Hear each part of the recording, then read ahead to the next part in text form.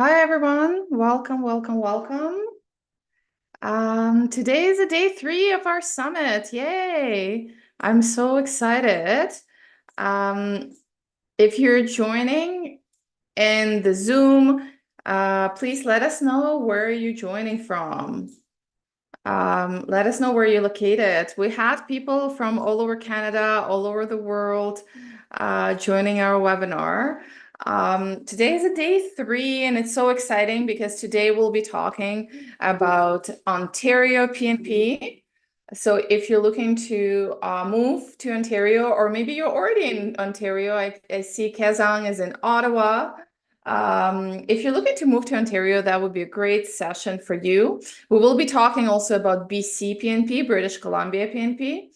And we will be talking about 2 really, really hot pilot programs, immigration pilot programs that opened up only this year. So first one is Francophone Community Immigration Pilot. And the second one is probably the loudest pilot program we have this year, which is a Rural Community Immigration Pilot, RCIP.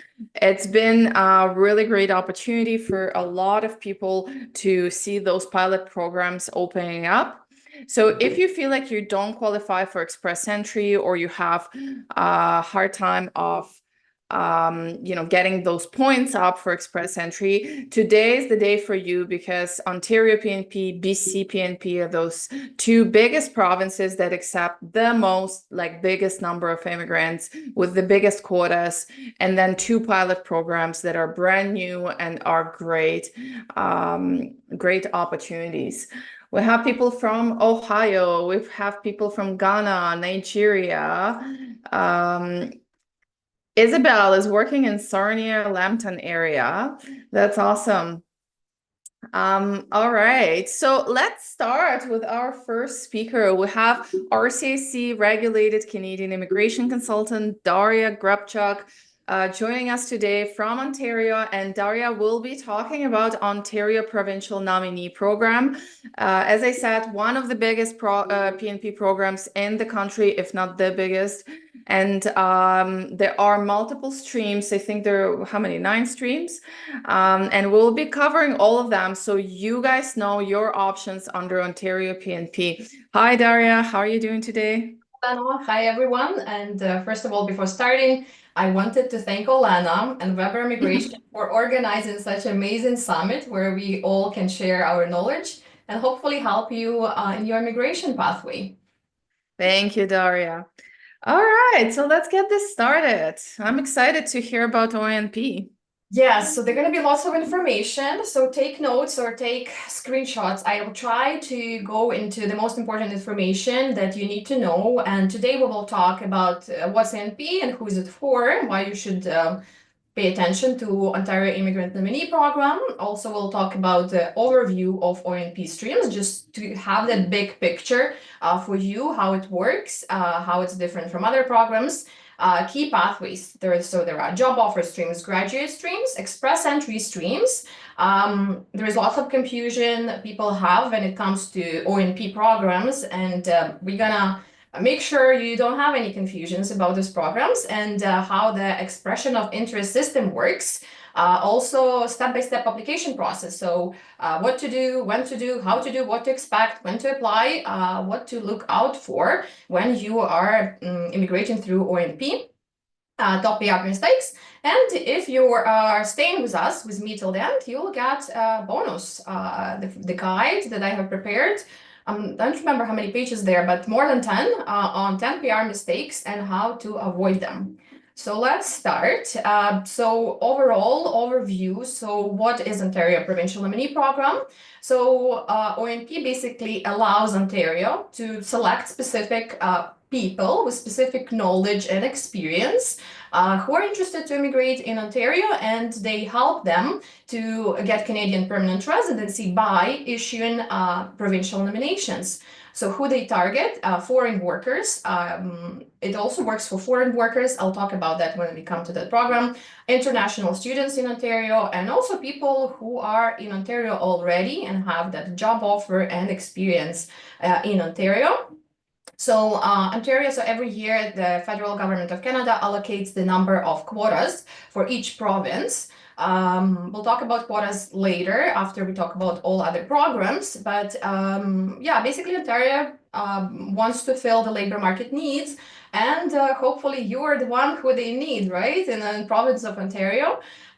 So the benefits, right? Why you should consider OINP is if you don't qualify for express entry, you should always look into provincial nomination programs, which will not possibly, some of them deduct, let's say, points for age and other criteria. So let's also talk in general before we deep dive into specific programs. So 3 streams, right? I want you to know about foreign worker stream. So foreign worker stream is for people with foreign experience and Canadian experience. It can be combined with both with Canadian experience and experience abroad. Also international student stream. It's amazing for recent graduates of Ontario colleges or Canadian universities. Great program too. In-demand skill streams, specific NOC codes, specific areas, basically based on the job offer location, right? But this program is also great for some people who, for example, don't have higher education, only have high school, and whose language is not as high.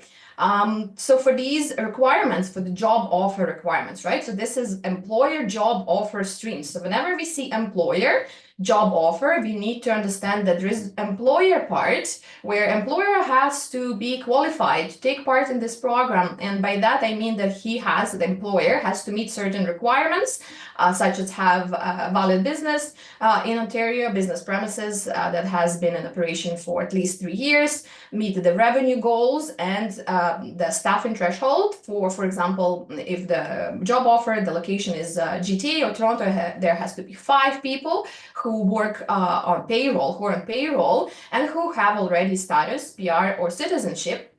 If it's outside of GTA, it's 3 people and also different revenue requirement.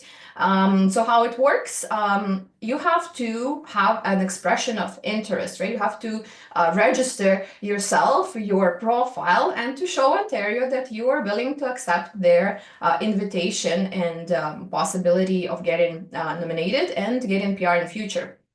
So also, before we move on to the next slide, where we're gonna talk in detail, I want you to know that job offer does not require you to have LMIA. So this is number 1 confusion. I see when people come for consultation, they say, well, this program doesn't work for me because I don't have LMIA. You don't need to have LMIA. By job offer, this program means that you need to have a full-time, and full-time, I hope we all know, is 30 hours per week job offer, permanent job offer, right, in Ontario, from this Ontario employer. Permanent is also another thing that I want you and your employer to know when you talk with them about this program, is permanent is not guarantee that you will be working for the company for the rest of your life. It's permanent at the time of the job offer is issued. There is no guarantees. Nobody can give you any guarantees, especially in immigration. Make sure you know that. So basically, your employer writes a letter and fills out the form that he's willing or she's willing, whoever's your employer is, to provide you a full-time permanent job offer to work in that specific occupation. So let's see in detail about employer job offer foreign worker stream. So again, as I mentioned, foreign worker stream, we see the word foreign. We know that foreign experience helps us a lot in this program. So how it works? So again, your employer must meet the requirement because you see the employer, right? Employer job offer, you know, there has to be a specific employer that can issue that specific job offer, a permanent full-time job offer. So what is required from you, right? So again, full-time permanent job offer in an NOC code tier 0123. I hope all of you know that tier is the second digit of your 5-digit NOC code, right? So, and how you select the NOC code, lead statement and main duties, right? That's what I want you to remember. So basically, you have experience, cumulative experience, meaning in Canada, and outside of Canada in the amount of 2 years, minimum 3 years, full-time. We remember full-time is 30 hours per week. Within the last 5 years, when you are registering your expression of interest and when you are invited to apply and when you submit. So make sure those 2 years are within the last 5 years at the time of the submission when you got invited, right? Or if you work in Ontario in a licensed occupation, such as electrician, let's say, or some engineering jobs, you have to have a licensed professional trade. This will waive the requirement of having 2 years of accumulating full-time work experience, right, from you. Again, there is also a requirement.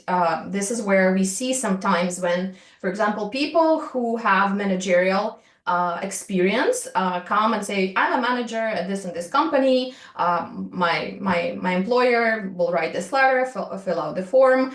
However, what we need to remember about this program is if you're a manager, it most likely, not most likely, 100% likely, your median wage, right? The wage that has to be for your specific occupation in the area of job offer must be meet the requirement or be above, right? So when I say, I'm sorry, your wage is $25, but the median wage requirement for your NOC code is $55, let's say, or 45, it doesn't work. So make sure you pay attention at the median wage requirement for your specific NOC code, for the job offer NOC code, and for that area, you need median wage, not low wage. The way to waive this requirement if you are part of collective agreement. For example, if you're in trades, what we see quite often, and you're part of collective agreement, where collective agreement, or union sometimes called, sets out the rules of what wage you're gonna have, then you don't have to follow the median wage requirement, but you'll still have to provide the documents regarding the collective agreement and contracts, everything else, right? Who this program is great for? This program is great for people who are losing points for age, and they say, I'm 40, I'm 45, or I'm 35, I don't have, my express entry points are low.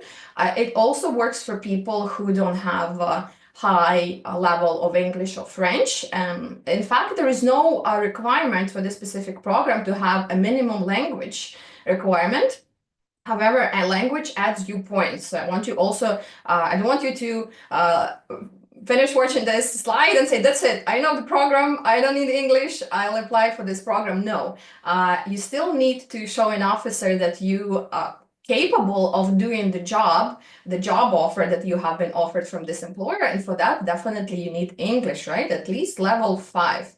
So, amazing program, as I mentioned, people who lose points, people who don't have higher post-secondary education. There is no requirement for education. Again, it depends on your NOC code, right? So if you're a doctor, engineer, or a lawyer, the requirement there has to be higher post-secondary education for your position. So how it works, you register your profile, and I'll tell you the story right now. Remind me if I forget, but how it works, you register your OINP filing profile, you wait for invitation, you have only 14 days, and you apply. You pay the fees, we'll talk about fees later. There is no direct application without invite. That's why I want you to do the homework and see what draws happening in foreign worker stream in the last year. There haven't been no draws this year yet, so I think they should be starting soon, as soon as they finish processing the last year's applications and nominations, but we'll see. So I want you to know how often draws happened, who Government of Ontario invites, are there targeted draws, are there general draws, and what are the points, right? The points, how to increase your points, how you can increase points is your English again. There's no requirement, but you can increase your points dramatically if you have high level of English or French. Your wage per hour increases, and location of the job offer, right? So those tips I gave you to look into, but you need to do the homework, right? To make sure you know what's happening, because meeting the program requirements is not enough in your successful immigration pathway. You need to make sure what are the chances of you being invited, and it will be based on the score you have when you register your profile. I'll tell you the story. So it is a sad story, but I want you to learn from the story. I want you not to make the same mistakes. So it was last year, January 2024, there was a general draw. Points were, I believe, 50. The cutoff points were 50. And I'm getting urgent consultation booked, and the lady calls and she says, I got invitation. I have only 14 days. I meet all requirements except my employer doesn't want to sign the job offer form. So, and what should I do? How can I pressure them to sign this employer job offer form? Unfortunately, there is nothing you can do. What I will suggest you is, so basically what happened to this lady, she didn't immigrate, she didn't submit her application because she was missing the important document, the support document from her employer job offer and employer form. So if you see that this program might work great for you, I want you to go to your employer and talk to them and ensure that they know what this program is about, what's required from them. If employer sometimes gets confused that this is LMIA, this is not LMIA, I'll repeat myself again. This is basically their intent to hire you full-time and permanently. Send them the link for this program, see what they say, but I just don't want you to make the same mistake. Let's go to the next slide. Okay, employer job offer international student stream. So the same requirements for employer, because we see employer, right? We know that there is employer part in this program. Job offer, also full-time and permanent. International student stream, who it works great for.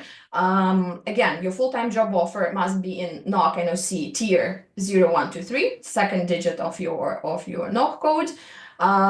Market rate salary is a low wage salary, right? So if we compare the foreign worker stream to this one, this is benefit, this is like advantage for international student stream. So it's a low wage for the NOC code of the job offer, not median wage. Education requirement, right? Many students miss this opportunity, unfortunately. So the student must have completed diploma from eligible Canadian institution, College of Ontario or Canadian University. The program that the student has completed must be at least 2 years or 1 year postgraduate certificate like a program, but there had to be a prerequisite requirement to have another completed degree. You have to dig deeper into that to make sure you qualify under this program. It has to be recent, and by recent, this program wants you to have this diploma completed in the last 2 years. What it means is at the time of your submission, when you create your expression of interest profile, and at the time when you are invited, and at the time, the most important, at the time of your submission, when you submit your application, right? The provincial nomination, this graduation should have happened in the last 2 years. Work experience, what's required from students who found this employer who meets the requirement again, employer must meet requirement. No prior work experience, ideal for new graduates. Why? Because you don't have to work for a year and wait when you can create your Canadian experience class. While you gaining that experience, you can take part in this program, which can possibly grant you an invitation to apply under provincial nomination international student stream. As I mentioned, low wage, and you must have legal status of Canada, of course. Intention to live and reside in Ontario after you get your PR. As I mentioned, you must apply within 2 years once you finished your studies in Ontario. What else I wanted to tell you? Yes, I wanted to tell you that please, for example, if you're studying right now, if you're a student, see if you can find this employer that is willing to support you. Again, this is not LMIA. This is a job offer, and job offer is meant full-time, 30 hours per week minimum, permanent for this business, and business must meet requirements depending on where it's located. Talk to the employer, see if you can find that business, and while that employer, and while you gaining that experience towards express entry, so in a year you have additional optional a potential program where you can get your PR, you already take a part in international student stream and possibly can get a nomination. Again, homework. If you think this is for you, this program is for you, you have to know the draws, and you have to know the cutoff score for the draws, and you need to know the targeted or general draws, right? So those words, I hope you remembered. So to make sure you know how it works and what your chances, and how you can increase your score. Let's go next. Okay, employer job offer in demand. Also, employer job offer. I know you know this already. Full-time permanent job offer. Specific NOC codes, tier 4 and 5, right? So there are specific no codes if you Google this program. Also, those no codes are specific to the area GTA and the rest of Ontario, right? So I want you to make sure you know that it's not any NOC code tier 4 and 5. There's a specific list of NOC codes. Also, what is required from you, right? From you is required minimum of high school diploma. So this program is amazing for those who don't have college, bachelor, master's education, and for people who lose points for age in express entry, and for people who have a tier 4 or 5 job. What else is important? What you need to have is the language proficiency CLB level 4, right? English or French or higher. If you have 9, unfortunately, you don't get more points for this program. So I'm very happy for you, but this program unfortunately doesn't give you extra points for English or language requirements or education requirements. I also want you to know how you can increase your points. And the biggest one is the job offer location outside of GTA. This is where you can get the most points in the amount of 8 points, or Northern Ontario. So basically this is from you. Work experience has to be 9 months cumulative paid full-time work experience in Ontario, right? In the last 3 years. Sometimes we have people who also had prior work experience, self-employed also works, has to be in Ontario though, and you have to make sure you can provide evidence for that. Median wage. There is also that requirement for this specific program. So your job offer, your employer will write you, yes, we like you, you're a good person, your wage is this and this. Median wage, according to your NOC code, according to the location of the job offer, right? Cannot be less than that. And you have to show intent that you want to live in Ontario. The same system, you create expression of interest profile, you register, you make sure you have your diplomas, degree evaluated through list of authorized ECA companies, education accreditation assessment companies. You wait for invitation, they invite you, you have 14 days, you apply. Let's go next. Okay, sorry, that's not back. Let's go next. Okay, master's graduate stream. So we talked with you before I go on about employer job offer foreign worker stream, employer job offer international student stream, employer job offer in demand. So we finished talking about employer job offer, where employer and job offer must be present in your application.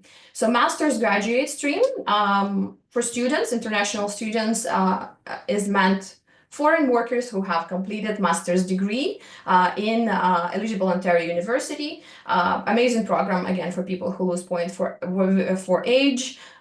There is a requirement for you to meet CLB 7 in English or French. The same requirement for you to complete the studies within the last 2 years at the time when you submit your application, not when you register your expression interest profile, but when you submit your application, right? What else is required from you? Proof of funds.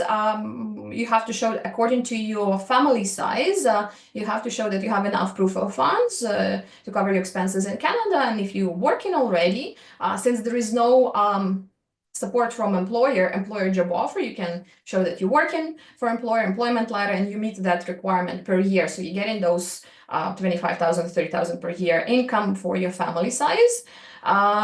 Great program, especially it's expensive, right, to get master's degree in Ontario. However, if there is no other option for you, your status expires and you want to see what would be the best option, look into this program.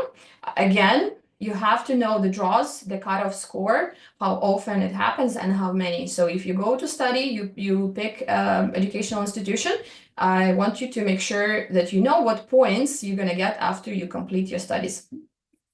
Okay, let's go next slide.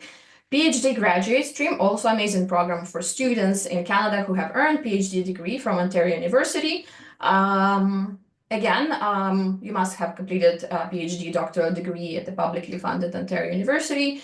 You must submit your application within 2 years. Remember, submit and register profile are different things. And you must have legally lived in Ontario for at least 1 year in the last 2 years before applying. The same, I think, applies for master's graduate stream, but I missed it on my slide. Settlement funds, you also need to show settlement funds as in master's stream, since you don't have in this program employer job offer support. So Government of Ontario and Canada was to make sure you have enough funds to support yourself in Canada. Again, no job offer stream, and this stream does not require you to have specific language requirement. Why? Because I guess PhD graduates have enough high enough level of English or French in order to be able to complete doctoral and get doctoral degree, right? However, I still want you to make sure you know what and where you get your points, to make sure in registering and taking part in PhD or master's graduate stream is not enough. I want you to be proactive and see what gets you that almost guaranteed invitation, right? So let's go next. Okay, so now we start with the fun part, express entry streams, right? Let's have an overview of those streams to understand how it works. So those previous 5 programs we just talked with you about is employer job offer, foreign worker stream, international student stream, in demand, master's, and PhD. You don't need to have express entry profile for those immigration nominee programs. It's a different expression of interest. If you Google OINP e-filing portal, you'll be able to find this magic portal where you're gonna set up your profile and register. So now we're talking about express entry. So basically, Ontario can choose candidates from express entry if you have showed your interest in immigrating in Ontario. So there are human capital priorities. They target specific work experience, education, specific educations. Occupations have been targeted last year.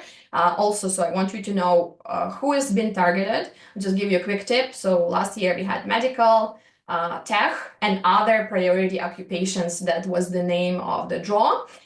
French-speaking skilled worker, right? So bilingual candidates, amazing program. Low scores have been invited in the past. You have to have CLB 7 in French and CLB 6 in English. Skill trades, so specific occupations where a person has gained experience in Ontario, specific trade skill occupation within the last 2 years. We'll talk in detail about this program. So how it works, you cannot simply apply to OINP to get a nomination. You have to be first selected in express entry profile.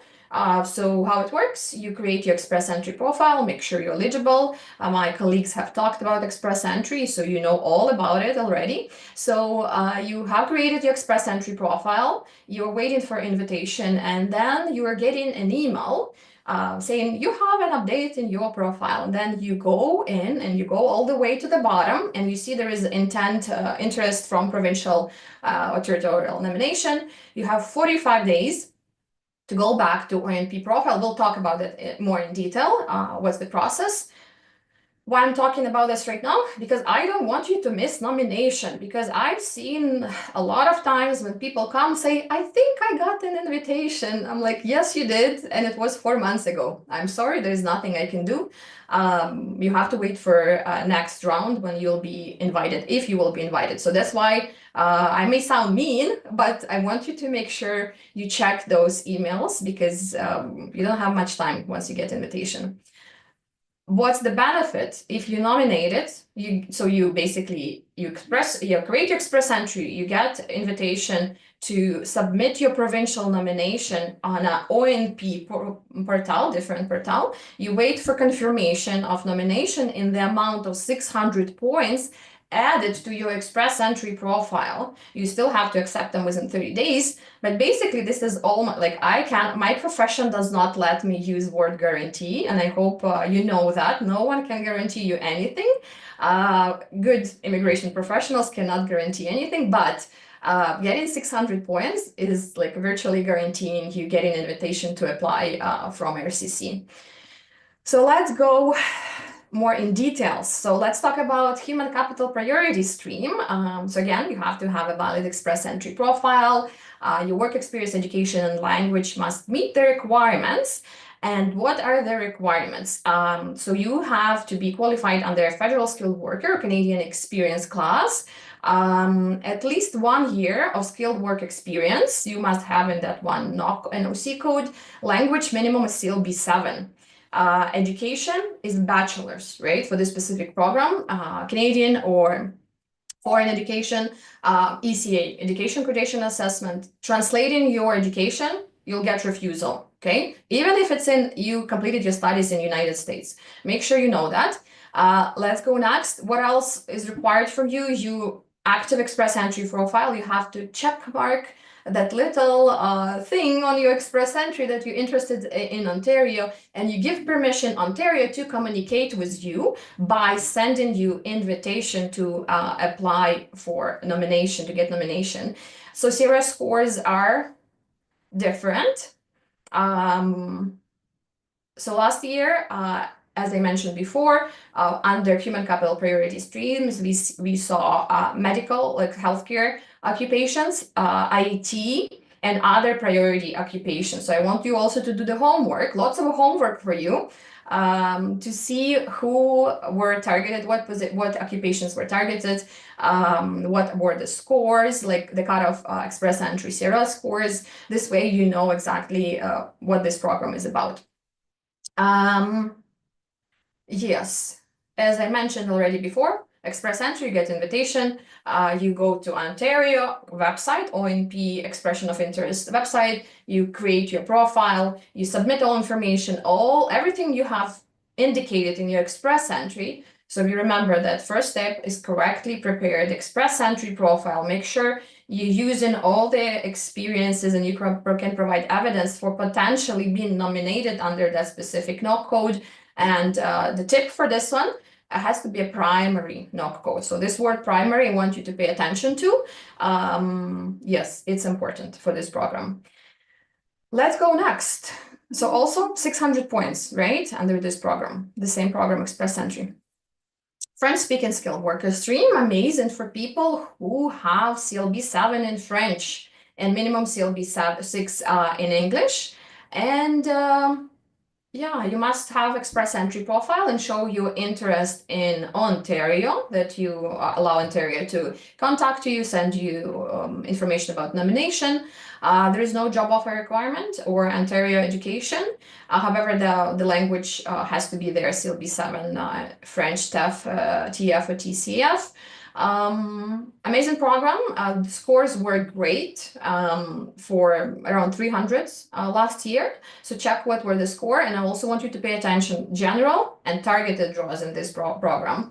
And once you confirm your nomination with Ontario, so you prove them, you can provide evidence for all the information you mentioned in express entry, especially for information that you have gained points, CRS points. If Ontario nomination OINP program is happy, they give you 600 points, and we're just waiting next time when express entry invites you to apply for PR.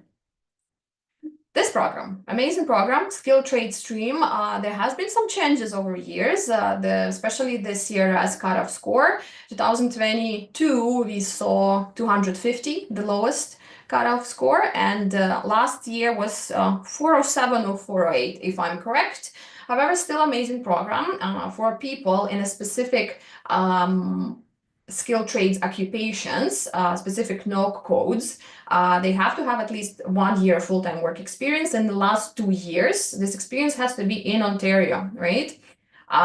If you're it applies to any trade certification, right? So if your occupation, oh, what did I do? Anyways, Let's delete that. If your occupation requires you to have license, let's say if we talk about trades, plumber, electrician, you can only start gaining your experience, qualifying experience after you gained that certification license, right? How to check? Just go Google Ontario compulsory trades and see what are the mandatory trades in Ontario where you have to have a license, right? Because we don't want surprises working for 1 year in occupation that required you to have license and the employer didn't tell you anything, you just wasted a year, right? So again, you must meet express entry language requirements, minimum CLB 5. If your NOC code second digit is 2 or 3, if it's second digit of your NOC code is 01, CLB 7, pay attention to that as well, please. However, great program for someone to work 1 year, gain some hands-on experience in trades and get invitation where the score, the CRS cutoff score is not as high. Again, the same, have valid express entry profile. Remember about your CELPIP, your IELTS, your VAS, they have validity, right? 2 years for language, 5 years for education. This experience has to be within 2 years at the time when you submit your application. The same, right? Remember, submit your application, not register. Great program. They invite you. You have 45 days. You hop on the Ontario website, OINP e-filing portal. You fill out your history for your whole life. I'm joking, for the last 10 years, travels, your personal history, everything else. You provide evidence for everything that you have gained points for, and you are waiting for your, we're going to talk about waiting times later, and you're waiting for your nomination, right, in amount of 600 points. So let's go next. Okay, so how does it work, right? Expression of interest system. We talked about the programs, right? So let's recap. So we talked about employer job offer, foreign worker stream, international student stream, in demand 3, employer job offer. Then we talked about masters and PhD graduates. Then we talked about express entry. We talked about skill trades, human capital, and French language proficiency, right? So we talked with you about 5 programs. Yes. Sorry, 8. So how does it work? What is this? So expression of interest is for Ontario for non-express entry streams, right? Employer job offer and graduate stream. So those 3 employer job offer, PhD and graduate streams, this is where you would register, not express entry, right? So OINP e-filing portal, you select the stream, you may only have 1 stream. You cannot have couple streams where you register. You score the points. I want you also to know where you can score the points: education, language, location of the job offer, your wage. While there is a wage requirement, remember we talked about median wage and low wage. While there is the requirement for median wage, you're still getting extra points when your wage is higher than median wage, and it goes $17 to $20, $20 to $25. You'll see. That's your homework. You will know. You will need to know exactly what it is. And the biggest one, as I said, GTA or outside of GTA location. So you register. Your profile is valid for 12 months. It's free to register. You waiting for invitation. Once you got invitation, you have 14 days. And if you have any documents that are not in English or French, they need to be translated by ATIO translator that has ATIO license. Make sure you have that so you don't get refusal. So let's see what my next slide is about. Oops, not this one. Yes, so we continue talking about employer job offer, those 5 streams, right? So you got invitation 14 days if it's through employer job offer.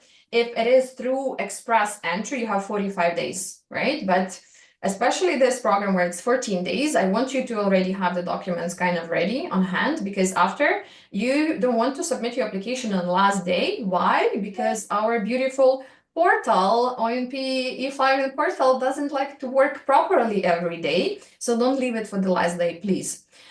You submit your application depending on the stream. On the stream you have been invited under, you're gonna have to, at the time when you click submit, it's gonna take you to pay Ontario government fees between $1,500 to $2,000 only for main applicant, not for all family members, right? So what happens next? You submit it, you pay it, and you wait. So the first, you need to wait, make sure you have status. You continue depending on your stream. I'll talk about common mistakes in the next. We have 3 more slides. 3 more slides are almost done, but I hope you found some useful information. So important to wait. Minimum in my career it was 4 months. A processing time, and max is 10 months, right? So for the step of getting nomination confirmed, right, approved, nomination, not PR. You cannot accept any other nominations, right? Well, when you confirmed your nomination or you have been invited under employer job offer streams. So if approved, again, OINP nominates you for permanent residence and you'll get 2 emails, and your employer gets an email. We shouldn't forget about that one. So they send you a letter, confirmation of nomination, and also a letter that will allow you to extend your work permit if applicable in your specific situation or program. And if you refused, and hopefully not, right? So let's see the next steps. Okay, so after nomination, what happens, right? So if it's express entry streams, you will get email again that you have a message in your express entry portal, and it's one of the most beautiful, amazing messages, right? It's your application has been approved, and accept the invitation. When you do that, your 600 points almost magically adds up to your CRS points, right? You still have to wait for your invitation to apply from the federal government, right? So basically from express entry. On that stage, your process of getting PR has not stopped. Do not delete your profile. Don't do that. Yes, so basically 2 steps. Once nomination approved, next we wait for federal government to invite you and apply for PR, where you submit your police certificates and all other family information. If it's non-express entry stream, again, you'll get nomination letter, your employer will get the letter, and then you go to PR portal and you submit your PR based on provincial nomination class. If you got your nomination, I've seen this happen a lot. Well, people, oh, I got nomination, I'm just waiting for my PR. No. You have to go to PR portal and apply for PR. Who knows, maybe you changed mind, you don't want any more immigrate in Ontario. Usually it doesn't happen, but sometimes it does happen and people decide to take another route.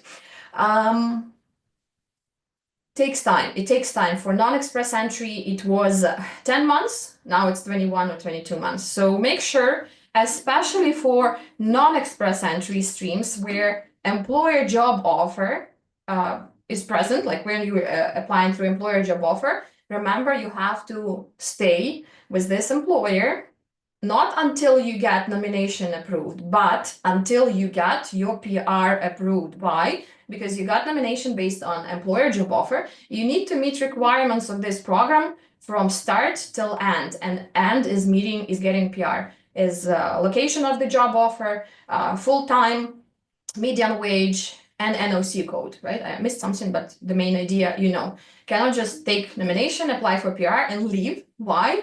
Or like go into another job, find another job, because officer will ask you, dear client, can you please provide letter of employment and recent 2, 3, 4, 5 pay stubs, right? And you say, I'm sorry, I don't work there anymore. And what you're gonna get? You're gonna get refusal. We don't want that. Waiting for PR, maintain legal status, special employer job offer. And final step, this is the one everyone's dreaming about, right? You receive an email, the government of Canada has finalized processing your application. You have to respond on that email, or if you are outside of Canada, then you get access to PR portal, where you upload your photos for PR cards. You're waiting for your electronic confirmation of permanent residence, and you're the happiest person on earth. Quotas. This is not fun part, but I still have to tell you, and this is 17th slide, and next slide is the thank you note and the bonus. So OINP nominates certain amount of candidates each year. last year was a good year because Ontario had 21,000 nomination, and in this year, unfortunately, we were cut in half to 10,800. That's why when you do your homework and you check the scores, the cutoff scores for each program, which looks good to you based on what you have, I want you to aim for the higher points. Don't look at the lower points. I want you to look what were the higher points, cutoff points, invitations. I want you to look at those for this specific year. This program is competitive, right? However, you can also, this is the important part, if you have express entry, at the same time, you can have employer job offer expression of interest. You can have those too, right? Or you're an international student, you take part in employer job offer international student stream. In a year, you get 1 year Canadian experience, you create express entry. So you can take part in both programs as long as you qualify and wait who invites you first. This way, you're doubling your chances of getting invited. So processing times, right? Make sure you know that processing times are longer and they sometimes feel very long, and I understand you. However, make sure you maintain your status, so you don't get refusal due to inadmissibility of staying in Canada without status. We don't want that. How to improve, right? Selection, sorry, I'm just jumping. How to improve your score, make sure you know that. Usually language, more experience, education, consider job offers. This is the biggest one, right?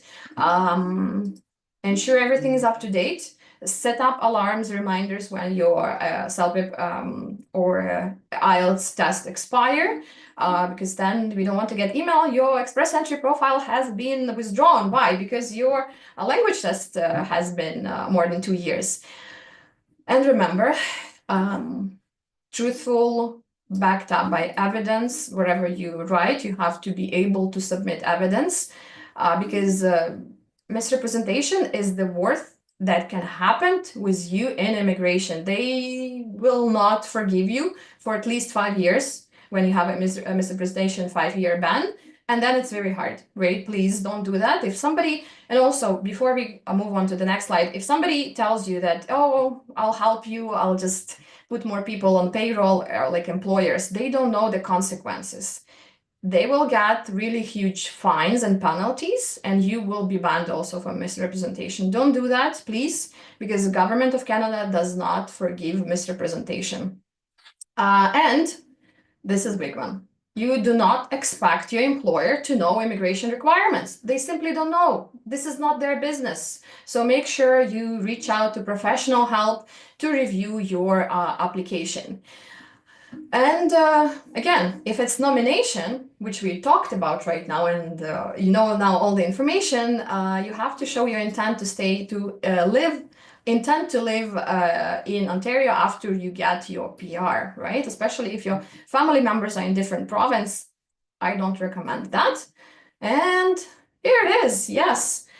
Final slide from me. I hope you stayed, every one of you stayed with me. So you can download the top QR code is 10 popular mistakes.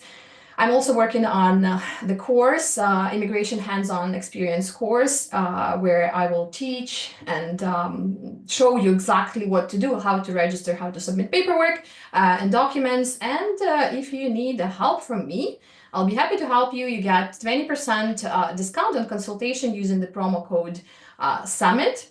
Yeah, and thank you so much who stayed with me, and I hope you got some useful information. And I believe we can look up some questions now, Olena, or what's our plan? Yes, thank you, Daria. Yeah, it was really good, and I think super useful. Like, even if people want to, on our YouTube, this is being streamed, so you can always go to YouTube, rewind it, and like even screenshot the slides, because it's just such a good breakdown, like for everybody, right? So let's go through some questions. We have a lot. So I'm going to go first through some questions that we received on YouTube. And some of them you already covered, but I think it just gets so confusing for people with all the different streams, some express entry, some not express entry. So let's see some questions. Okay, one sec. It was one very good here.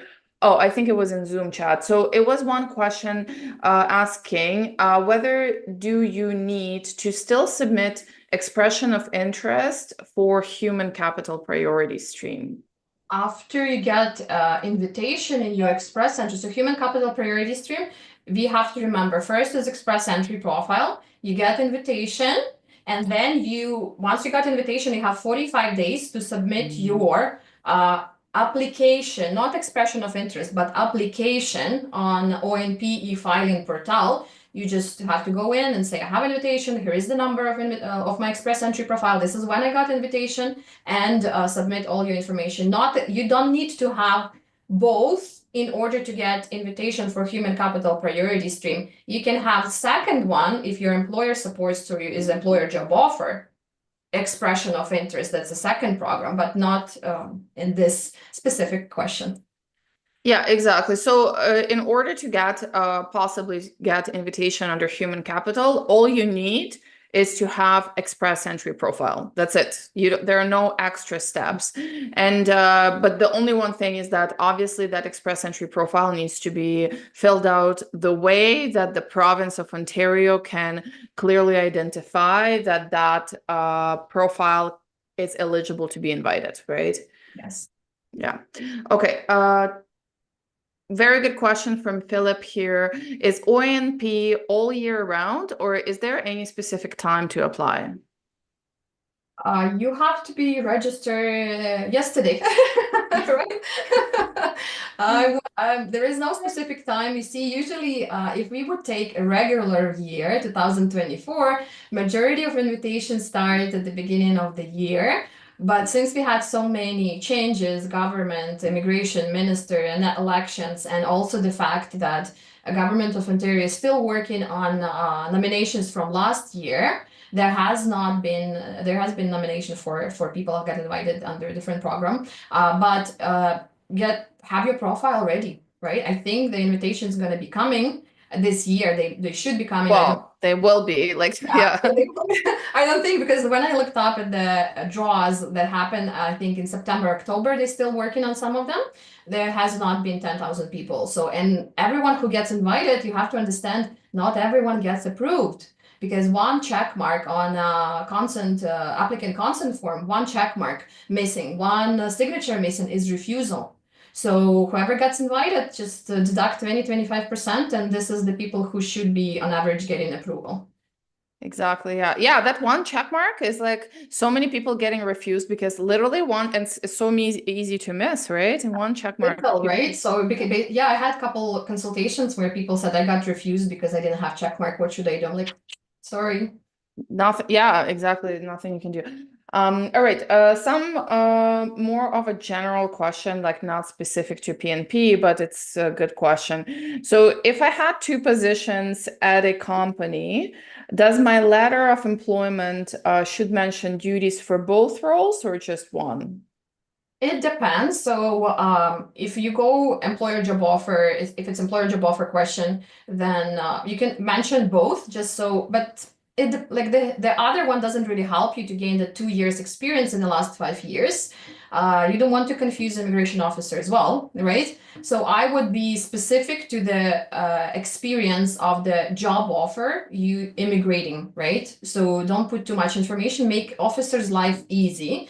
If it's express entry and you get in Canadian experience points, yes, absolutely.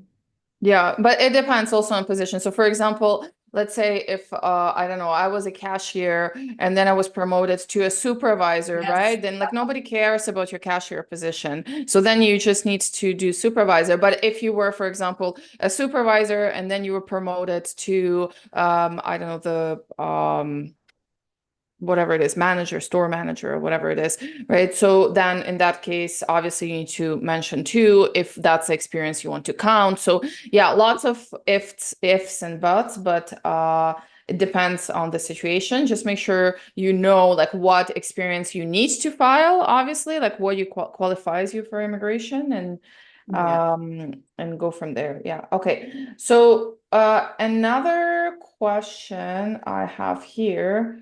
So how can I apply? I think it was in Zoom. How can I apply for OINP if I don't have a job offer? OINP, master's, graduate streams, and also OINP that are express entry, right? Streams. Yeah. Human capital priority stream, skilled worker, French stream. You don't need to have a job offer. You need to have a qualifying experience for express entry. Mm-hmm. Yeah, it's just based on like a lot of questions during the last 3 days. I can see that there is a definitely misconception from people that you need a job offer in order to apply for PR, which is definitely not true. Like most of our clients, I would say like 99% of our clients don't have a job offer. So that's, you don't need a job offer to immigrate. Like there are multiple, like I think 5 you said streams under OINP, Ontario PNP, that you can absolutely apply for without a job offer, right? Absolutely. It's PhD, master's, remember, French, skilled trades, and human capital priority stream. Yeah. Part of them are not express entry, right? We have to remember that. Yeah. Can I also apply for other provinces like Alberta, Manitoba? I would be going for studies in Manitoba. Yes, absolutely.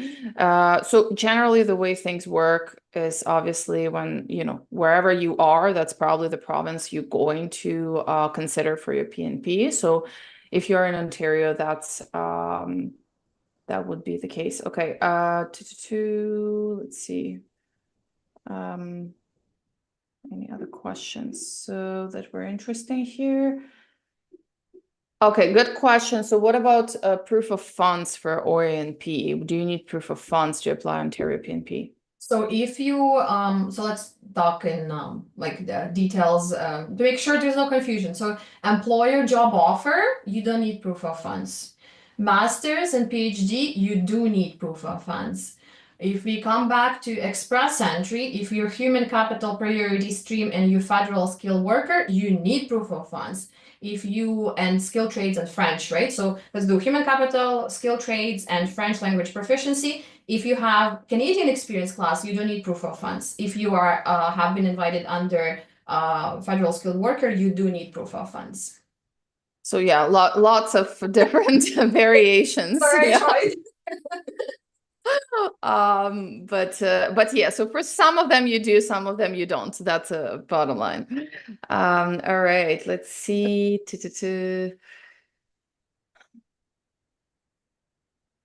Okay, question. Obviously it's, you know, like just a basic kind of a layout of a program question, but Lilia is asking, please advise which stream, job offer or in demand, is better? Which stream would be targeted soon? Would consider calculating your like points, not CRS, sorry, ONP points. So see, you cannot do both because it's different tier, right? Because in demand is tier 4 and 5, and the other ones is job offer different. You cannot do this both.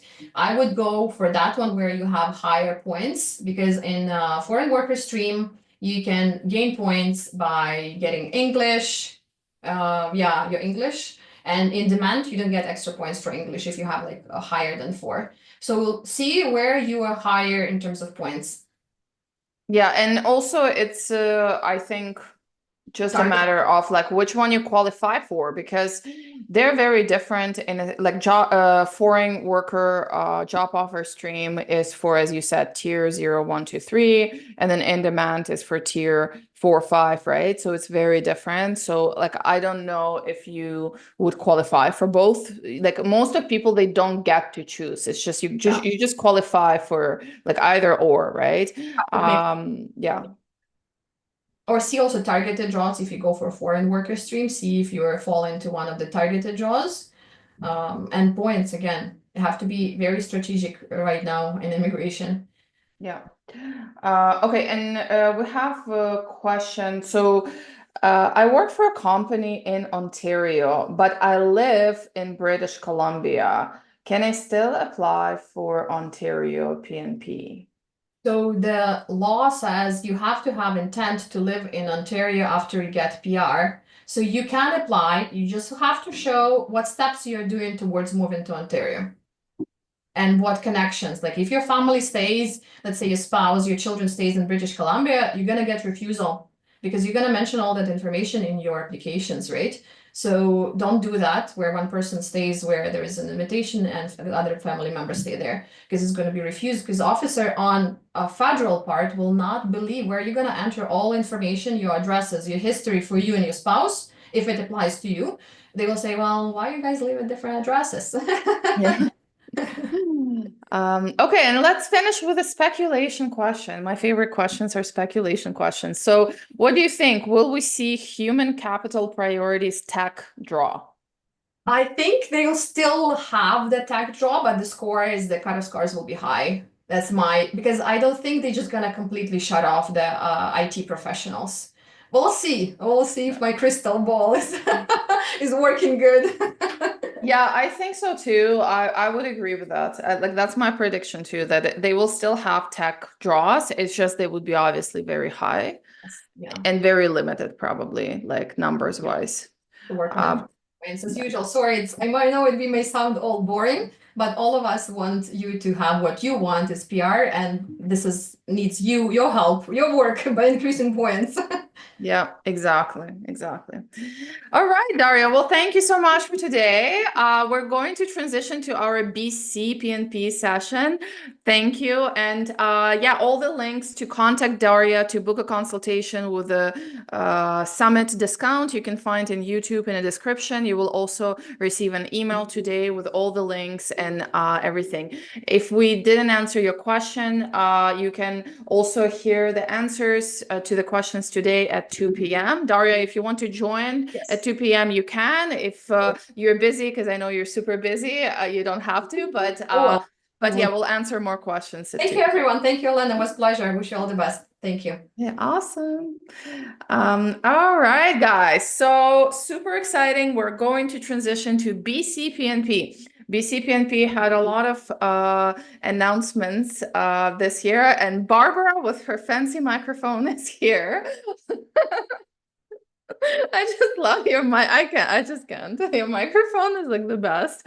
Now I want to buy myself one like that. Barbara is a regulated Canadian immigration consultant based in Whistler, BC. And Barbara will be telling us today about BC PNP. If you are an immigrant who is living in BC or wants to live in BC, this session is for you. You probably heard a lot of recent news, not so fun news about BC PNP.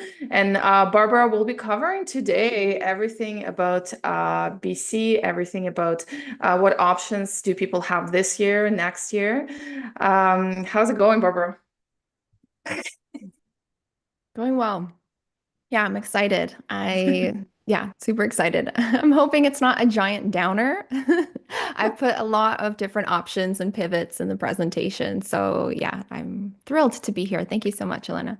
Yeah, no problem. Yeah, I know it's not going to be a downer because like the reality is that, and we talked about this before, the reality is that so many immigrants are like NBC that need to still apply for PR. And the thing is that yes, like we had some unfortunate news from BCPNP, but those people, they still need to know this information to plan their pathways, to figure out, okay, what are the either alternatives or what tweaks they can do to, apply for BCPNP. And I think it would be very useful because I don't want anybody out there just sitting around and like just waiting for the miracle to happen. Like they need this information to like act, right? Like to change their strategy, to tweak their strategy, and to actually get to the point when they can launch their PR application. So yeah, I'm super excited. So let's kick this off.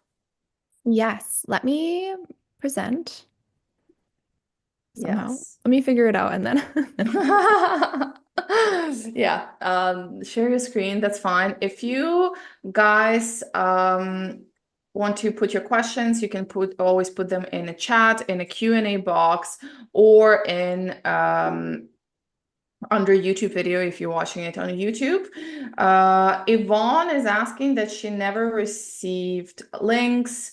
Can you please send it to me? So let's see if you received them today. Also, Yvonne, you can go to YouTube videos and you can just go to descriptions of, let me put the YouTube link here. One second. So if you go to descriptions of like every video, like you can see all the links there, like so you don't have to wait for any emails or anything like that. But you will be receiving, I'll be sending out like a lot of emails just so nobody misses, because unfortunately some people were saying that they were not getting emails, and that's probably because I changed my email company.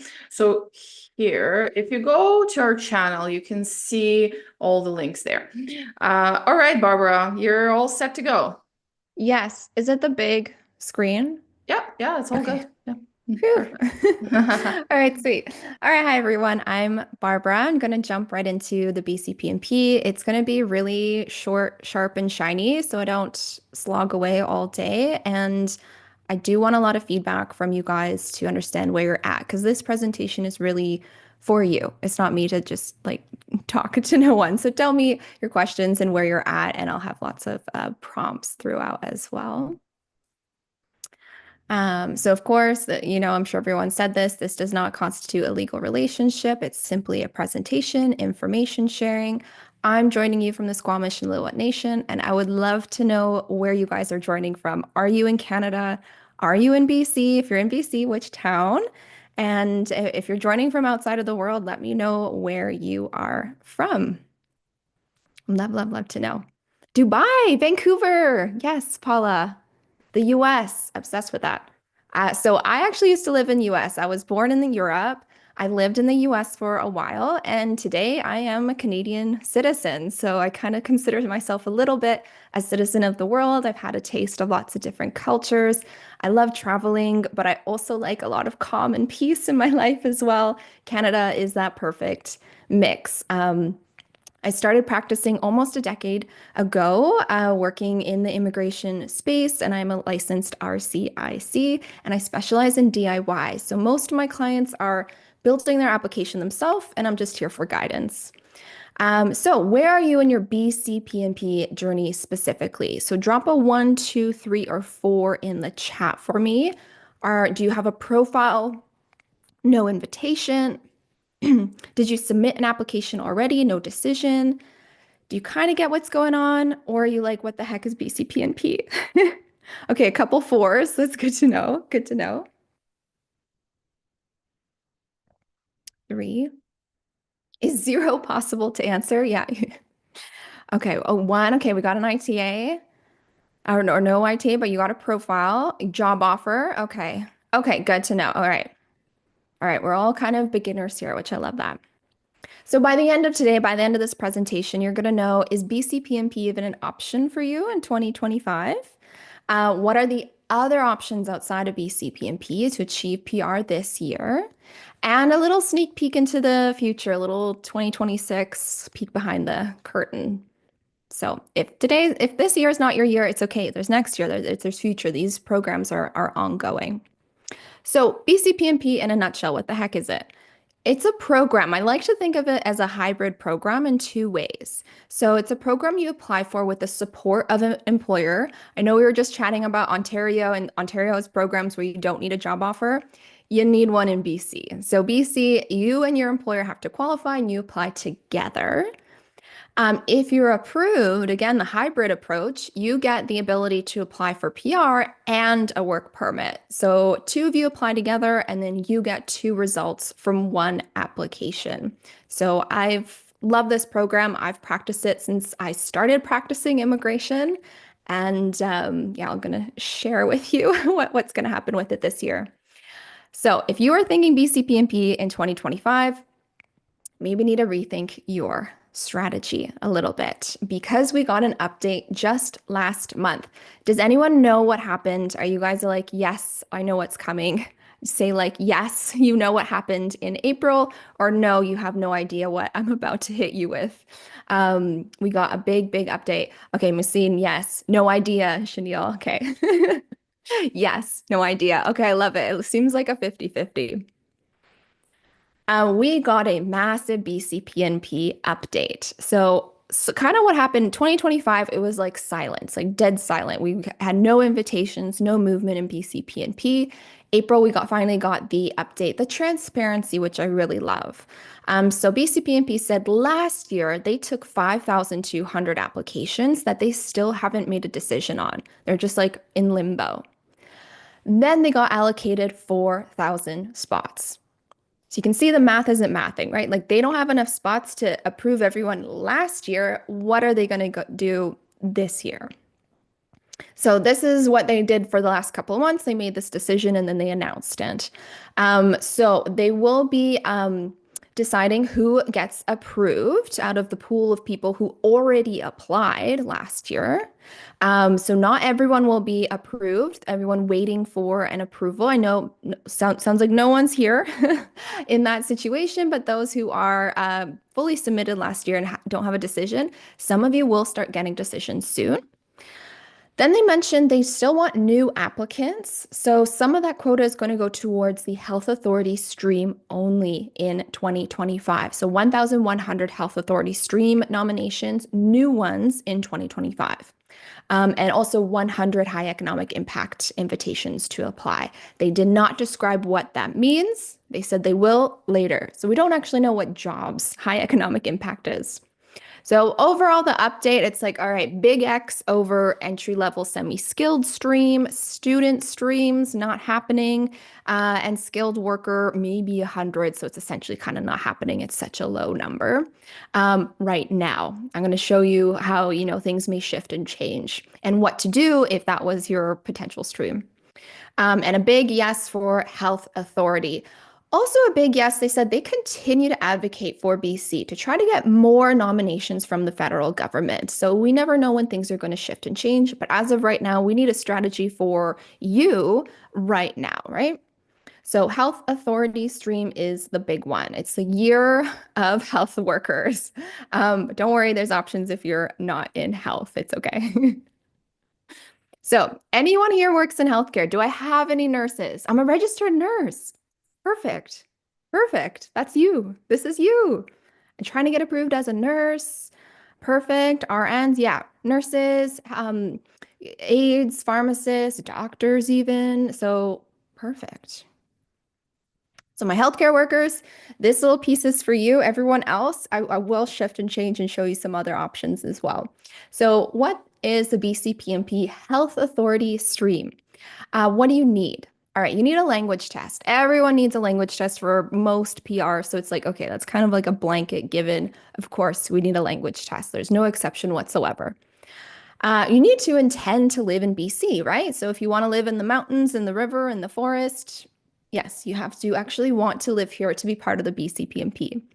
You need a full-time indeterminate job offer from a BC PNP health authority. You need to have the skills, education, training to actually do that job. And again, this one I almost see as like a given. Like the health authority, the employer wouldn't hire you if you can't do the job. So it's like, okay, we need the job. Of course, if we got the job, we can do the job. And the health authority must agree to support your application to the BCPNP. All right, so we've got language tests. We all know we need one for PR. And then we pretty much just need a job offer. Here are the jobs that they are prioritizing. So these are the options. So the NOC system is, I think of it as every job ever organized into a system the government calls NOC. Every job has a code, a number attached to it. So any NOC code that starts with a 3 is eligible. Those are all the healthcare ones. But then we also have social workers, therapists, community service workers, and of course, doctors, nurses, midwives as well. So any of those jobs is actually a massive list.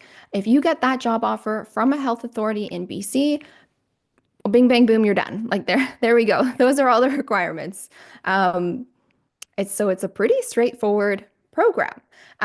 What the heck are health authorities? So there's a little map of BC. Health authorities essentially are in charge of hiring and recruiting and, all that stuff for certain regions in British Columbia, for all the hospitals and clinics. So here are the regions.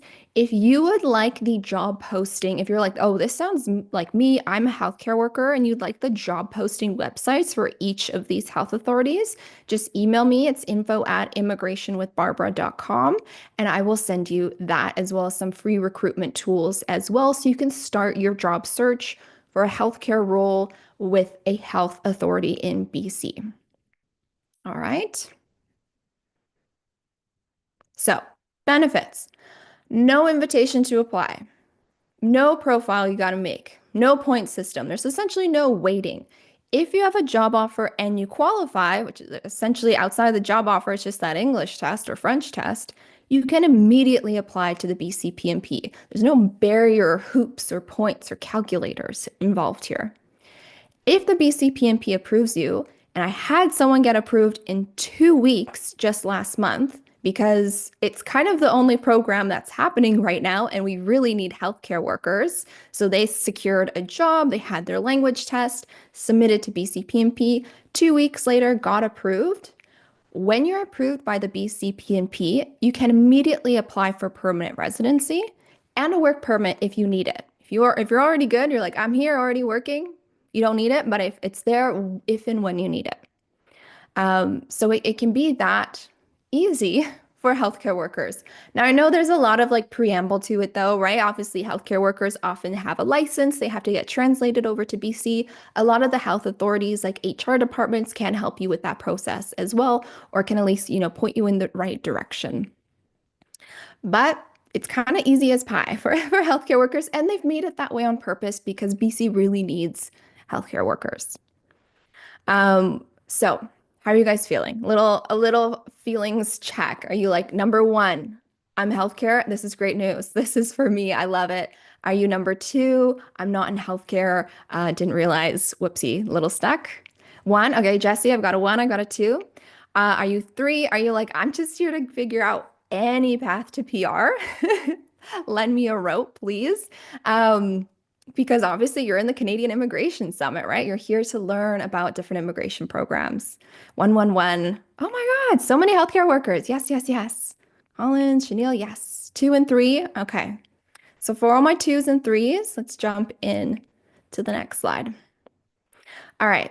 So if you're in healthcare, and you want to live in BC, you know what you need to do, right? We've just established that you've got your game plan. You can reach out to me for those recruitment websites. So what if you're not in healthcare? What do you do? Or what if you can't get a job with a health authority? What do you do? If you're in the BCPN pool, stay in the pool. No one knows what the future is going to bring. There is no fee to be in the pool. There's no fee to create your profile in the pool for the other programs. So it doesn't hurt. I met with someone recently who, same situation, they're in the pool for a stream that's basically not going to get invitations this year as far as we know. And I'm like, don't pull yourself out though. Keep it there. There's no cost because we just don't know. But we're going to strategize and pivot and start opening other doors into other programs. So, the reason is we know the BC has stated they continue to advocate for more spots. And if more spots are received from the federal government, things may shift and change. Other streams may open. So if you're in the pool, you stay in the pool. Next. All right, BCPNP, if you're in one of the streams that's not happening in 2025, Canadian Experience class. I know there's been a massive presentation on this, so you can go and rewatch that. Canadian Experience class, extremely popular in 2025. You need a year of skilled work in Canada, but it's points based, so you need a really strong score. You need to be a little bit on the younger side, unfortunately, because it's an age-based program. Great education, great language, lots of skilled work experience. And bonus if you learn French. I do have some clients who are actively learning French, which I think is so cool to hopefully get in one of those French draws where your points need to be a little bit lower. You also get extra points if you take the French and English test in this program. So think CCC if you're eligible and see what your points would be.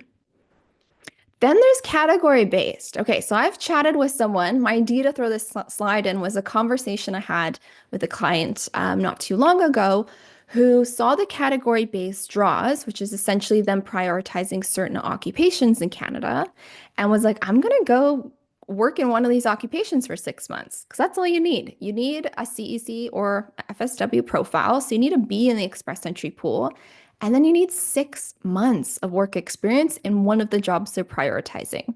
So the sectors are healthcare and social services. Surprise, surprise. All of Canada also needs healthcare. So once again, they're being prioritized. Educators, which I love. So all my teachers, all my daycare workers, you are all in there as well. There's a few STEM roles. Trades is a bit of surprise. So cook, cabinet maker, carpenter. Carpenter is actually the role someone who I spoke with is going to do. They were doing something totally different in Canada, but back home they had some construction work under their belt. And so they started job searching and found a lot of carpenter roles in their area because it's being prioritized.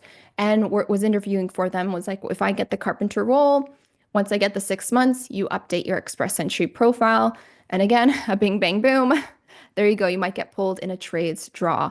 The benefit of these category-based draws is the score you need to get pulled can be a lot lower. But of course, there's lots of strategy to this.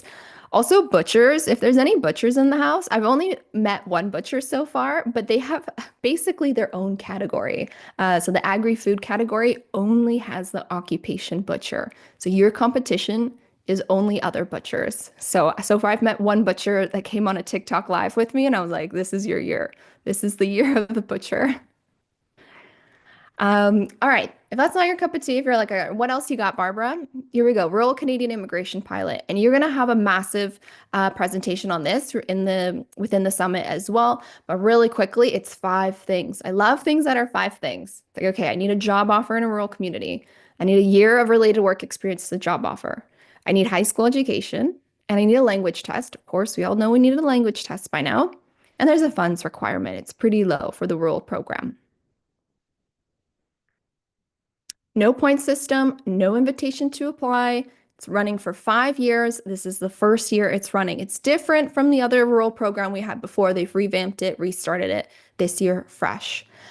There's not a ton of spots, but there are spots, there's no reason you can't be one of them. If you're like, yeah, small town, sign me up. Sounds great. Just check out the job posting, see if there's something in your wheelhouse, apply. If you got a job offer, you collect the other documents, you can submit your PR. Again, there's no like invitation hurdle to jump through here. You can jump right into PR with this program. It's not for everyone, but it exists. It's a pivot option for you.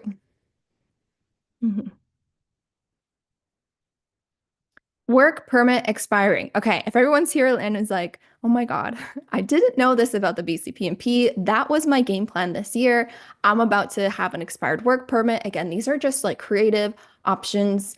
It's not meant to overwhelm you, but just for you to know that, there is ways to strategize sometimes. So there is an LMIA work permit, working holiday young professional work permit.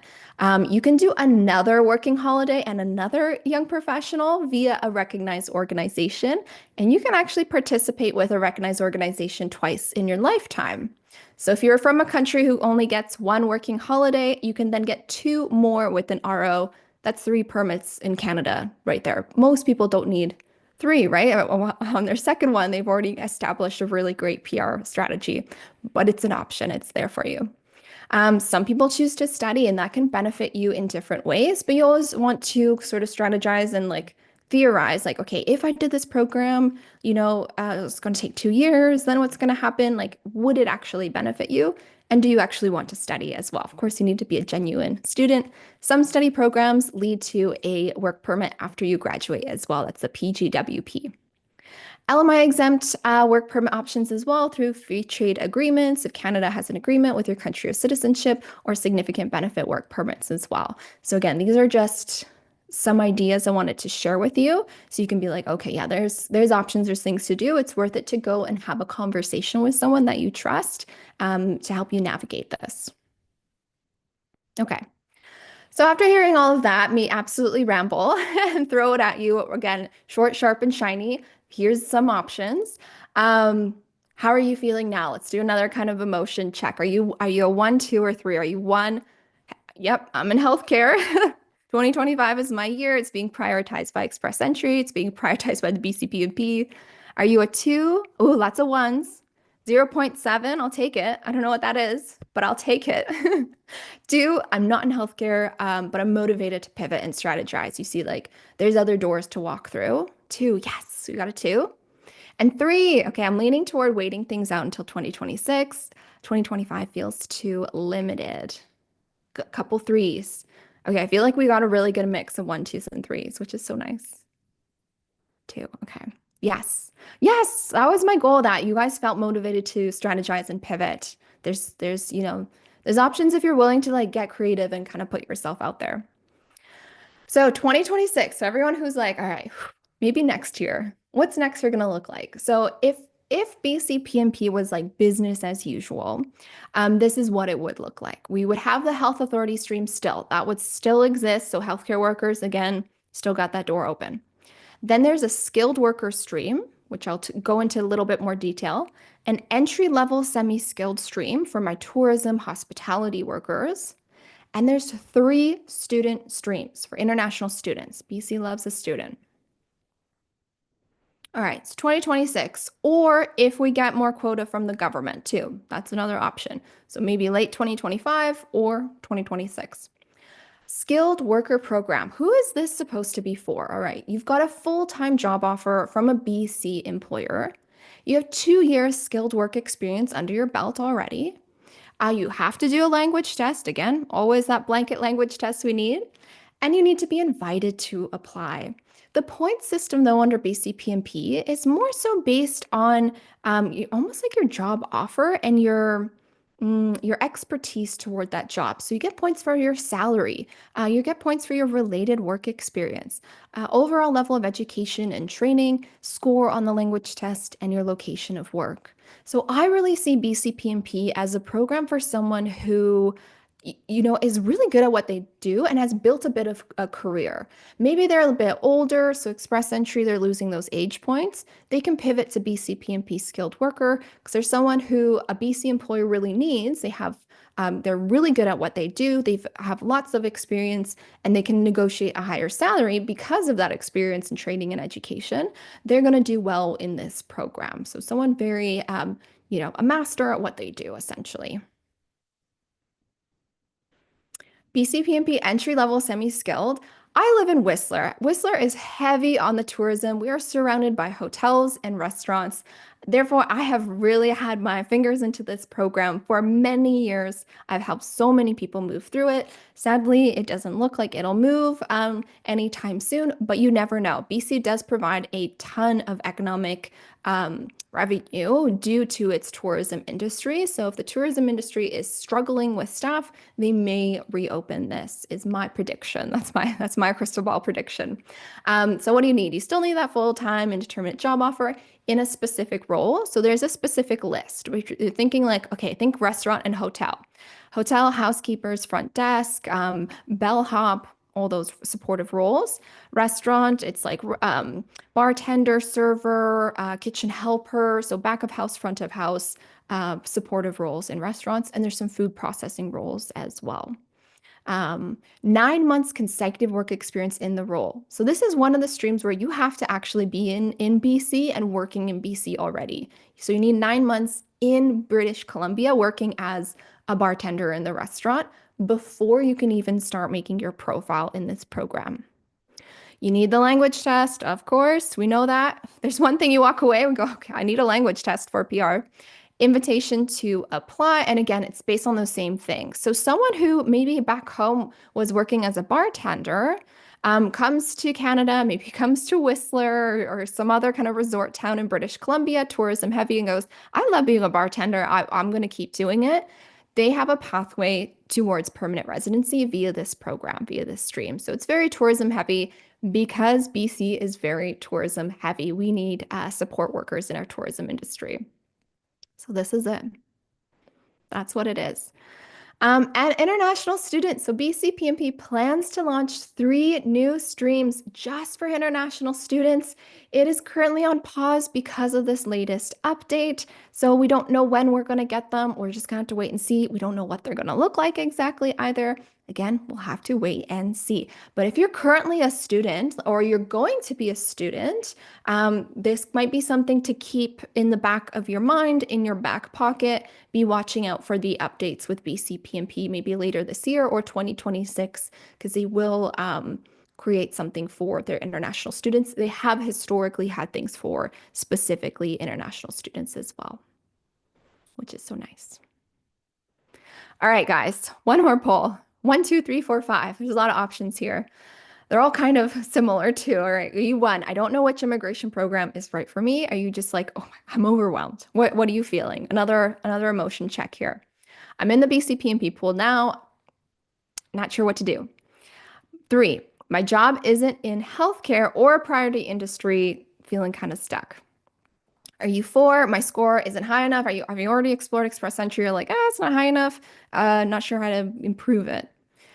Are you a 5? Are you like, oh my God, everything? Everything, everywhere, all at once. Send help. Please help. 1 in 5. 1 in 5. Yeah, those are kind of similar. 5, 3. Yes. Yes. Yes. 3, 3. Yes. Feeling a little stuck. Well, it's okay. No matter what number you're feeling right now, it's okay. You're not alone. There's people out there who can help you. You're doing the right step. You're in this immigration summit, learning all the things you can learn, meeting all these wonderful RCICs. Any single RCIC in this summit, I would have no hesitation recommending. You just need to choose one who you feel connected with, who you feel comfortable with. Because, of course, if you're going to pay a professional for anything, you want to feel good about it. You want to trust them. You want to feel comfortable with them. So it's okay. You're not alone. Look at everyone else who's also like, 5, help. I'm stuck.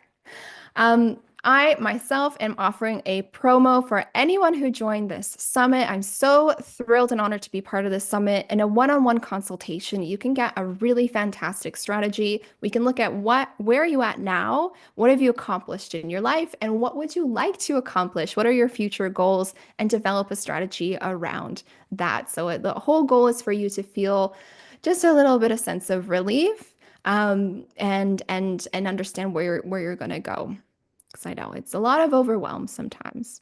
But thank you so much for joining me. I am sticking around for a little Q&A, and I'll be back with the big Q&A panel as well.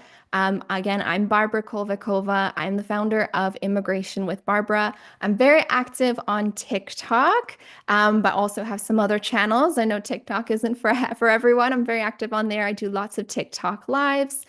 So my handle always will be at Immigration with Barbara, no matter the social channel. So if you see that, that is actually me, and I would love for you to connect with me and reach out. But thank you so much, and thank you, Olena.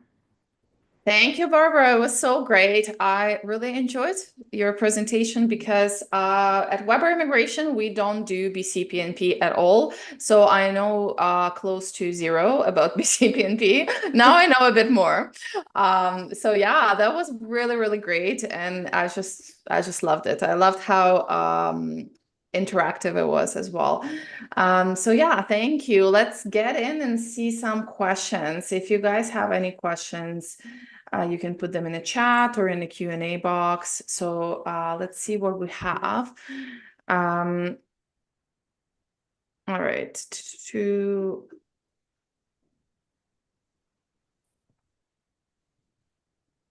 Oh, I see a good one, Diane. Can I be an Express Entry and BCPNP skilled worker at the same time? And yes, so BCPNP skilled worker is compatible with Express Entry. It has an Express Entry version. You'd want to declare your Express Entry profile at the time you make your BCPNP skilled worker profile. So that way you would get those extra 600 points in Express Entry if you're approved by the BCPNP. Yeah, sounds good. Now we have some questions. So if we had a question this to Daria as well. So it was a question on YouTube from Milo, and basically he or she lives in BC, but they work for Ontario employer. Which options would you suggest to them? So this question started coming up when COVID hit and everyone started working remotely. They were like, I'm in BC. Can I do it? And the BC PNP sort of solidified and confirmed the employer has to be based in BC as well. So your job can be remote, but you and the employer do need to be situated in British Columbia. Yeah, makes sense. All right. We have a FNP from USA with master's degree, working on getting credentials. One sec, sorry, my screen is sliding down, but it has taken a lot of time. Are there any other steps that I can take while I wait for the NNAS process? I don't know if you're familiar, NNAS process, which would be, I guess, No, I'm like, credential wait, evaluation. I'm like, what is an FNP? Nurse. Oh, I know, nurse practitioner. Maybe. This happens to me on TikTok Live all the time. People will put in acronyms, and I'm like, I'm so sorry. Can you please I spell out don't what that know what is? that means. Yeah, like, and people do this all the time. I don't know. I don't know. If it's that is the one barrier. So the health authority stream is so nice, but a lot of people to get that job, they need to have their credentials already recognized by Canada, and that's a different process, and it depends if you're a paramedic, if you're a nurse, like it's going to look different. So I mean, in the meantime, though, I guess if you're going through that process, you could look in if you're eligible for an open work permit, for example. Like a lot of my US clients I meet with, they don't even know that there is a U.S. working holiday permit option if you're 35 or under. So sometimes you can come to Canada on an open work permit while you're waiting to get that license credential switched over, so you can actually get the healthcare job. You could also reach out to the health authorities and see if there's any role you can do in the meantime. So I know for nurses, like my sister just graduated nursing school, so I feel like I know a lot about nursing. But there's something you can do while you're still getting your nursing degree and work. It's kind of like you work as a student nurse, so you're not a full, but you can still work in a hospital and get paid as well. So see if there's anything, in between where the health authorities can help you out or hire you, maybe something in a supportive role while you get your full license switched over. Yeah. Yeah, that makes sense. I always feel like coming to Canada on especially work permit or even study permit, it just really gets you closer to that application. I feel like it's so much harder, like even mentally to, well, and also like immigration law-wise to apply for permanent residence from overseas. It's just, it gets much easier once you take it step by step. And if you are, and we don't know if you are, but if you are eligible to come to Canada on like working holiday visa or anything like that, or any other like work permit programs, like that would just really get the ball rolling for sure. Because once you hear, especially now that like I was just as you were presenting, I was like scrolling through news as well, and I was reading that Liberal government that we had election just a couple of days ago. They announced that they're going to focus on transitioning those people who are already in Canada from work permits to permanent residence, right? It doesn't mean it's going to be easy, but it just means that people who are overseas are going to get like more barriers to just apply from overseas directly to PR, right? Like it's just hard, Yeah. unless you're a French speaker. If Yeah. you're a French speaker, it's always easy. Yeah. Learn French. Yeah. But yeah, just getting those work permits as a first step while you're working on other stuff on the background always helps. I can see a question from Felicia. I kind of read a little bit, and it seems like it's a lot about RCIP, which we have a next session about those two pilots, which would be Francophone community pilot and rural community pilot. So those two pilots will be presented in a bit. So stick around, make sure that you stick around because RCIP definitely a hot, hot, hot topic. All right. Now, let's see if we have any other questions about BC PNP. Okay, I have graduated, Iqbal is asking, I have graduated with a bachelor in computing science in Halifax, but I am in Vancouver on my postgraduate work permit. My postgraduate work permit will expire in 2 years. Would you recommend that I consider BC PNP or return to Halifax and see if Atlantic Immigration Program would be a good fit? I just love, sorry, I just start laughing because I love how people put it right in the end, in the last sentence. I am bilingual. I know both English and French. If you know both English and French, it doesn't matter where you are in the world. Like you've got some doors open for you. I just love how like all of this story goes, and it's like the most important factor is like in the Yeah. like I didn't need to know all the story. I just need to know that you know French. That's it. Yeah.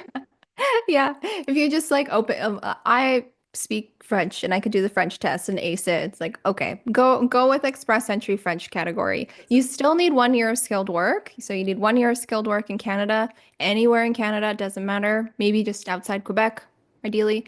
And for Express Entry, and then do your French test and ace the French test. And yeah, with especially with Canadian education, you can do a points calculator too, like pretend it's the future and you have 1 year skilled and you got the score on the French you're anticipating, see what your points will be, and if they match what they are inviting in the French category. If you go that route, it doesn't matter where you are in Canada. Exactly.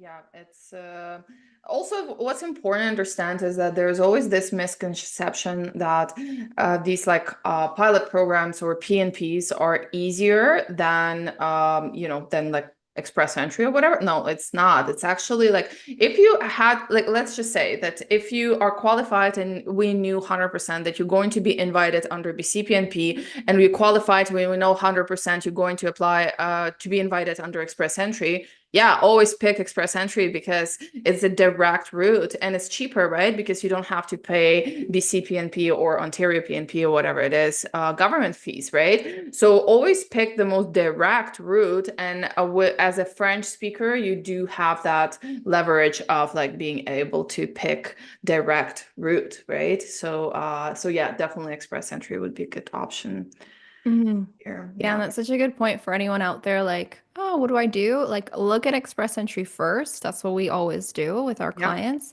Then you look at PNPs, and then you'd look at the pilot programs such as the RCIP. And that's just in terms of like length, like how long it's going to take, and also cost as well. Like, it's always going to be faster and cheaper if you can go right to Express Entry, but it's so competitive, and therefore we look at the other options. Yeah. So what you mentioned with regards to Iqbal's situation that you still need that 1 year of work experience in order to qualify for that express entry draws. So someone is asking, so does that 1 year of experience has to be in Canada or it can be outside of Canada to qualify for express entry, French draws or any other draws? Mm. Yes. So if you're going through the CEC, it has to be Canadian. So it'd be the Canadian experience class. It's 1 year in Canada in the past 3 years. But you can be eligible for express entry through what's called federal skilled worker or federal skilled trade as well.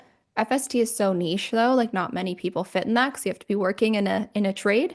FSW has more qualifications though, other than the 1 year of skilled work. So there's a lot to meet. And I know that there's been a big presentation, I think, on FSW in this summit as well. So there's lots of criteria to hit to be eligible.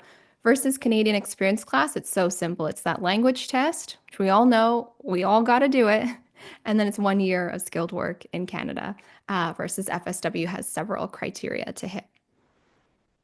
Yes, that's right. We have an interesting question from Liz.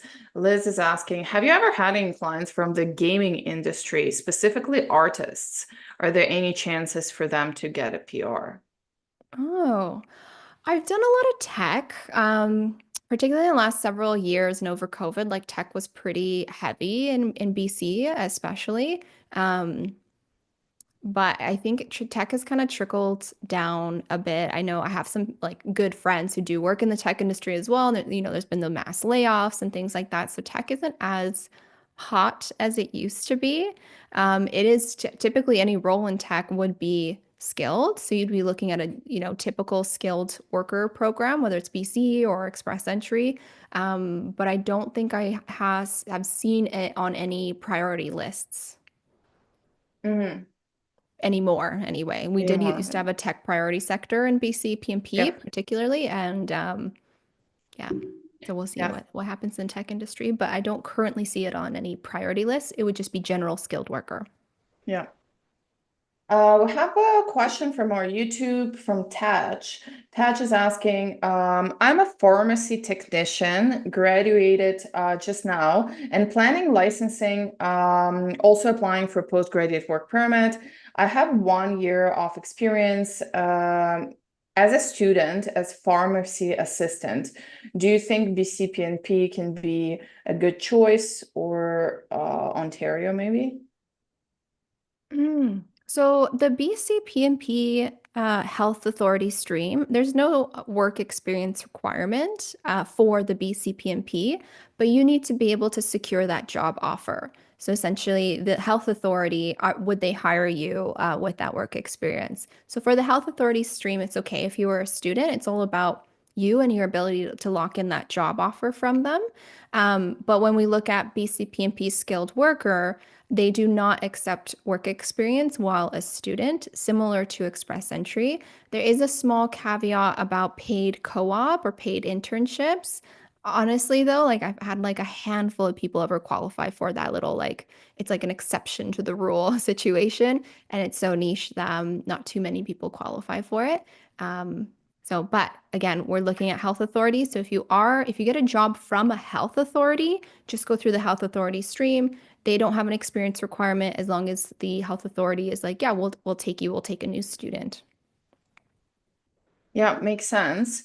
Yeah, actually in Ontario, because that stream is kind of a little bit similar to Ontario Foreign Worker.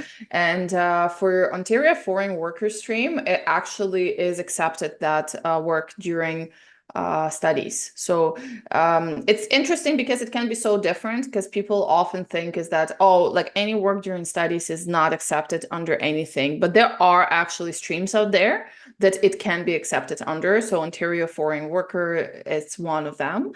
But yeah, it's so niched again, like it's very specific, like how to calculate those hours and how to calculate that eligibility. So yeah.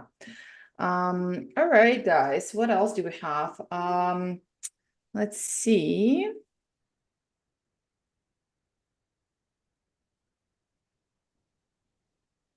Well, we have a question. 1 second.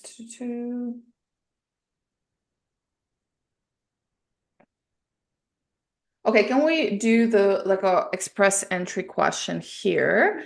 We have a question about applying under express entry, and they're aiming to get invitation to apply under education category. And they have 1 year foreign experience. So the question is about documentation, what documents they need to provide for their 1 year foreign experience as ECA, as it was it education. Early childhood educator. Yeah, that's right. Early childhood educator. Or assistant. Yeah. Anyways, yes. So what documents they need to provide for foreign experience? Foreign experience. So in addition to what I'm about to say, always like go and read it as well. So there is an actual like massive blurb, like 2 paragraphs essentially of what they're looking for. But the first key document is they call it a reference letter or experience letter. They're incredibly strict on the content of this letter. So it needs to hit everything they're looking for, basically every single little detail about what your job is, what you got paid, the hours, start date, on letterhead. It needs to hit the criteria perfectly. And in addition to that, the job duties and responsibilities listed on that letter need to really align well with the NOC code for your role, in your case, the ECE or ECEA. But again, I like when I work with clients, I know you're the same, Olena. Like I'm like, I put that up, I put the requirements that the government is looking for, and I put the NOC up, and I'm like triaging and checking and everything and making sure it's perfect, because that is a massive reason for refusal, is the letter not meeting the right criteria and the letter not describing a skilled job as well. So essentially, one letter is the big golden ticket unicorn thing we're looking for. And anything supportive is bonus, but highly encouraged. So pay stubs, tax documents, depending where you are, or employment contract, anything else you can provide to prove that you did do this job. Yes, sounds good. Okay, one question from Michael. I'm not sure if I fully understand the question, but maybe you will. So Michael says, it's in a chat box, I'm on a study permit and I have secured a full-time work offer as a RN in BC, which is big deal. So that's awesome. Can that affect my status if I apply for PR and work permit with it? I actually had someone who was a student who just got approved under the BC PNP Health Authority. And so they haven't even graduated yet, and they got it. Oh, So wow. they're going to finish their studies and be preparing and submitting their PR. So can that affect your status? I guess you just want to be mindful, like when does your student status end? When do you officially graduate? You can definitely package up and submit the PR and have that in, but be mindful moving from student to worker.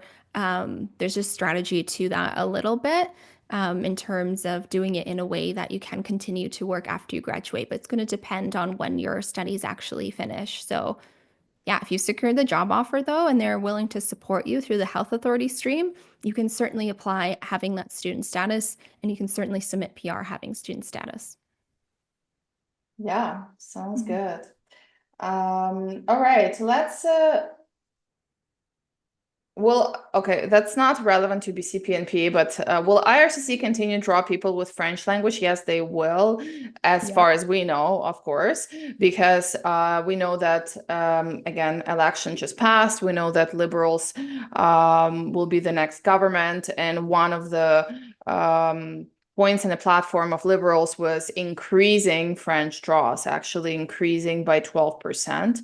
Or to 12% or 14%, whatever it is. Anyways, it's increasing, right? Up. So Yeah, yeah, basically up. up. That's all you need to know is that as far as we know, unless something happens, which can, as far as we know, it's going to be pretty secure. So as a French speaker, it can be very beneficial for sure. Now let's end with the speculation question, my favorite speculation questions. So not related to BCPNP, but we have Jyoti on YouTube who is asking, when can we expect CC draw? I have 510 points and I'm waiting for CC draw. My work permit already expired and I'm already back to my home country. Wow. Okay. Yeah. So honestly, a really good point, and something I thought about putting in the slides is sometimes people's strategy is to like go home but stay in the pool. Yeah. Right. So whether that be BCPNP or Express Entry, you can, in most categories, remain in the pool and leave Canada and keep that active profile and still be able to action an invitation to apply if you have it. So that's a really good point to bring up. When is CEC going to happen? Okay, there's like what we wish will happen and what we like think will happen. Obviously, I wish there was one today. That would be wonderful for so many of my clients, all the 500 plus point hopefuls. Um, I do think it will start again. I really think the election, they were just like, okay, we genuinely don't know what's going to happen after the election, and things could have shifted. And they were just waiting because they probably would have adjusted because it's kind of similar what BCPNP did. They got the announcement of their allocation of numbers, and then they just kind of like didn't do anything for months. And then they were like, okay, we made a plan. Like that's what they were doing. They were like thinking and strategizing. So I think that's kind of what they were doing. They were pausing in case they had to strategize if there was a big shift in government. Yeah, yeah. No, that's a good answer for sure.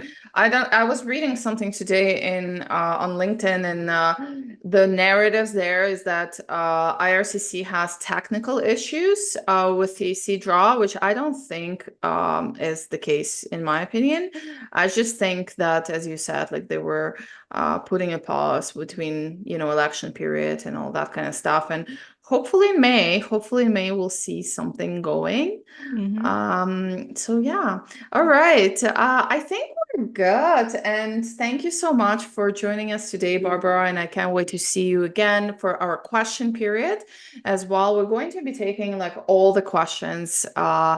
It doesn't matter which topic it is, and because it's our final question period. So we'll take all of the questions. So thank you for your time today. And we're going to transition to our next session, which would be our Francophone community pilot and our rural immigration community pilot. So we're going to start with Francophone community immigration pilot, which is a brand new program, and it is very, very hot for sure. And we're going to, it has been launched hand in hand with the rural immigration community pilot, which all of you guys have so many questions about. So we're definitely going to go through it in our session. And today with us, we have Wafa. Wafa is a regulated Canadian immigration consultant based in BC. And Wafa is working with a lot of different programs. And today she will be telling us about Francophone Community and Immigration Pilot. And we will have Deandra joining for our rural community immigration pilot in a bit. So yeah, let's start with Francophone pilot. Wafa, how is it going today? Thank you for coming. Hello, everyone. Thank you, Olena. I believe that people having a lot of information. It's so exciting to be in these 3 days summit. So I would start to say congratulations for everyone who make it to the 3rd day. It's a lot of information been shared in these 3 days. So probably people are getting a lot. So I promise I will be short and into the point. And if there is any more questions, please let us know. Perfect. I will start with sharing my presentation here. Okay, perfect. And while you're doing the technical part, I just want to remind everyone is that all of the links will be sent to you in the email. I will be sending several emails during the next several days because there were people who were reporting that they were not getting emails. You can also get all the links to contact our speakers and myself in the description of our YouTube videos. I'm going to put YouTube link here just so you guys can subscribe, but also obviously watch our videos on YouTube. If you missed any of the days, if you missed day 1 or day 2, absolutely you can go and rewatch them. You can get all the information. There are a bunch of guides, bunch of free stuff. So yeah. I'm not sure, Olena, if you can see my sharing or not yet. No, I can't see Not it yet. Okay. That's Please okay. bear Take with your me time. as I have 2 screens here and I'm trying to manage working on the 2 of them actually, with the cursor playing very weird here, jumping between the 2 screens. Give me That's 1 okay. second. I think I figured it out. While we're figuring out the technical part, Emmanuel is asking, is there any presentation on Manitoba PNP? So actually there is no presentation on Manitoba PNP. However, I would suggest contact Angelica. Let me quickly find her details here. 1 second. And I'll just put it in a chat because she is actually the only one consultant from all of the consultants. Like we have more than 20 consultants participating, but she's the only one who does BC PNP. Sorry, not BC, Manitoba PNP. And Manitoba PNP is actually one of the best PNPs in Canada right now because people who are waiting for Manitoba PNP invitation may get invited, may get opportunity to extend their work permits, which is a big deal. Other provinces don't really do that. And just generally, Manitoba PNP has been like very, very good. Of course, it depends on your situation and your qualification, but let me just send you some information here. Okay, yeah, we can see your presentation, Wafa. So is it on the slideshow or it's not? yeah, it's on a slideshow. We can see your Wonderful. PowerPoint. Just give me 1 second. I'm just gonna send in the Sure. chat Angelica's website as well, just so you can see who I'm talking to. She used to live in Manitoba herself. Now she moved to Ontario, but she's very good with Manitoba PNP. And let me just send it here. Okay, here you go. So here you go, Emmanuel, something to consider. And yeah, Wafa, I think we're good to go. We can see your presentation, so let's do this. Okay, wonderful. Hi, Deandra. Oh, yes, Welcome. Dandra. Dandra will be talking about RCIP, so Rural Community Immigration Pilot. So Yeah. Dandra is an immigration consultant in Ontario, and yeah, and they're going to Wafa and Dandra are going to tell us all about the two exciting pilots. So Yeah. Wafa, let's start. Wonderful. And actually, these two programs, it's a kind of it's got announced this year. So it has two parts. It has the Rural Community Immigration Pilot RCIP, and it has the program that I will share with you. So are you ready, people, to start our presentation today? Are you? I need to see some reaction in the chat. So let's start with the first question. I would know how many of you speaks French.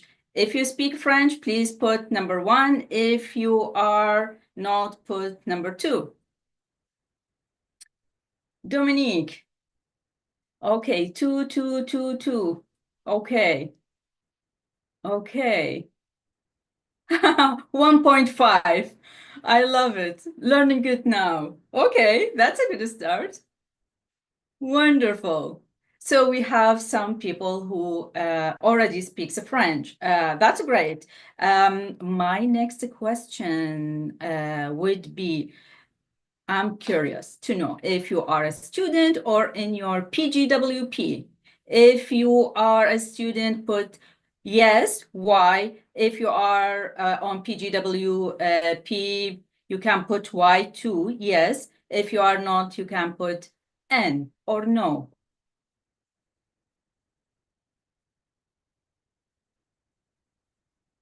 Okay, okay. So we have a few people who are students or in PGWP, postgraduate work permit. Okay, majority are not, which is okay. Oh, okay. We have one who works permit expired. That's okay. Hopefully one of our experts here can help you to find the best program for you. Okay, sounds great. Perfect. So let's start by giving you a little bit of my background. I am Wafa Al-Jabiri. I immigrated to Canada about 12 years ago with my family. At that time, we had something similar to express entry. However, it was a little bit different. It was a paper-based. So we immigrated under federal skilled worker. And then when I came to Canada, I started working with international students. So I worked first with a private school here in BC, Vancouver, where I live. And then I moved to a public institute. And then, so the public institute called, probably many of you heard about it, Kwantlen Polytechnic University, KPU. And then I moved to work for University of British Columbia, UBC. So mostly I worked with international students. I saw their transition, being here in a new country, finding all the adapting to the new system with being students and like juggling between studying, working, figure it out how to stay here in Canada, how to manage all these things. So that's why I asked how many students are here or on postgraduate work permit. So today we will talk more about the program that I will focus on is for French speakers. So if you speak French, then you have a golden ticket to the PR. Just like you need a good strategy to do that. The Francophone Community Immigration Pilot, it's a new pilot designed for smaller communities. So IRCC noticed that most of immigrants are going to the urban cities, the big cities, while and the rural areas face a labor market and demographic challenges. So this program came to solve this issue. It's a pilot program now, but it might be a permanent in the future. We don't know. As of now, for the next few years, this is a great program for people who speak French. The pilot will provide many communities with a permanent residence pathway to attract and retain newcomers who can fill key jobs and who want to live long-term in these areas. So this program for people who are genuinely willing to stay in these communities. Many people are so scared to go outside of the big cities because they are feeling that the services are not as good as the big cities. However, the reality is that this community can provide a lot of things, and so many people they loved living there. So if you are genuinely willing to stay in smaller cities, then this program would be great for you. So pilot ensures that rural community have access to programs that address labor shortage and help local businesses find the worker they need. As you can see here in the presentation, there is a few communities, one in actually 3 in Ontario, one in Manitoba, one in New Brunswick, and one here in beautiful BC, and beautiful, beautiful Kelowna. I love Kelowna. So if you speak French and you are willing to live in one of these communities, that would be great. The eligibility for this program, there is a few things that you need to meet. You must have at least 1 year of related work experience in the past 3 years. When we are talking about 1 year experience, that would mean 1,560 hours, or about 30 hours each week for about 52 weeks. Also, you need to prove language ability by taking one of the approved language tests. So in the first day, a lot of people asked about DELF, if DELF is acceptable. Unfortunately not. DELF would be recognized by a few different organizations.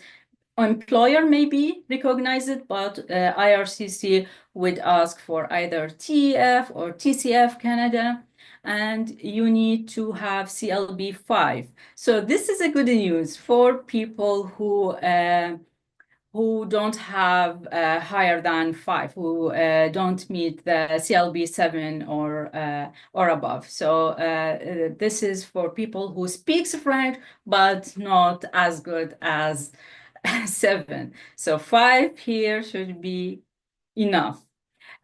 Also, you need to have a Canadian education credential or foreign equivalency. So you need to get your credential evaluated by one of the institutions, recognized institutions, if you're credential from outside Canada. Also, you need to prove you have enough money to support yourself and your family in the transition in these two communities. And when we are talking about enough money, I put an example here for a family of 4. So for family of 4, father, mother, and 2 kids, it would be about $15,000. So it depends on the family size. If it's for 1 person, it will be much less. I don't remember the Wafa, sorry, I don't want to interrupt, but we don't see the slides like going like you gotta change it, right? Like go to the yes, second I one. did change it. It Thank you didn't for it letting me didn't know. change. I just Okay, good to know. Yeah, I wasn't sure like but now that you're talking about fonts, I'm like, okay, they Yeah. definitely should be on the slide. So let's try maybe again. Okay, sure. Let's do that again. Because I know that you have also the list of communities that participate. Yeah, so you couldn't Yeah. see the list of community as well? No, I was waiting for it to change, but it just didn't. Oh, Yeah. perfect. Thank you for letting me know. Let me figure it out here. Can you see it now? It's loading, so try to change it. Okay. Is it on a slide? Number one, and slideshow? then go just click on slide number two. Just click on it. Okay. Yeah, now it changed. Okay, so this is how you do it. Okay. Okay, now it's good. So yeah, now we can see the list of communities that participating in it. But is it on the slideshow or it's still on the original? It's okay. It's okay the way it is right now. Just, Okay. but you just have to click on each slide because yeah, I Sure. don't know what. Yeah, Okay, exactly. wonderful. Sounds Yeah. great. So I will try to make it bigger here. Sounds great. So people, as you can see here that here there is a few requirements, and one of them would be having a full-time year experience. Also, you need to have a approved language as well as enough funds.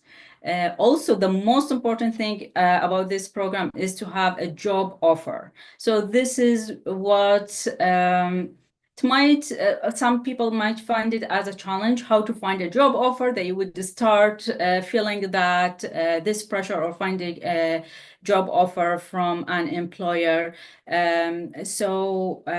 Unfortunately, the RCIC can't find you a job offer. You need to do that by yourself. You need to reach out to employers who are running their business in these communities. There's a few strategies to do that. I'm planning to host a webinar next week. Hopefully, if you are interested, please feel free to email me. I will give you more information about that. My email would be in the last slide. So we would have someone who's a career practitioner can guide people on how to maybe prepare their resume on a Canadian style, how to reach out, having interview skills, these kind of things that can level up your skills to find a job. However, we can't find a job for you. So if you are meeting all these requirements, you will be a perfect candidate for this program. And then maybe later on we will take your questions if you have any more questions about these requirements.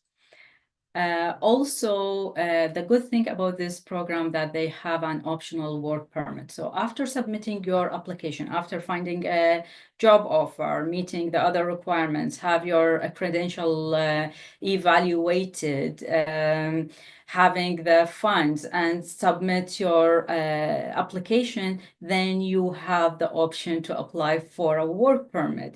The good news is that it's up to 2 years work permit. So while your application in process, you can start work with the employer.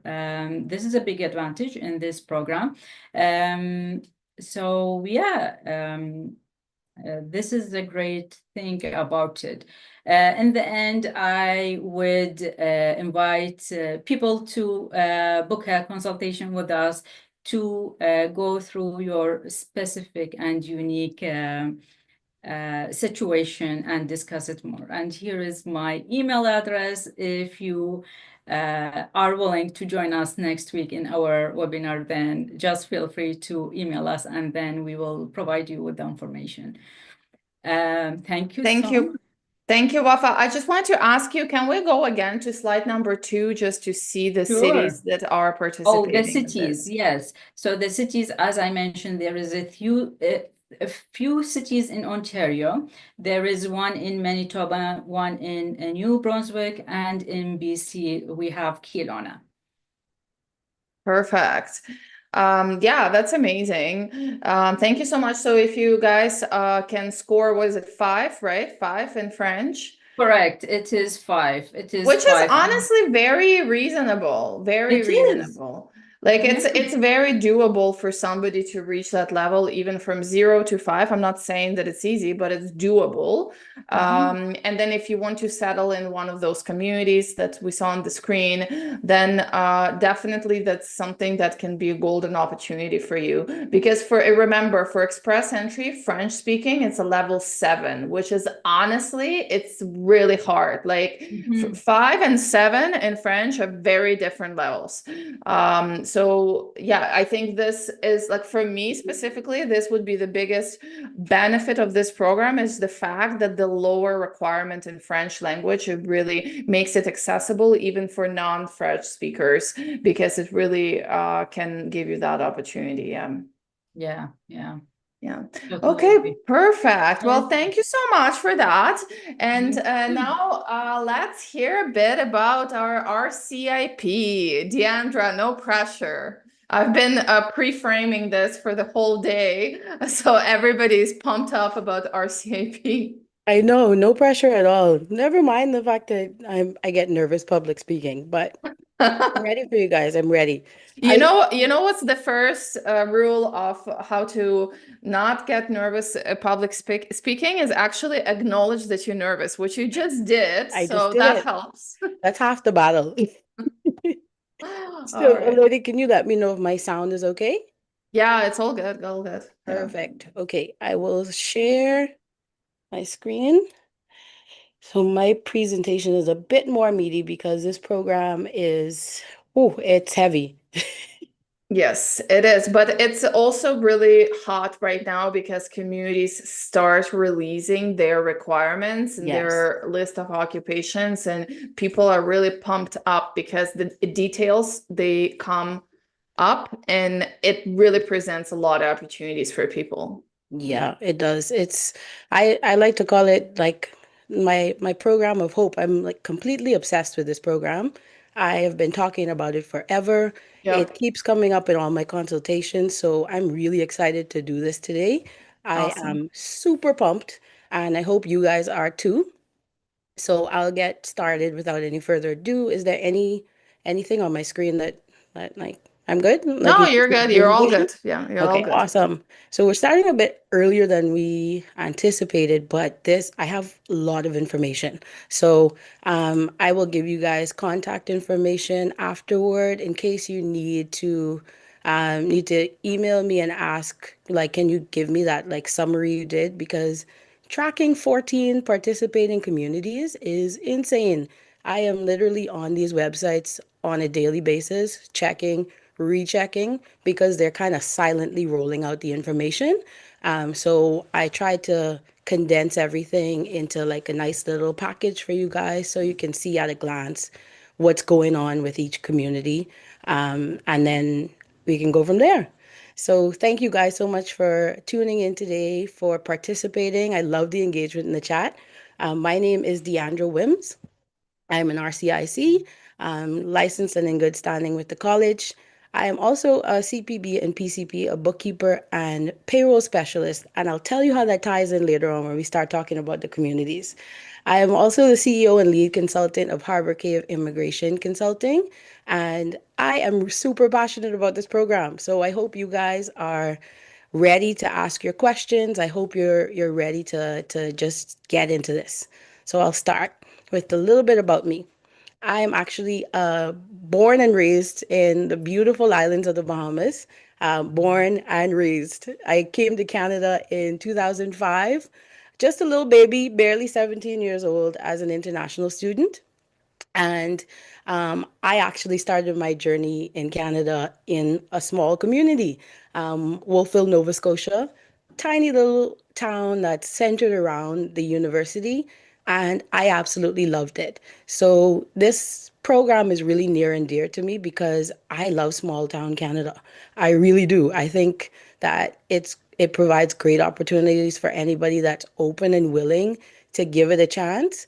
And I can tell you that starting my journey in a small town made all the difference in the world. Because, like I said, I was a baby. I was barely out of high school, and the sense of community that I got from the small town that I was in, the friendliness, the openness was amazing. So, for anybody that's considering this program, like just be open because small town Canada is the best that Canada has to offer, in my opinion. So in 2010, I transitioned from a student to a postgraduate work permit holder. And following that, I worked for a few years. And yes, I know you can see the timeline that I really wrote out the full PGWP before I applied. Don't do that. Don't be Deandra. Get your 1 year of work experience and then apply.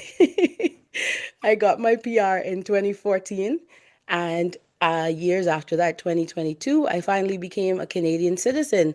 And I am proud to say that I was able to vote in my first federal election just last week.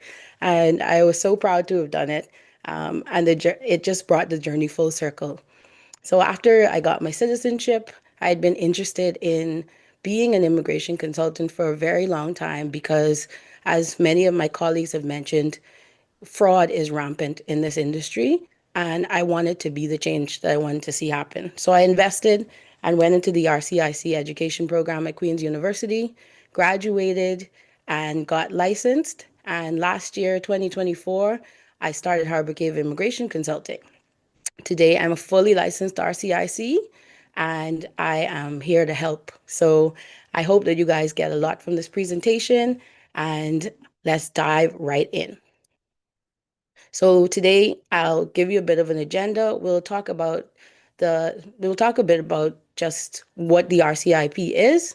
We'll talk about the communities that are participating in the pilot, the process, eligibility requirements,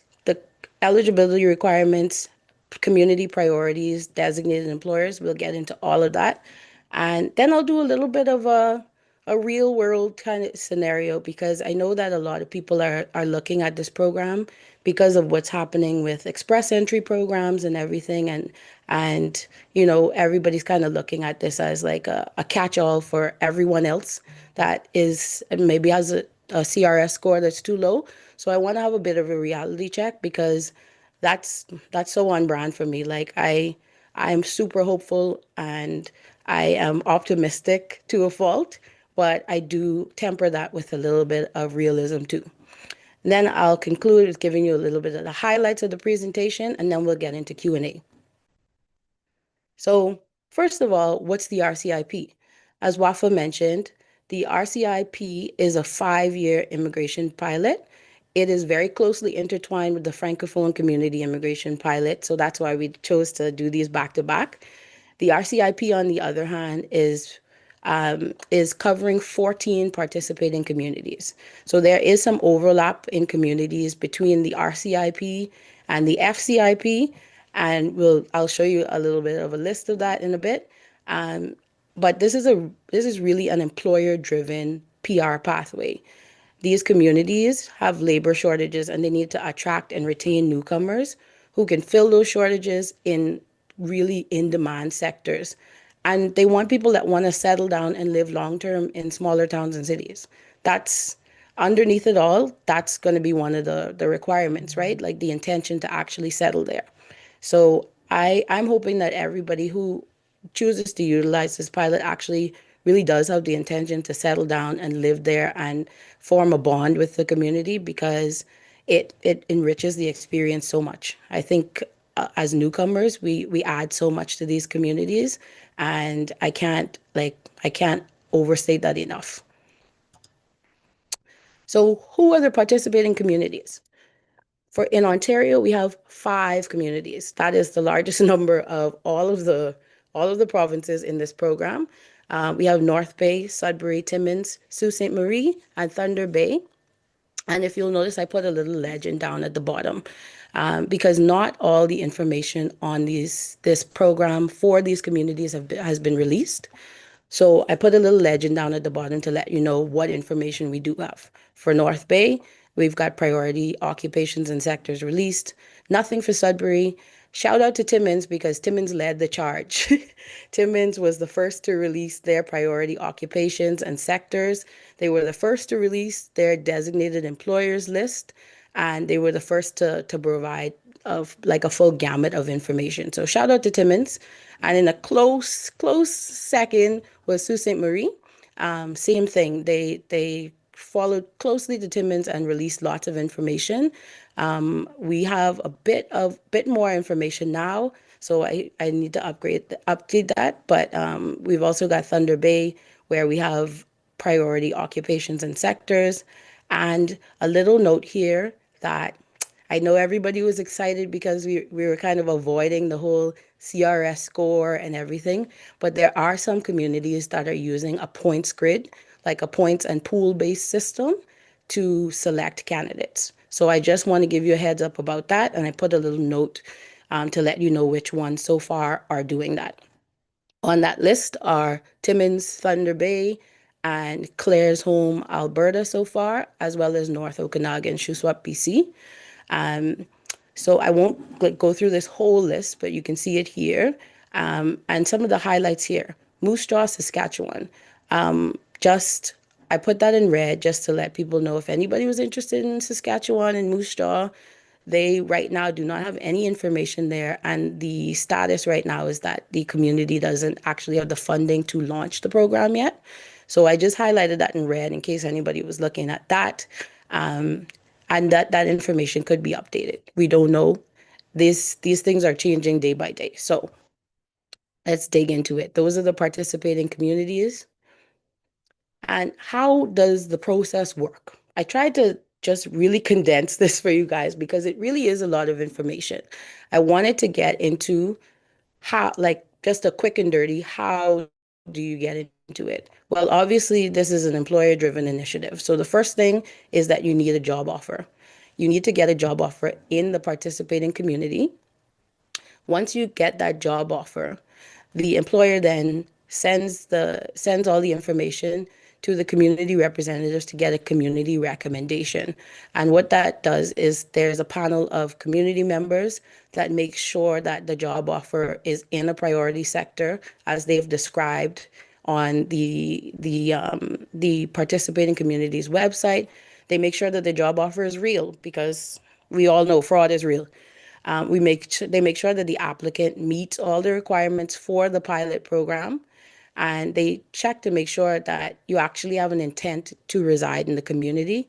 And they also check for ties to the community because remember that some people are going to be already residing in these communities, may have gone to college or university in the community, or may have come on a PGWP or whatever to work in the community and looking for a PR pathway.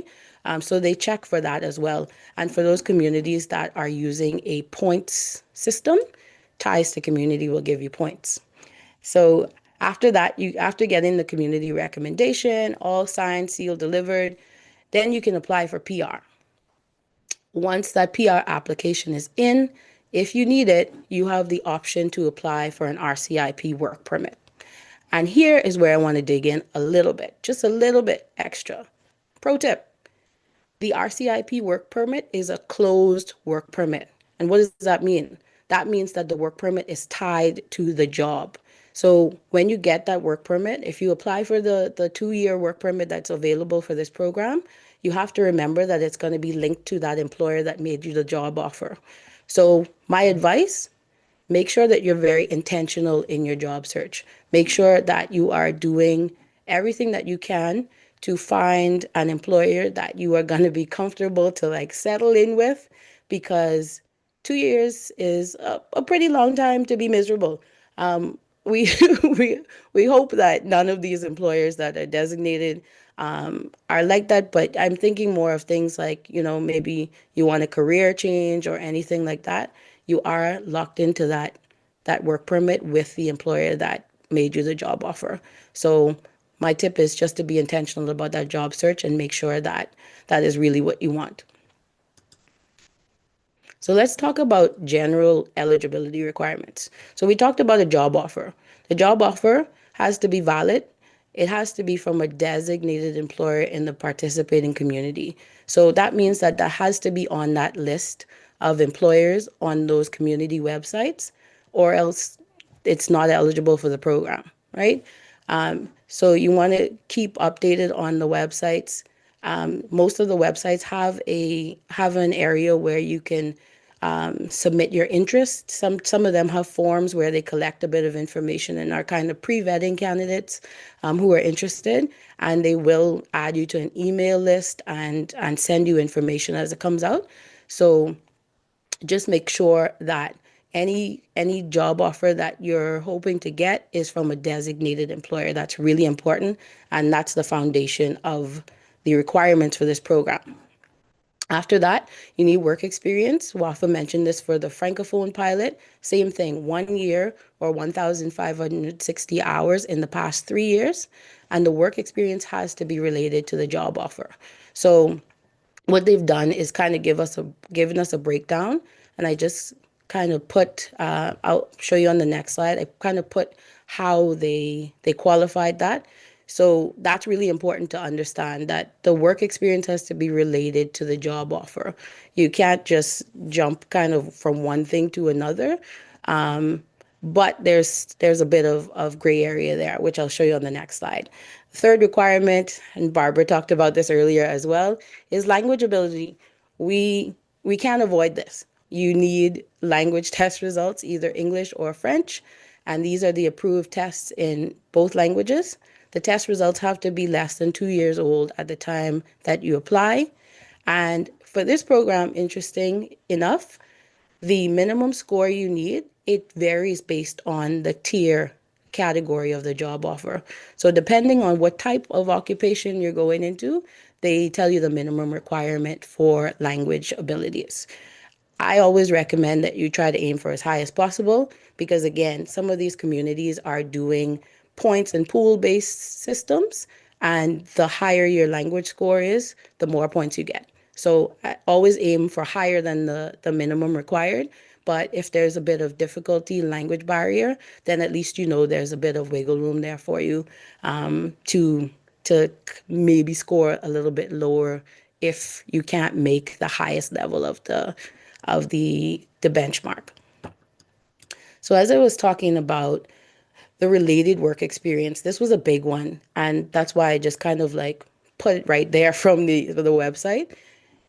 This breaks down what they count as related work experience. So if your job offer is in tier 0 or 1, for example, the work experience has to be in tier 0, 1, 2, or 3, and so on.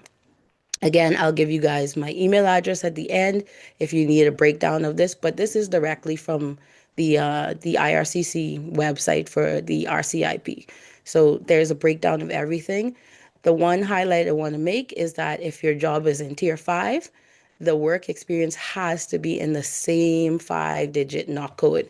There's not that wiggle room that you see in the job offers from the other tiers. It has to be the exact same 5-digit NOC code. There's some exceptions as well for healthcare workers that they outline here, and there's also some additional requirements that additional requirements that you want to dig into, probably with a consultant or a lawyer or even on your own, but make sure that you actually do lots of research if you're tackling it on your own, because this program it gets into the nitty-gritty. I'll say that. So those are the general eligibility requirements. Another pro tip that I'll add here is there's licensing requirements. So if your job is in a regulated profession, these communities, you will see later on that one common theme across the priority sectors is in healthcare. Pharmacy technicians, things like that. Some of these are regulated professions. So if you're in a regulated profession, you have to understand that in addition to the other eligibility requirements, you're going to need to make sure that you have an assessment done by the licensing or regulatory body for that profession in the province that you will be settling into. And this is directly from the website. You are responsible for knowing that, whether your profession requires licensing in Canada or not. So if you do, you have to find out who the regulator is for your profession and make sure that you get an assessment done, because that will need to be included with your application for permanent residency as well.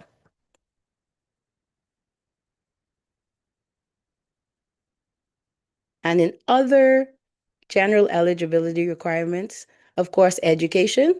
We're looking for a Canadian educational credential if you did your studies here in Canada, or the foreign equivalent, which means you would have to get an educational credential assessment.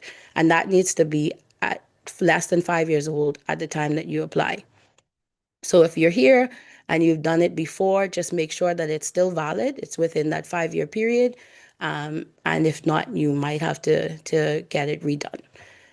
And finally, settlement funds. As Barbara said, I love the fives. It makes it super easy to break down.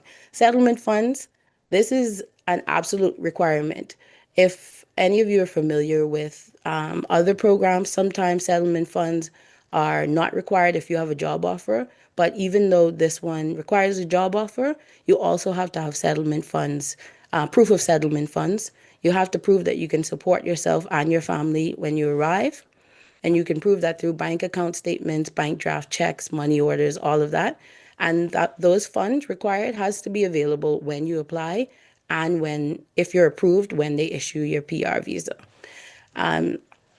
I didn't want to take the screenshot from the website just so I didn't bulk up the slides too much. But I will tell you that for this program, the settlements funds, as Wafa mentioned in her talk about the FCIP, are actually pretty low. For instance, for a single applicant, the settlement funds required are around like 7,900 Canadian. So, and I believe Wafa's example was a family of 4, and your settlement funds would have to be around 15,000 there. And compared to other PR programs, the requirements for this one is really low. So again, I'll give you guys my email after, and if you are having trouble finding the information online, I can send you a copy of the table that gives you the information about the settlement funds. So those are your 5 eligibility requirements. And, oh, I skipped a little bit. I wanted to get into what we know about the programs right now. And I started off with Timmins because, again, shout out to Timmins, they led the charge, so I let them lead here. We've got priority sectors and occupations released from Timmins. We also have a designated employers list released. The priority sectors are health, education, trades and transport, natural resources and agriculture, business, finance, and administration. I think that one is a highlight for me. That one and education, because typically I don't see the kind of occupations that they've included here. So I'll jump ahead and show you the priority occupations. So we've got things like financial advisors. I'll just go through some of the highlights, the ones that kind of caught my eye. Accounting technicians and bookkeepers. Again, so this is just to tie back to what I was telling you guys, that I'm also a bookkeeper and a payroll specialist. So this one's dear to my heart. I'm loving that they're including that as in-demand occupations in this area. Financial advisors, accounting technicians and bookkeepers, administrative officers. And I want to go back to what Daria was saying this morning about the NOC code. We don't just go by what the NOC code says, accounting technicians and bookkeepers. You actually got to dig into what the main responsibilities of that job are. So something like administrative officers might seem like low-hanging fruit to you because you're thinking like, oh, just an admin assistant or something like that. But you've got to dig into what the main duties of an administrative officer are under that NOC code and make sure that you actually meet those requirements, because that's what they're going to be checking. So please remember to not just look at the at the lead statement here, you want to dig into that and see what the duties actually are and make sure it aligns with your skill set. So another one, and you're going to see these recurring themes too, right? This NOC code right here, 33102, nurses, aides, orderlies, and patient service associates. I've seen in all the communities that have listed their priority occupations, I have seen that one. I've seen social and community service workers, early childhood educators and assistants. We're seeing a lot of automotive and heavy truck equipment parts and installers, automotive service technicians and repairers. These are going to be recurring. You'll see them as I go through the presentation, but those ones are in really high demand in these communities. And this is Timmins. Also wanted to highlight that there are some excluded occupations. So in the trades and transport sector, the NOC code for dispatchers employed with taxi companies are excluded. So even though trade and transport are a priority, this particular NOC is excluded, as well as taxi and limousine drivers and chauffeurs. And Timmins has also released, like I said, their list of designated employers. This is the largest list so far with 12 designated employers. And as you can see, it's spread across a few of those sectors that they talked about. So boring services, mining, community like YMCA, community services, hospital. It's spread across the sectors. And so far, well, from what I've seen, Timmins is the only area so far that has such a good distribution of those designated employers so far. And here I'd like to note that they are updating the designated employers list as new employers become designated. So there is a chance that even if you don't see something that aligns with your skill set now, that they might add new employers later as they go through the process and become designated. It's also helpful to note that it doesn't cost the employer anything to become designated under the RCIP. So if there is, this is a tip that I've given some of my clients, because I always say you have not because you ask not. If there's something that you're interested in that falls into the priority sectors, and you know maybe you have already applied for the job, you don't know if the company is designated, I always say it doesn't hurt to ask, right? Do you know about this program? Are you planning to become designated?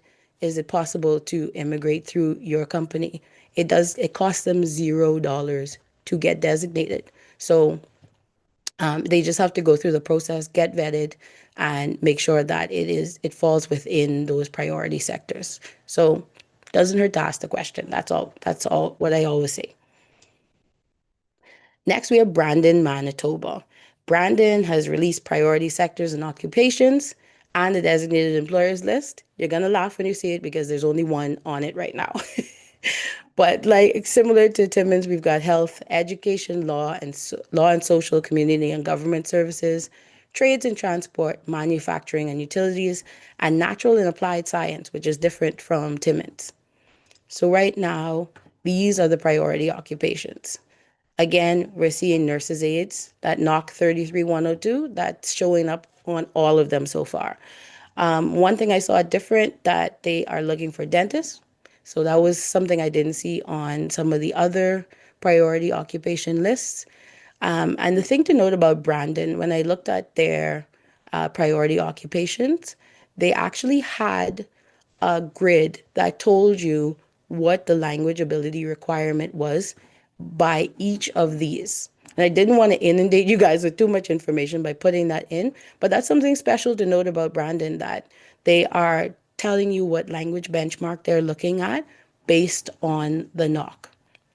So if you're interested in Brandon, Manitoba, it is worth a look at the RCIP website for Brandon and getting an idea of what you need to score on the CELPIP, IELTS, or PTE, or on the French language proficiency tests to have a good chance at getting a pathway to PR through the Brandon RCIP.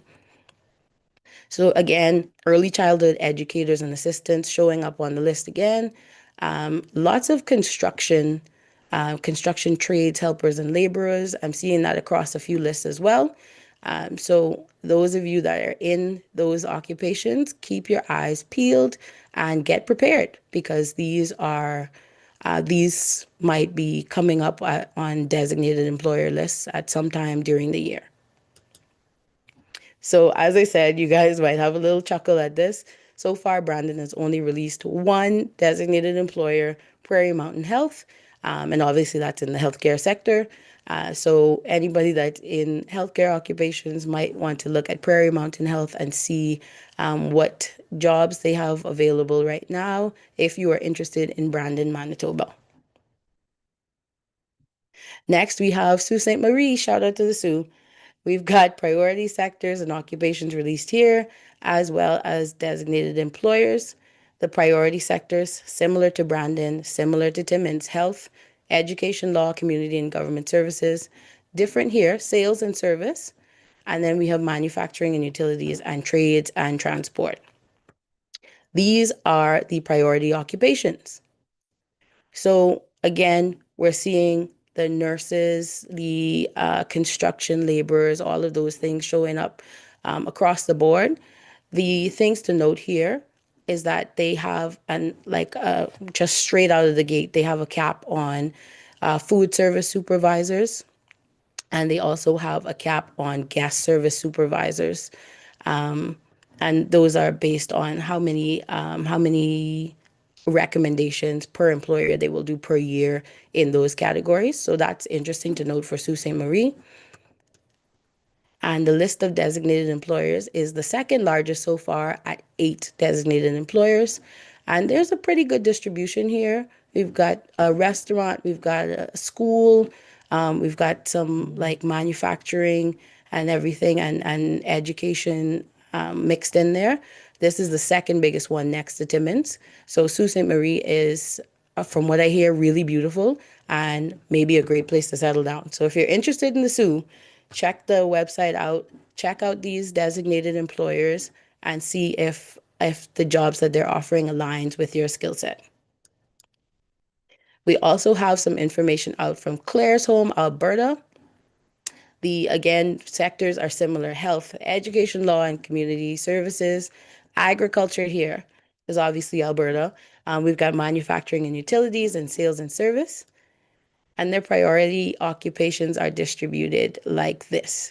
So some of the ones that I noted that were interesting, again, administrative assistant seems like low-hanging fruit, but you want to dig into the NOC and make sure that your skill set aligns with the duties listed in the NOC.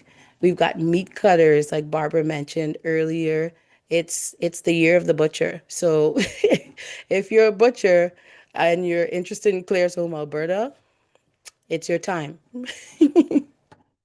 And again, another really interesting one for me was chef here under sales and services. And I thought that was interesting because I haven't really seen it across the other ones. I've just seen this in express entry category-based selection. So those are the highlights for Claresholm, Alberta. They do not have a designated employers list out yet, just a list of priority sectors and occupations. And next we can jump to North Okanagan, Shuswap, and BC.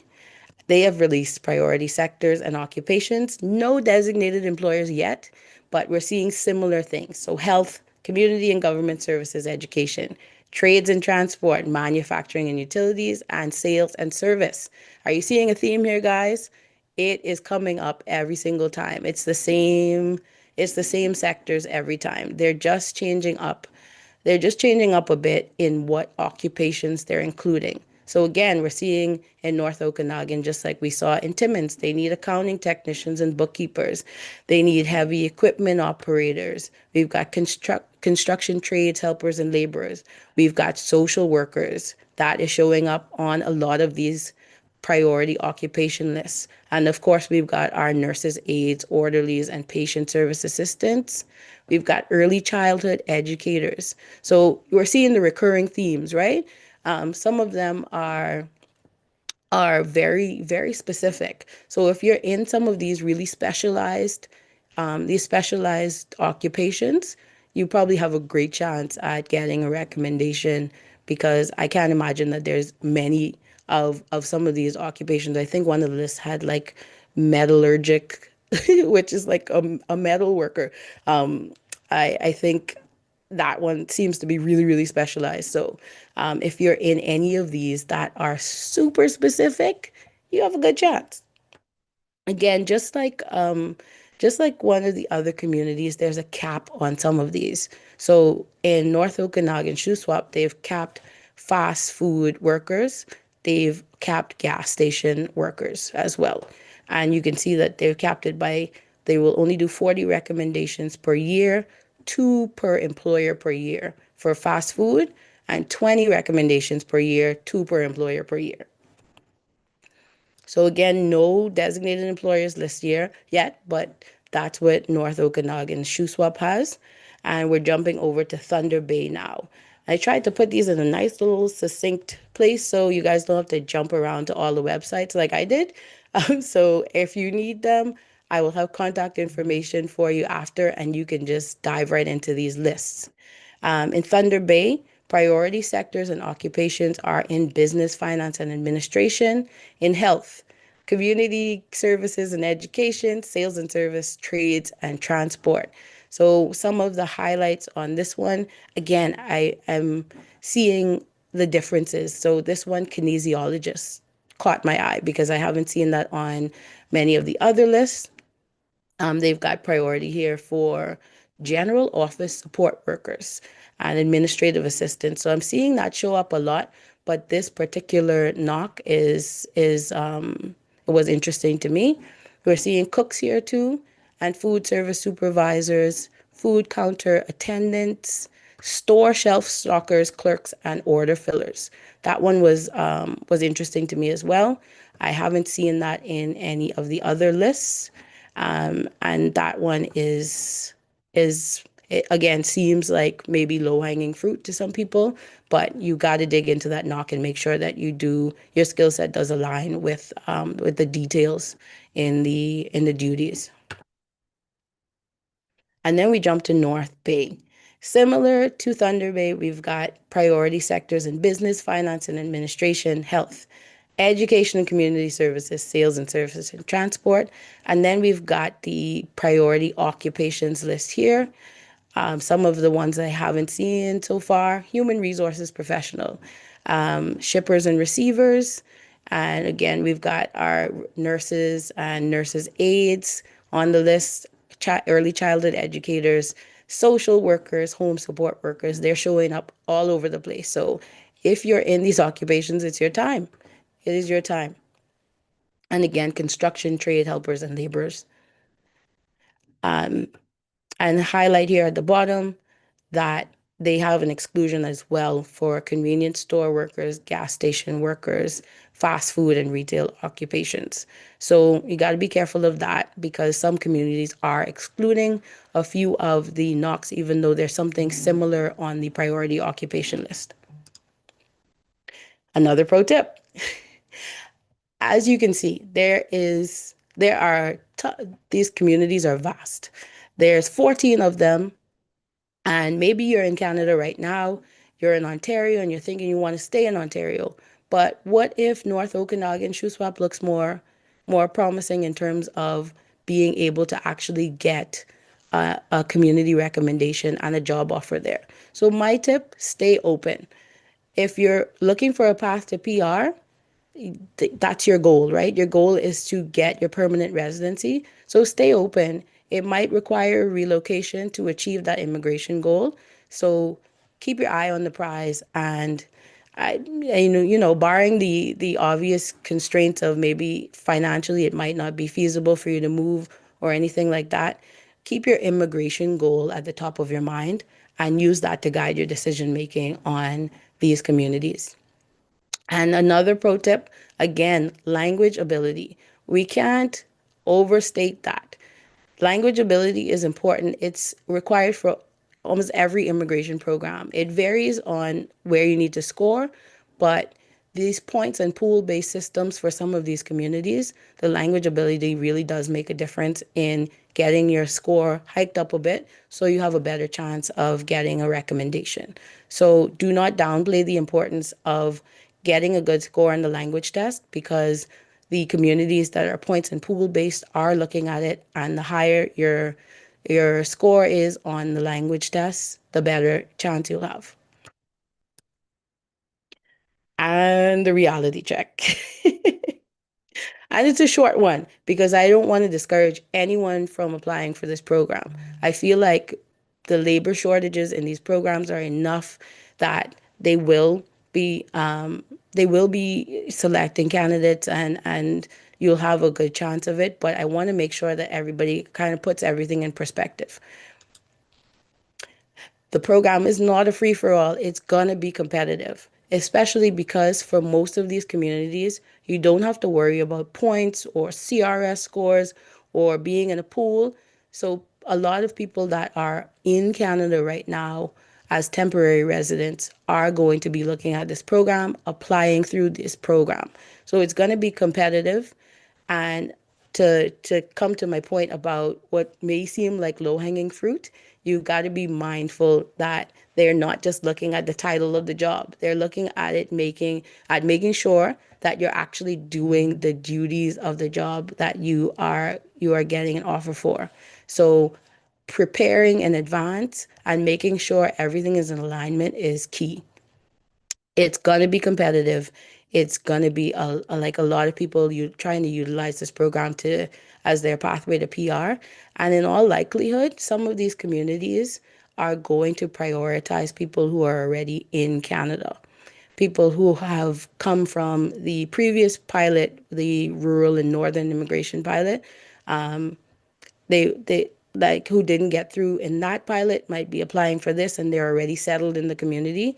There are a couple communities, I believe Timmins is one, that is allocating points based on the intent to reside, and you get more points if you're already in the community. So community ties are a factor that kind of pushes you up in the priority list. So keep that in mind if you're applying for the RCIP from abroad, or if you are applying from outside of the community. They might prioritize the people that are already there. And then in terms of real numbers, somebody way smarter than me has already done this breakdown and worked it out to approximately like 125 to 200 applications per community will probably be accepted. And that's based on what the allocation from the federal immigration levels plan is to pilot programs. And so putting that in perspective, again, it's so important to make sure that everything is aligned, that you've prepared and you've like put yourself in the best position to be selected, because this is a really low number and this is people, right? So what if a family of four is taking a family of 4 or 5 or 6 is taking some of that quota, right? So it's really important to prepare and make sure that you present the best application possible, and you're doing everything you can to get that community recommendation. So highlights, what did we talk about? Temporary residents in Canada can apply for the RCIP, or you can apply from abroad. But keeping in mind that the communities may prioritize people that are already here in Canada and have settled or are close enough that they can settle a bit quicker and get into that job that they are going for. Another highlight is that some participating communities are using a points and pool-based system similar to the Express Entry CRS score to select candidates. So you want to look out for those. And again, I will give you guys information if you need that kind of summary with the highlights showing you which ones are using a point system. So you can look out for that. I can send that over to you, and you can have a nice, quick and dirty summary of all of those. Those ones are going to be a little bit trickier because obviously they are using it to pre-vet candidates. So you want to look out for those communities that are doing it, and keep your eye on the communities that have not released any information yet to see if they will also be doing it. We talked about the communities still finalizing details. So a lot of these towns and cities have not released. Some of them have not released any information. They just have a website saying information will be coming, like check here periodically, or sign up for a mailing list where you can get more information. But information is released as it comes. I've been watching these for months now, and they very silently update these. So if you're really interested in this program, you're gonna want to put like some kind of alert. You want to get on those mailing lists and make sure that you're getting updates when they add information, so that you can put yourself in the best position to get that job offer and community recommendation. In terms of the designated employer list, we've seen that some communities have said these are the occupations and sectors we're prioritizing, but they haven't told us anything about designated employers. Or we see they have a designated employer list already, but it's really small, or or just one employer so far. But they are updating those as employers become designated, and most of them have already said that they will be reassessing that designated employer list each year. So there will be updates as they go along. And then just a couple tips to cap off everything, just to prepare. That is always my motto. That's part of strategy, right? Like making sure that you're ahead of the game. So start gathering documents now. If you're really interested in this program, you're going to want to make sure that any documents that might be hard for you to get, you have in hand already before you even get a job offer. Because I'm hoping that the process will move really fast. Once you like get the job offer and community recommendation, you can proceed to applying for PR fairly quickly, and that will take some time, obviously, because IRCC. But it's worth it to have everything ready so that there's nothing holding you up when you do get to that stage. And finally, I know the reality check probably made you think like, what are you doing right now? This is supposed to be something hopeful. This is supposed to be like a beacon of hope. But don't get discouraged. This pilot is a 5-year pilot. So if everything doesn't align for this year, then prepare yourself for next year. And I think that's something Barbara mentioned when she was talking about BC PNP as well. There is 2026 is still coming. So if you're not ready right now, take the time this year to get yourself ready and prepare yourself for what's coming next year. The new designated employers that will be added to the list, maybe new sectors for priority. Get yourself ready. If you're not ready for this year, make sure you're ready for next year, and you can give yourself the best shot you can to get a pathway to PR through the RCIP. And then finally, I just wanted to tell you guys, if you enjoyed learning about this, Barbara and I actually have a podcast called Canada Unpacked, where we give immigration guidance through storytelling. So if you love stories, find us on Spotify, find us on YouTube, scan the QR code. That's our YouTube page. It's at Canada Unpacked Podcast. And give us a listen and let us know if anything we talk about is helpful to you.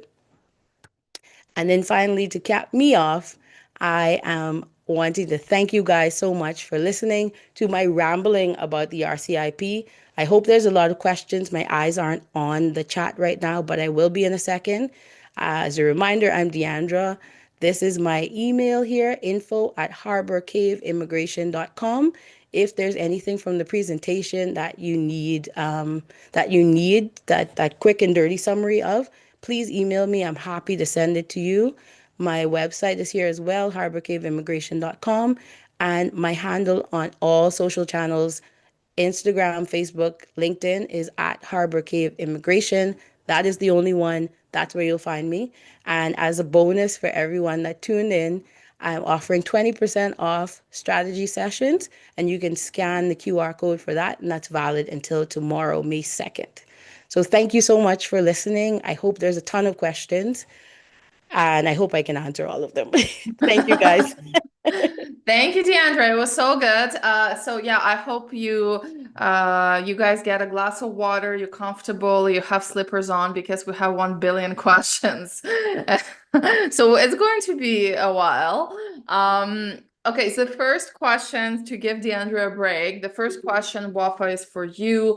And I'm not sure if the information is even there, but Maki on YouTube is asking, how long is the processing time for Francophone community immigration pilot?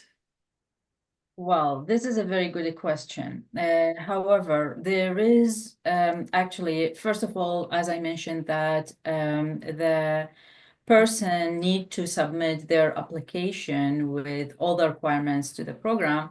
Then they have an option for a work permit while the application in process. The work permit is for 2 years. And as Deandra mentioned, that it's a closed work permit with the employer. So technically, the person can still working while the application in process. There is no processing time as of now. I couldn't find any as of now. So we can't say how long it will take. However, the advantage that you can still work for 2 years. Okay, sounds good.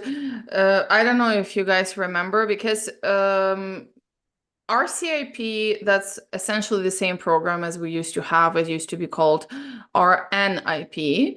It's the same thing, and RNIP was also like list of communities. So for example, Thunder Bay was there, and RNIP used to be processing time, I think similar to like just PNP, kind of about 1.5 years or something like that, right?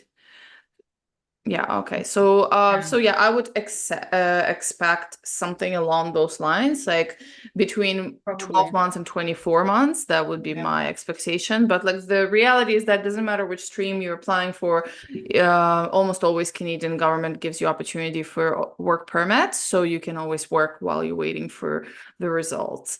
Okay, so that's that. Now let's go through some questions. So one of the first people who asked a question, and I'm like so interested to know this. So Felicia asked a question. So if I, for example, get a job offer in Timmins, and I apply for PR under RCIP, do I have to stay in Timmins like during the PR processing, and do I have to stay in Timmins after the PR is already granted and I'm a permanent resident? Well, I think just like PNP programs, there's no like formal contract saying you have to stay here forever. But the program is based on your intention to reside in the place. So they're probably going to ask for proof that you're intending to stay there. I don't think that they're obliging you to stay for, for your whole life, but you have to at least have the intention to go to Timmins and work there with your employer. And again, if you're looking at the processing time, you'll at least have to stay like 12 to 24 months. Yeah, exactly. I think for Felicia specifically, she's more interested in like what happens once you granted PR. So do you have to stay a minimum of 730 days in the 5 years in Timmins? No, I haven't seen anything in that regard. It does not. I haven't seen that across any of the websites that you have to stay in the community once you've been granted PR. Well, they And can't do it because it's the same. You're absolutely right. It's exactly the same as it works with like any PNP programs, right? That is like, of course, like for example, if you apply for, we had Emmanuel who is in Manitoba, and if you apply for Manitoba PNP, of course, Manitoba wants to make sure that like you actually stay there, and this is in their interest, right? But there is such a thing as called Charter of Rights in Canada, which they cannot limit your right of mobility. So they can really like try to really encourage you to stay and to make the process kind of hard to get that PR. So you really have to prove you want to stay in Timmins, for example, right? But once you got a PR, honestly, you can do whatever you want. Right. And I'll add, like, just putting on my bookkeeper accountant hat, that they make it attractive for you to stay in these areas too, right? Like you get tax incentives and credits for living in rural communities and northern communities. So they're doing everything they can to make you want to stay in it. And I think the idea too is that, you know, by the time you've processed and gotten your PR, you've already built a life there. You're a part of the Exactly. community, you're bonded, and you will want to stay anyway. So I think they can't stop you from leaving after, but the idea is that you'll want to stay. Exactly, yes. Yeah, that's a really good point because usually in my practice, I don't see a lot of people who like really change their location after a PR because they just already settled there, right? So yeah. Yeah. Okay. I saw one comment which was very interesting because I do want to address it. So I think it was, yeah, Amir. No, wait. While you are looking for it, Olena, I would answer. There's a lot of question coming out about how much money you need as a settlement fund. So for one person, it would be 7,976 or 63. About $8,000 you need to have for one person, and it depends on the size of the family. So we gave an example of family of 4, it would be 15,056.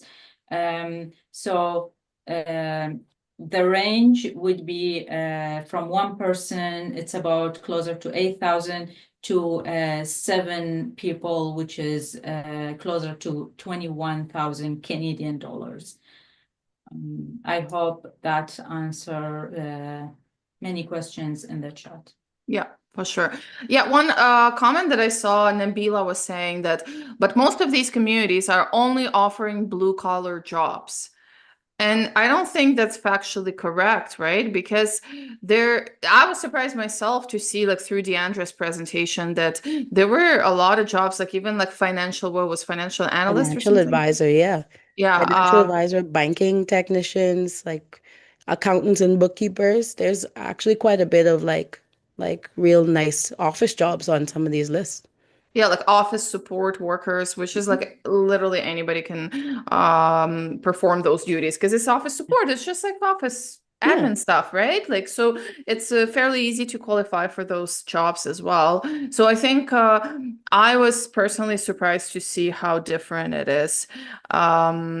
Okay. Guys, you can look through some questions as well in a chat. While you guys doing that, I wanted to tell the story because we had in a morning presentation with Daria about Ontario PNP, and as everybody was presenting, I was thinking about the story of my client who actually became our client for Ontario International Student Stream. That was a while ago. That was like maybe 4 years ago, and Ontario PNP was going through some changes. So the way it happened is that we thought we can apply, and then all of a sudden Ontario, kind of what happened right now, just closed things down, and she was not able to apply at all for Ontario PNP. She was living here in Ontario, and then she said at that time the program was called RNIP, but it's the same thing as RCIP. And she just went to her employer, and she was working some manufacturing facility, and she said like, "Oh, look, you have your facility in Thunder Bay. Can you transfer me to Thunder Bay?" Employer said, "Sure, why not? Like, we don't care, like just go. If you want to go to Thunder Bay, that's great." She went to Thunder Bay. She independently applied for RNIP, like, so the same RCIP. She applied, and within literally 3 months, she was already sending out her documents for permanent residence. It was so fast that I was like, oh my gosh, like just 3 months ago, you had zero avenues to permanent residence. In 3 months, just because you moved to Thunder Bay and you had the employer who supported your application, you are like, she was holding it, that back then it was paper application. She was holding a package and sending me pictures that I'm sending it out. And I'm like, this is amazing. So these programs can give like chances to people, of course, if you're willing to make that leap of really finding that employer and moving to those communities. communities can give you a huge chance to apply for PR for sure. All right. Any questions you're seeing, Deandra? I'm seeing one from TK. TK says, can one apply under admin assistant when you have a master's in a different area? Will it raise a red flag and basically result in a refusal? So remember the grid I showed with related work experience and what they expect. So if you have a master's degree and let's say your like your occupation is in a tier 0, you can have work experience in a job offer from tier 0, 1, 2, or 3. So I don't know about raising a red flag, but it's possible that you could have a master's degree and work an admin support job. I mean, you see it all the time, right? I don't think that there's any problem with it, but will they be closely scrutinizing it? Yeah, they will look at stuff like that. Yeah. Now I have another question from YouTube. Two very interesting questions. So one from Yash. Yash is asking, is there an exemption of work experience requirement if the person graduated from one of these communities? Yes, I forgot to mention that there is an exemption. If you graduated from a school in one of the communities, there is an exemption. There is. Thank you for Awesome. bringing that up. I forgot to put that on the slide.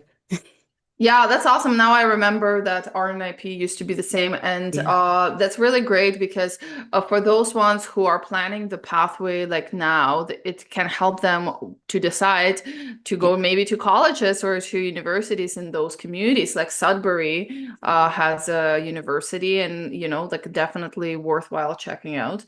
Yeah. Okay, another question I have from Manar on YouTube. Very interesting question. Can I apply for more than one community, more than one RCIP? That has not come up before. My first thought is that of course you can, because it starts with a job offer, right? So you can apply to jobs from designated employers in multiple lists and see which one pans out first. But like obviously, like you'll have to make a choice at some point. You can't just like throw your hat in for the PR pathway for all 3 jobs if you're offered jobs from 3 communities. But you can definitely go to each of those employer lists, and if the careers they have listed on their websites and stuff align with your skill set, then why not put it out there and make sure that you have a good chance of getting selected, right? Yeah, yeah, yeah. Very good point. All right. We're going to also transition to like all the other questions as well in a minute, like not RNA or RCIP specific.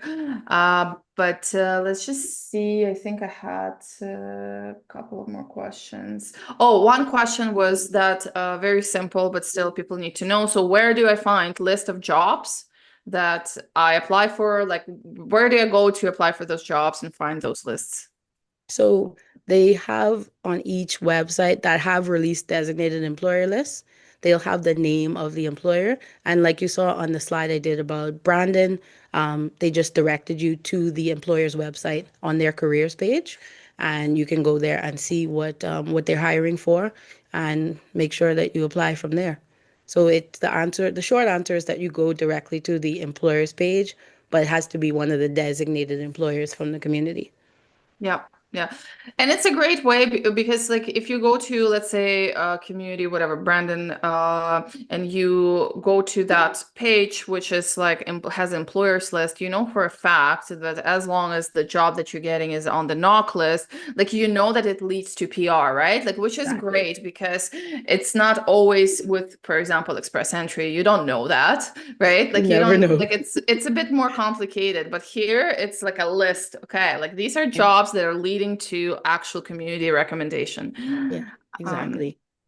Okay, Exactly. And that's that's great. very true. Yeah, in the end, it's win-win that the applicant would win having a timeline or approximate timeline in their mind, and also the community would win having someone who's skilled can fill the jobs and the needs that they need.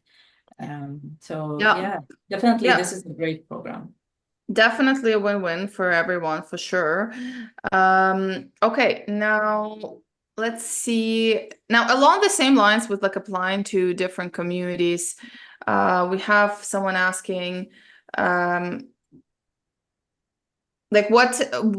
can you apply for different programs, for example, Express Entry, apply for Express Entry, but also apply for RCIP or, or Francophone? Like, can you apply for two of those? Like, if it's a completely different path, like PR programs? Anybody wants to take that question? There are definitely different pathways.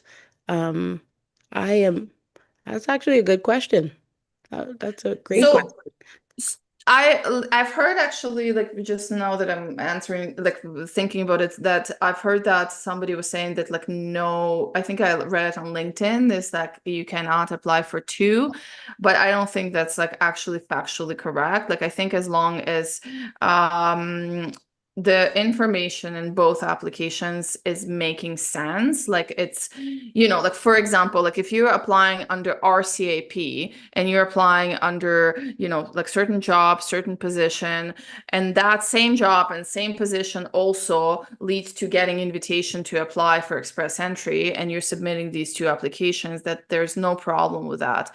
Obviously, if you apply, which I've seen, to RCIP under NOC or Tier 5, but your Express Entry says you're working in Tier 2, like obviously that doesn't match. You're just trying to cheat the system, right? So that doesn't work. And the same, like if Express Entry says you have intention to reside in Ontario, but you're doing RCAP in I don't know, BC, then again the government will have a problem with that, right? So obviously, but as long as like everything makes sense, like logically, then two applications are fine usually.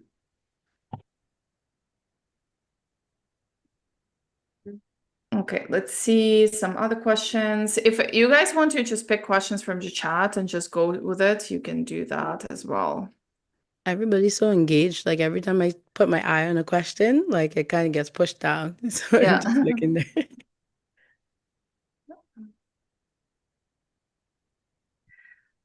Okay, Just sorry, one remind more. me. Oh, can I just do one more RCP question because somebody brings Yeah. it up? So somebody says on YouTube is that for settlement Olena, funds. before that, Oh, can you just remind people as they are asking specific questions, just to remind them that this is not a legal advice. We are giving just general information here. So yeah, just being mindful about that. yeah, for sure, for sure. It's educational, more of a session, for sure. Yeah, somebody's asking a question on YouTube that for settlement funds, some communities do not require this once a job offer is provided. Is this true? No, I have not seen that. For this program in particular, it's employer driven. So you have to have the job offer, but they also require you to have settlement funds. I found that interesting too. I think I mentioned it during the presentation that, like, let's say in like Express Entry programs, sometimes they don't have a requirement to have settlement funds if you have a job offer, but that's not the case with RCIP. You have to have both. Yeah. Yeah, it's interesting because it's usually not the case generally for other streams, right? Yeah. Yeah. Like typically they say if you have a job offer, you're fine. Don't worry about the settlement funds. But this one, they're like, no, we need to know you can support yourself and your family, and you need the job offer to get into the program anyway. Yeah. Yeah. I saw a question earlier. Someone was asking, I think someone was asking about the points. I can't put my eyes on it right now. Yeah, I saw the question somebody was asking, are you going to go through the points system for each community? It is different for each They have like each community that actually has been is using that point system has published their scoring grid. But some of the common themes are that you'll get more points if your CLB level in language is higher, obviously, just like Express Entry and other PR programs. Some of the things are intention to reside. I believe it was Timmins that gave you more points if you're already settled and have community ties in Timmins. So you get extra points for that. They do points for the sector. That's what was interesting across all. They do points based on the sector that you're in and the knock code. So for instance, an early childhood educator or assistant might get more points than, say, an accountant or bookkeeper. And I saw that in like maybe two of the communities. That's So very strange. I know. I thought that too. I was like, that's weird. So that's why I didn't break it down in the presentation because we'd be here all day. They're very different from what I've seen. They're different across each of the communities that are using it. I don't know how many of the other ones that haven't released information yet will use the same type of scoring grid like point space system. But so far, Timmins, North Okanagan are using it, and different requirements, different factors that they're considering. And you got to really like dig into it and see, or talk to a consultant, or Yeah, yeah. like for who sure. knows it in and out. Yeah. Yes. Okay, let's take a question. I think Daria would be able to answer that one. It's from YouTube. So the question is it required to have an English test for the Ontario PNP non-express entry stream if the language level is very low and doesn't add any points? So the only program that could work for you is potentially foreign worker stream. There is no language requirement. But again, I don't know what's your tier, what's your knock. If you're going for supervisor, manager, I would kindly suggest to have some proof that you can perform the main duties in the job offer. Because if we talk about LMIAs, you must submit your CLB level, minimum 5, depending on the knock code. So there is no requirement. So basically, you cannot really be refused if you don't have an English or French test. So this is the program you can look into, employer job offer foreign worker stream. Yes, and what I find really odd about that program is that you're not required to show English, right? So, which is very straightforward. But if you have a CELPIP or IELTS test, even with a very low level, like level 2, you get extra points. Yes, yeah. That's Which is so odd because it's like usually for any program, like you can get points or qualify only starting like level at least 4 or 5, right? But here it's even like literally just having an English test with any level would get you extra points for OINP foreign worker. Yeah. Definitely. So no requirement, but we highly suggest. Yeah. Yeah. Well, also we have to, really think about how we're going to truthfully function in a society or in a workplace without English, right? So getting your level up is not only for immigration purposes, but just for your life purposes in Canada. So definitely suggest it. But ONP foreign worker stream is one of not many streams in Canada that doesn't require English. Yes. There is a question. Okay, sorry, go ahead, Wafa. No, just finish your point, and then there's a question here. I was thinking to answer it. Because I didn't see all the questions because I joined later, so all the previous questions are gone. So I just see a limited part of them. So the question from TK, whether he should, it says one or more pathway, so express entry through foreign stream worker as well as PNP. Yeah, definitely. You can have express entry profile. And you can also have expression of interest that you profile just wait who invites you first. Just make sure their information matches, like we don't put different duties, responsibilities, no codes in express entry and different in other profile. But definitely, yeah, this way you double your chances of getting invitation rather than staying in one program hoping for invitation. I don't know your scores, but definitely, and you can possibility even looking into another program, right? Learning French, so you can be maybe part of the category-based draw. So CEC category-based draw, and then another PNP program. Yes, definitely. Well, the question here asks, can one apply for a PR after PGWP, or does one need an employer to sponsor you? So this, like, for someone who are even a student, not necessarily in PGWP, I would highly recommend people to have a better idea where they are at the stage to have a better strategy for the next few years. Even so, for someone who are already in postgraduate work permit, I would highly recommend them to have an idea how many points right now they have for PNP or for express entry, sorry. As if they do have a lower points, then it would be good to have a strategy how they can improve their points, or if they need to look at any other programs in this case. And surprisingly, I saw a lot of students, they already meeting the requirement for a program or two. However, unfortunately, they don't know that they are allowed to apply for these programs. They feel that if they committed to have the pathway for students being a student, postgraduate work permit, and then apply for a PR as the under Canadian experience category, then they just follow that path without having like an idea of other programs. Yeah, for sure. And on a flip side, I feel like I've seen a lot of students that can be applying for PR right now. They just don't know about it because they just think, oh, I need 1 year of work experience. Like, no, you can, like, literally, we had a consultation with somebody last week that I was like, you can receive invitation to apply tomorrow, like tomorrow. It's so good. And it doesn't happen too often, but she's like, what? Like, I thought I need to work in Canada and I thought it's like a 2028 plan. And I'm like, nope, it can be 2025 plan. So yeah, it happens as well. So different situations.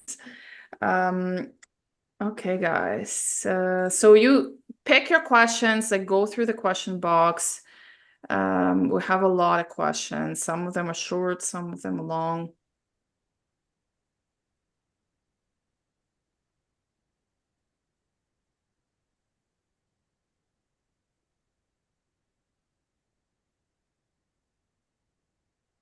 Okay, question from Manoj.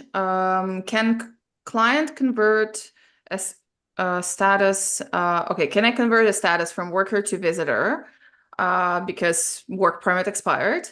And then when I get an LMIA, can I apply, now from visitor to a worker again from inside Canada? Anybody wants to take that? If I recall correctly, I think this public policy has ended. You cannot apply within Canada. You have to apply outside of Canada. It ended recently. I just mixed up with dates and years. So I think in the last half a year or so, or maybe in a year. So before you were able to apply for work permit while on visitor status in Canada, now you need to apply outside of Canada. And this is better for successful rate, not getting refused. So you can apply, but you need to also get approval, right? Yeah. Okay.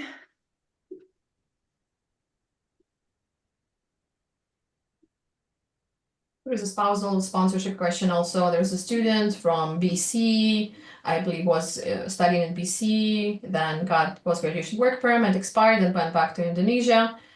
If applied for spousal sponsorship, asking about the police certificates, basically, yeah, from the age of 18 or in the last 10 years where you lived 6 months or more, you need to provide police certificate. Yes, definitely. I believe you're gonna be a sponsored person, right? Because you're talking about CRS points. I'm just a little bit confused, and so I believe you will be sponsored by Canadian citizen or PR under spousal sponsorship. Yes, you need those.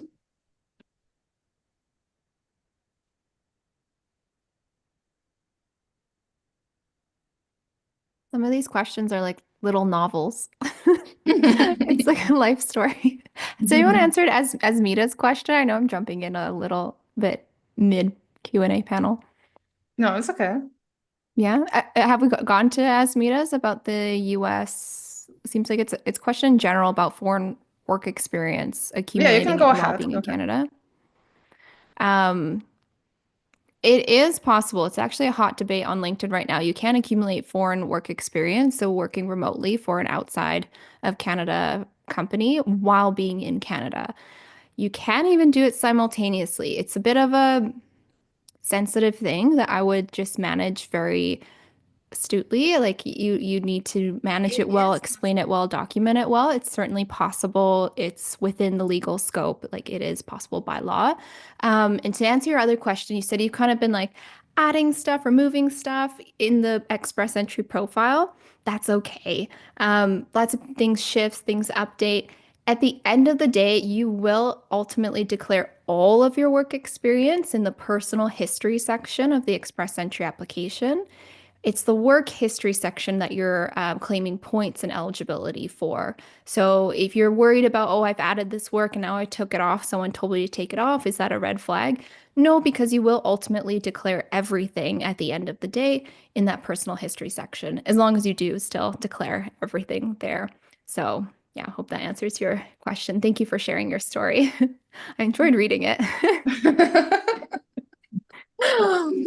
All right, we have a new panelist joining. Let's welcome Trami. Trami is a RCIC regulated Canadian immigration consultant from Cambridge, Ontario. Trami is also a professor and program coordinator in Conestoga College. Trami, hi, how are you doing today? Hi, everybody. Thank you so much for having me.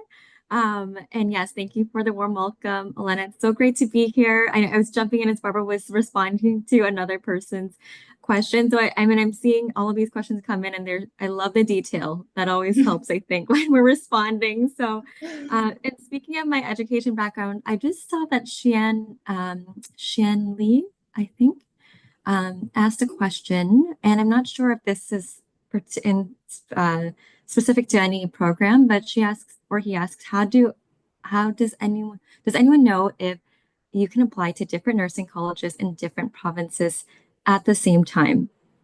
So I'm just going off that question as is. I don't think there's anything that would bar you from applying to colleges or universities anywhere in Canada, but you do need to make sure that for immigration purposes that it is a designated learning institution, and then there's a list of that on the IRCC website, I believe. So just make sure that you are double checking that. Is there anything else that maybe someone else wants to jump in? I just saw that first question as I was joining. No, all good, all good. Yeah, guys, just pick your questions. You jump in anytime you want. And just answer questions. There are also some questions on YouTube, which I am monitoring. So I'll be bringing those ones up to you. I saw a question, I just cannot find it right now. The question was in regards to having education in one area and having a job offer. Like I believe some admin assistant I saw. Like nobody will tell you have to have a job offer in the area of your education. No, there is no such requirement. However, some jobs, some job offers need you to have specific education, right? But there is no such rule or law in Canada where if you got your master's degree in economics and you have to only work in this field. No. So you're welcome to apply as long as you meet the eligibility criteria for that specific program. This is such a common misconception for a lot of people. And yeah, it's just, I don't know why, but a lot of people think that it should be like related or connected somehow. It really doesn't. And we had so many clients, especially in Canada now with targeted occupations, that people will go to business school and then end up as a window installer, right? And that's fine. Like, that's totally fine. Guys, I just saw that Chanel answer, like, followed up to the question. She is a registered nurse and she's asking, can I apply? It's a licensing question rather than a study question. She's trying to figure out, can I apply to the Nurses College of Ontario as well as BC at the same time for licensing? So in that regard, from what I know, you like the requirements vary from province to province in Canada. So it's entirely possible to be licensed in BC and licensed in Ontario. And in fact, it will just give you more options in terms of your job search. And also, I would like to add to that, that if she is intending to come to BC, as looks like she already has a credential and work experience, she can check the international medical graduates in BC. This is a great pathway for people in healthcare, mainly designed for physicians, but registered nurse can check it too, as there is jobs. And this umbrella can support them getting the PR if they have a job offer and they have their credential evaluated and they are good to work in BC. I saw an international physician came through this path, and it's a very promising path for people who are in the healthcare.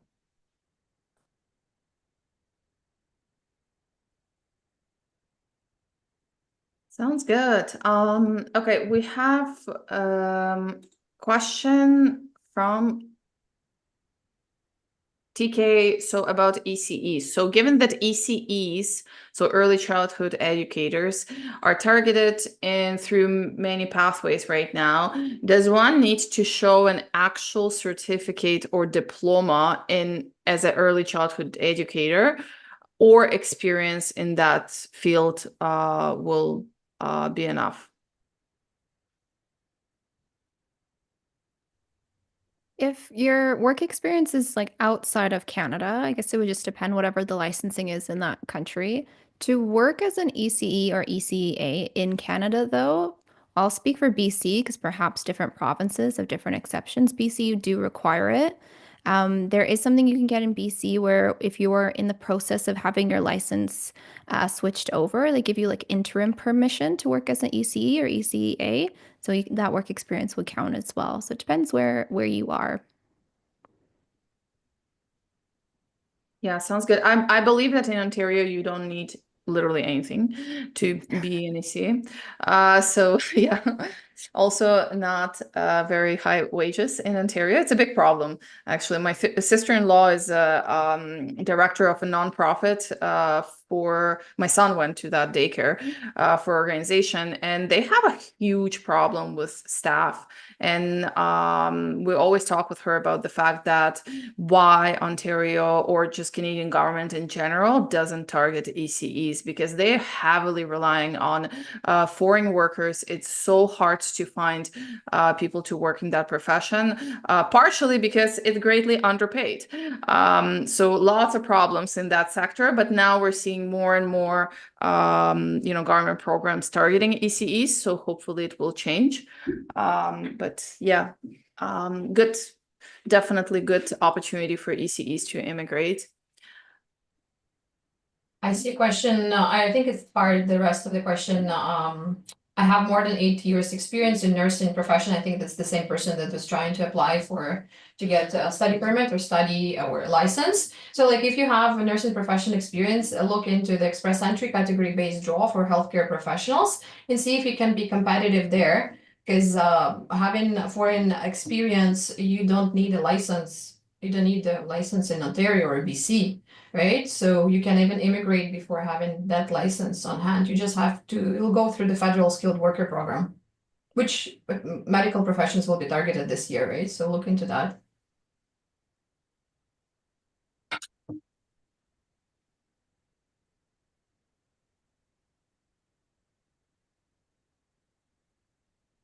There is a spousal sponsorship question from Felicia. I don't know, maybe Trami wants to look into that since Trami does a lot of spousal sponsorships.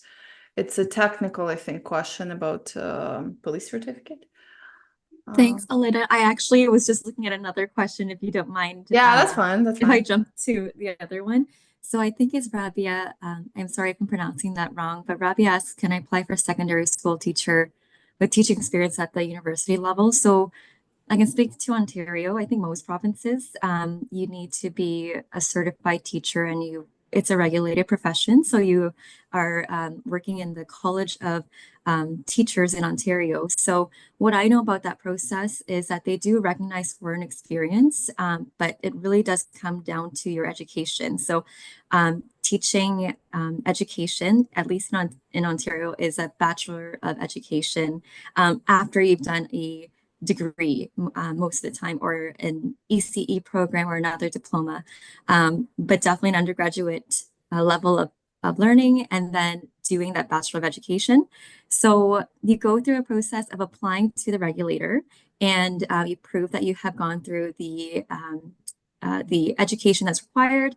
And then if there's any experience that would be equivalent, they would be the one assessing that. So it really is outside of, in that part of it's out of IRCC's world. So I hope that answers your question to some extent. And you have, I'm assuming that's Masters of Philosophy or English Linguistics. Yeah, so again, it would be down to the regulator. Yeah. We have a question from YouTube. Can you apply for RCIP if you are on a closed work permit with a company in Toronto?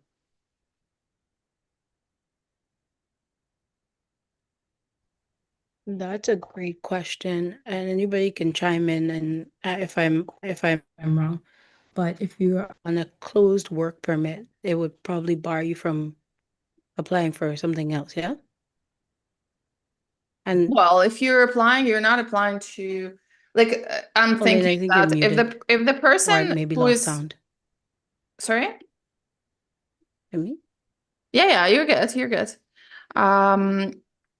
I'm just saying that if the person is on the closed work permit and they can still secure a job offer from one of those communities, like technically speaking, right? Like they can still secure a job offer and they can still, apply like the same way that person from abroad would apply.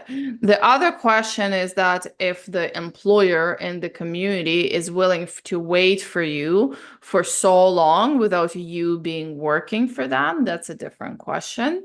Like if the employer in the community would be literally like offering you that job knowing that you cannot start working for them, right?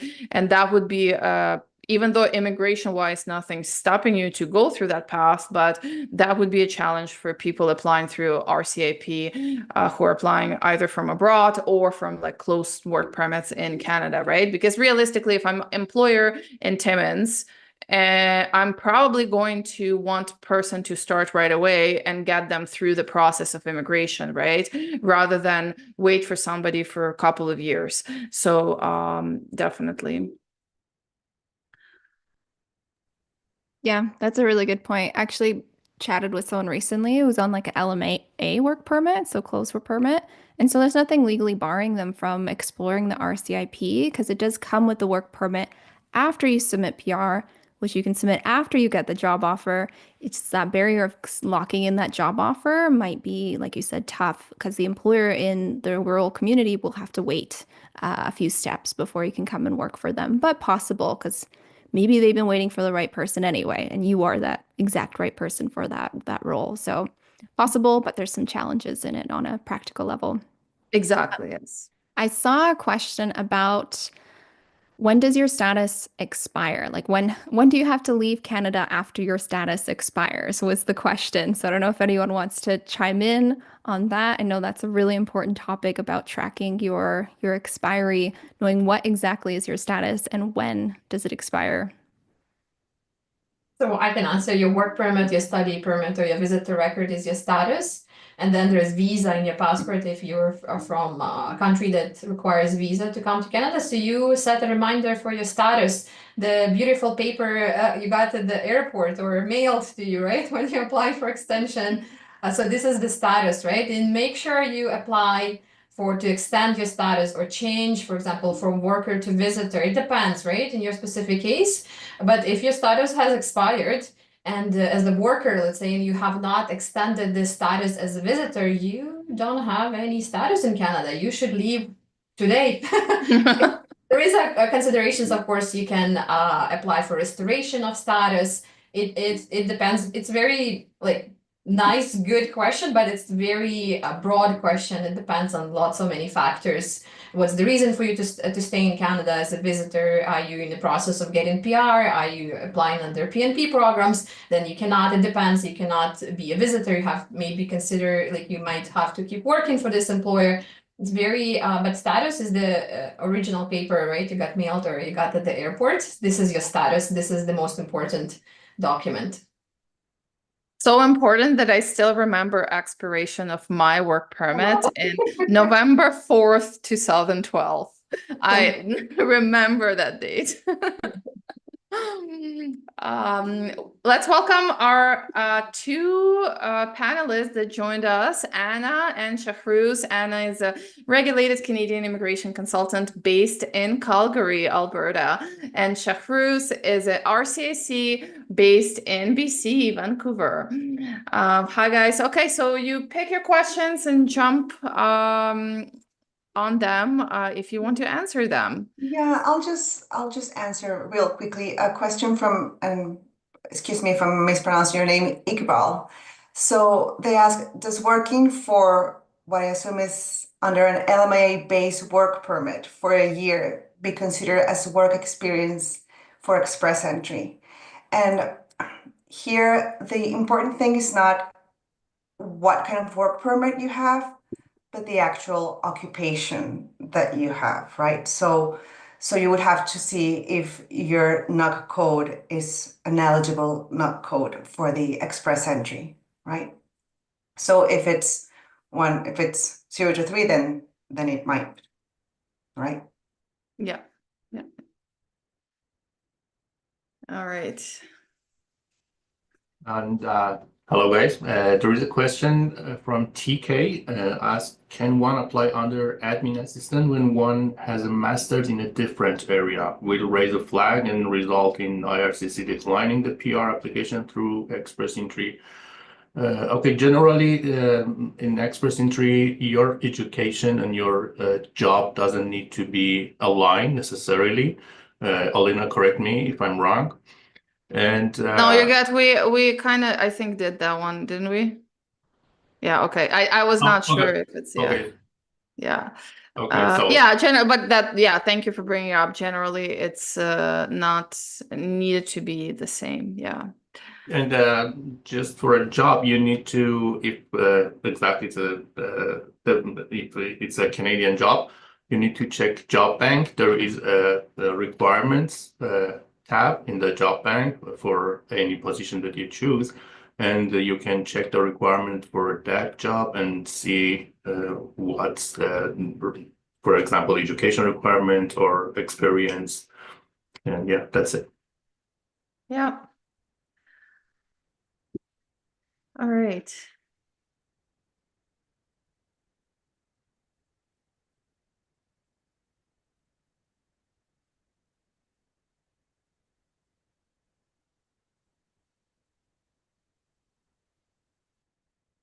I see like lots of questions, people asking how to get to Canada, right?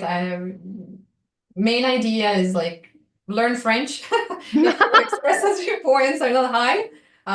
Because I saw people asking for agent who will find a job.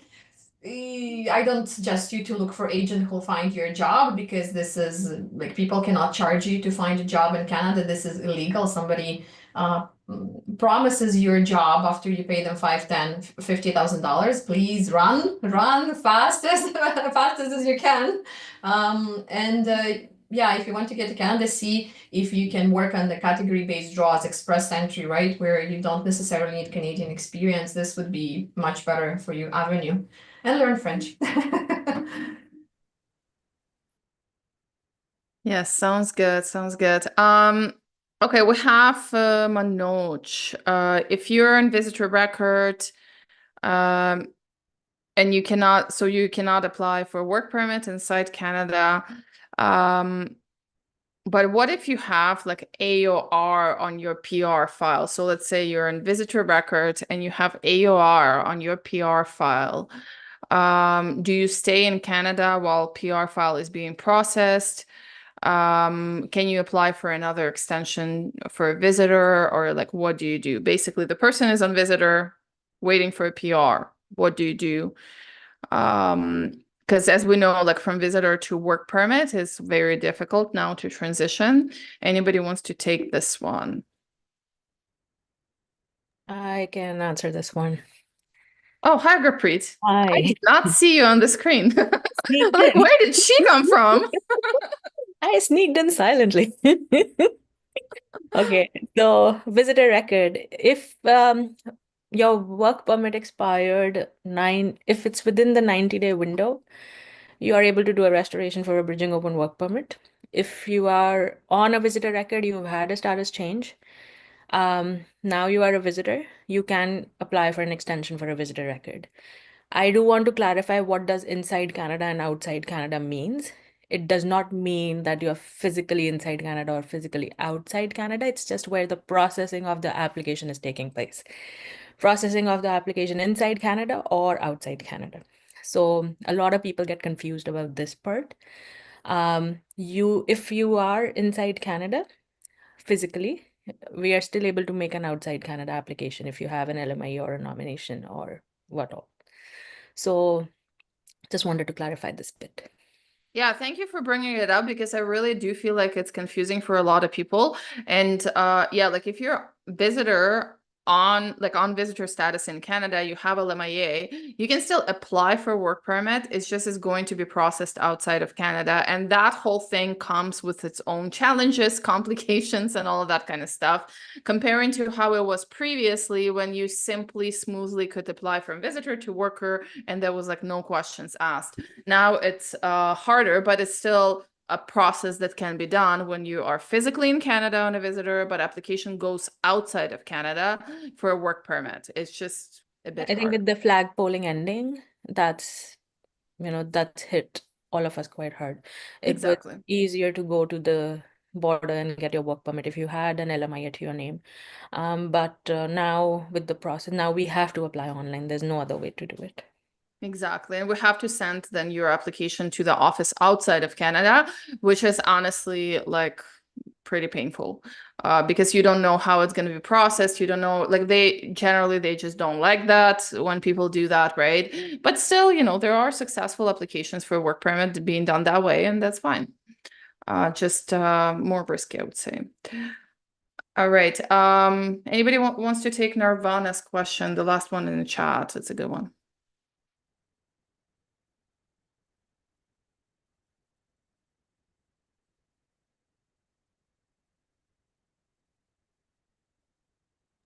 I don't think you need to. I can try and answer, and if anyone can add, I don't think you need to advise CBSA, because you don't have removal order, right?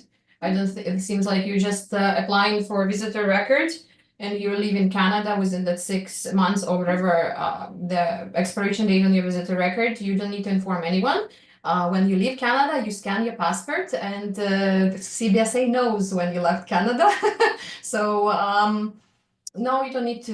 It's just, yeah, for you, I would suggest to see if you can get experience in targeted draws while you have okay points CRS. So see for future if you're going back home, if you can work somewhere for 6 months and get yourself in that targeted draws, potentially getting PR while you're outside of Canada and coming back and getting your PR at the airport.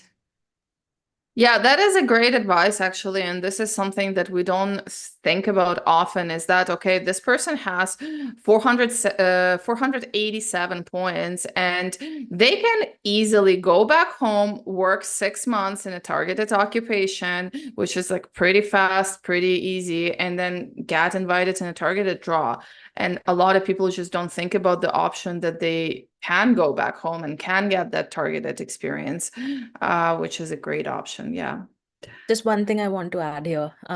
Restoration applications will become moot once you leave Canada. So you will not get a positive decision if you leave Canada. Just wanted to add that. Yeah, good point.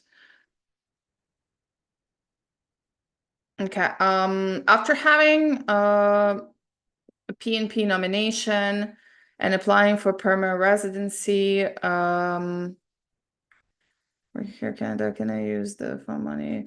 Yeah, can I use, we had the similar question, I think yesterday or the day before. Can I use money that are kind of like I showed as a proof of funds for my permanent residence?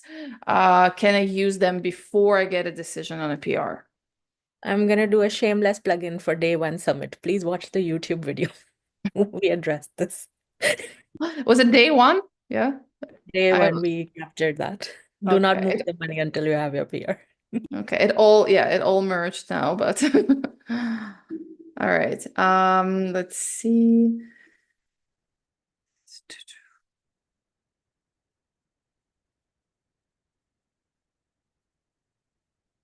I see question from TK. Is the current demand for ECE a knock for work in daycares only or also for work as kindergarten teacher? So look at the category-based draw again. I believe if I'm correct, knock 4202. Let me see if I remember correctly. Yeah, look into their code, like no code 42202. So it's early childhood educators and assistants, and it is in category-based draw for health, for healthcare professional. No, sorry, for education professionals. I apologize. I'm mixing up with the social worker. Yeah, and Sounds- the kindergarten is included in that ECE one, the exact one you said, which is a really good question. I don't know, because kindergarten is technically part of like regular school, but it's considered part of the knock for ECE. And just back to the earlier question from Felicia. Sorry, it took me a while to get back to that one. So Felicia was asking, she was a student in Canada from 2019 to 2024.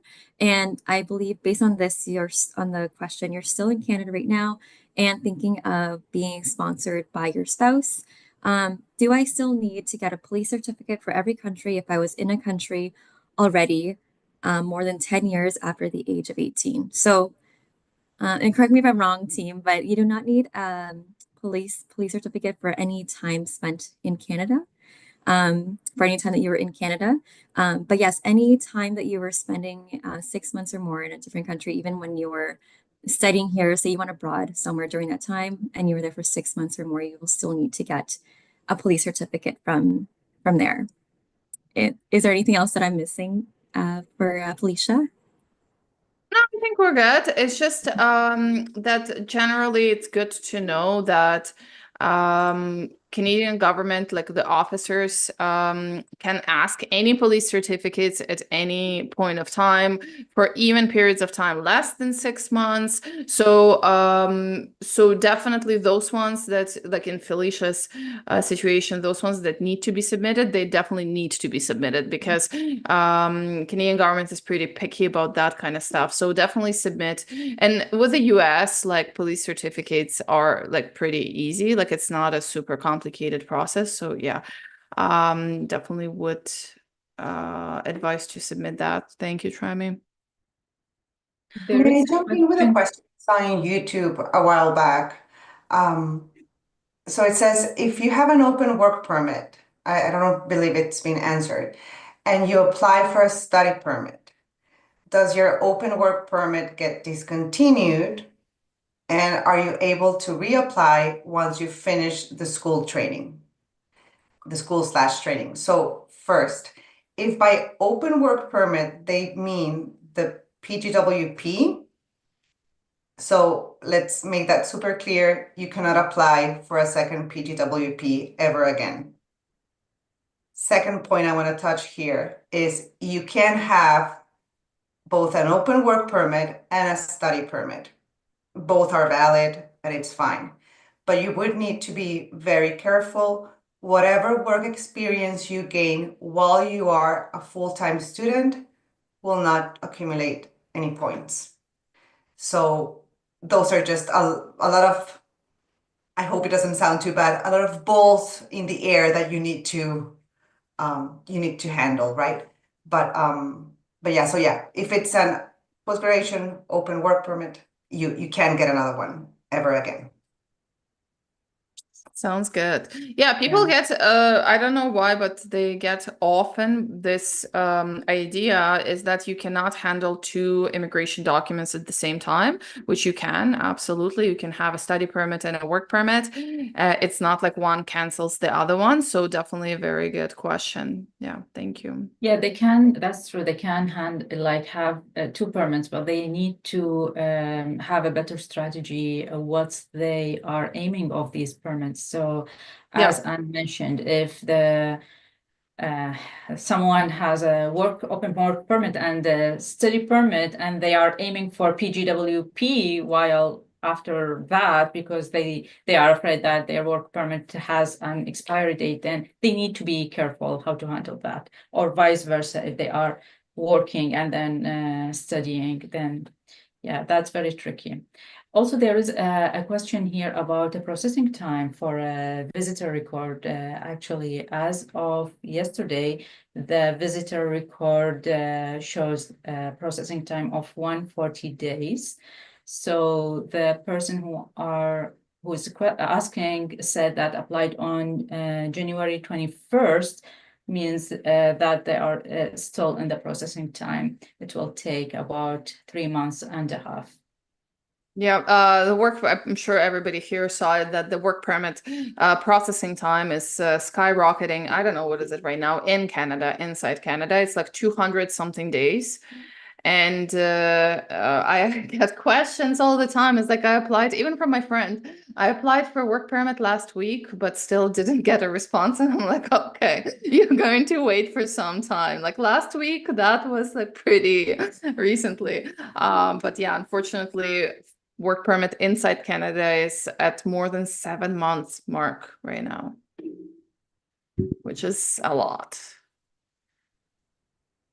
If I can just answer quickly, there's Rafiq. Can you apply for a PGWP again if you have been refused within the 180 days?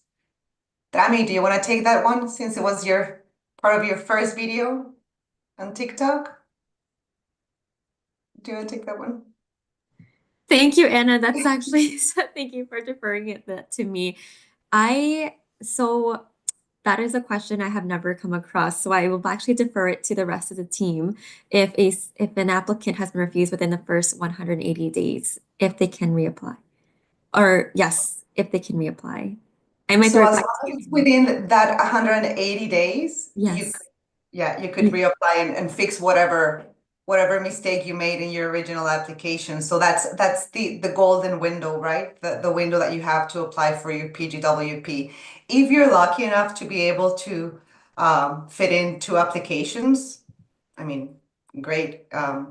It might be tricky though, because if you just got a refusal, and you don't really know what happened, what went wrong in your first application, you usually want to get your GCMS notes on that before you reapply. But yeah, so however many applications you can get in 180 days.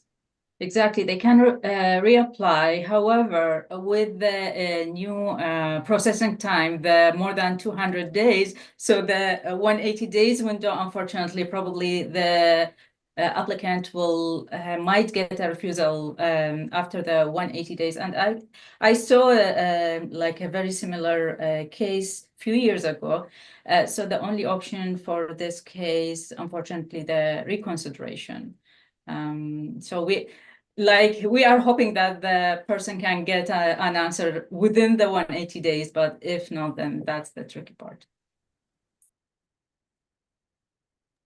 There is a question about OINP for student stream. What's the good score? What are the good points? So you need to know whether you are part of category like targeted draws for healthcare skill trades. If you're general draw, I would suggest you to be in the 80s range, right? So the last year draws for general draw were 78, 72. It depends, right? So early childhood educators was a pleasant surprise, and I hope we'll see more of these this year. However, yeah, if you were targeted occupations, slightly lower, but still around 70, right? If general, try to be at 80 points.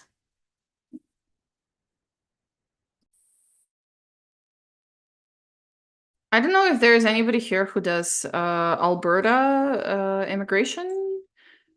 Somebody was asking a question because I have no idea, but somebody's asking a question for Alberta.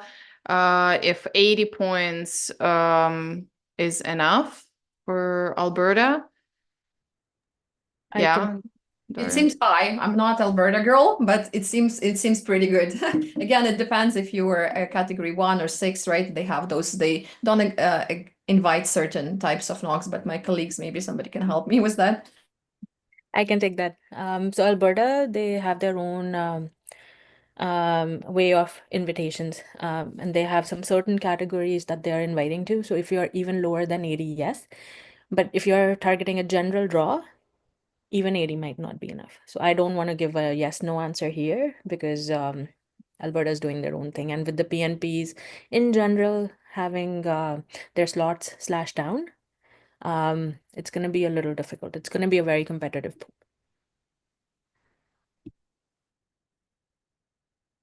Yeah, I think Ukrainians kind of killed Alberta. Alberta cannot recover after Ukrainians. I But really hope now with the Liberals back in the power, I hope there's negotiations and, all the PNPs, they deserve their slots back. Let's hope for good things. yeah, we'll see. Yeah. All right, guys. Question from YouTube. Yash is asking, is it instant PR? You don't need to know the continuous like what else is coming. You just know, no, it's not instant. It's never an instant PR, okay? But is it instant PR after graduation in the communities that are participating under RCIP? And I think Deandra is not here. No, Deandra is back. Okay. Got it back. My sound Is went it off. instant PR, Deandra? Tell us. It's never instant PR.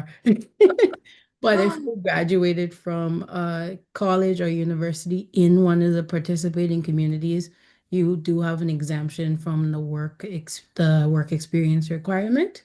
And then obviously for those communities that are using the points-based systems, you get a leg up because you already have community ties. So you get a little bit of added points because you're already kind of in there. But no instant PR. I know we all wish that for for some things, but no such luck. Yeah. I see question from TK. Thank you for so many questions today. Is a master's in child public health all under the health knocks?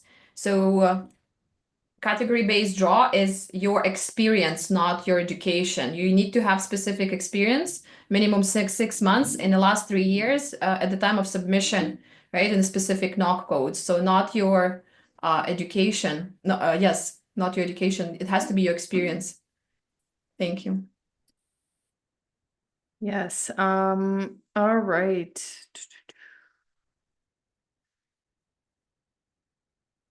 My application was withdrawn. Let me just read that one from Zemikhail in Q&A box. To 1 second.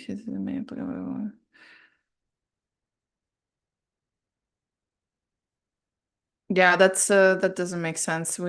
It's really difficult to understand. So just so you guys understand is that when the family is applying for PR, it's a one like file number, right? Like it's a one application. It's not separate applications for separate people. So if a application for PR was canceled or withdrawn or whatever the case is, then that's application for the whole family is canceled or withdrawn. But if it's a spousal sponsorship, for example, application, then it is 2 applications. 1 application to sponsor from the sponsor and 1 application to be sponsored, right? Like for PR. So that's 2 separate applications. So if sponsor withdraw their application, then principal applicant is just going to be refused because sponsor withdrew application. So maybe that's Mikhail's situation. All right. Let's see, or maybe not, maybe it's nomination. Let's see if we have any more questions. There's a question on police certificates. So someone asks, I don't have it in front of me, so I'm going to remember and ad lib.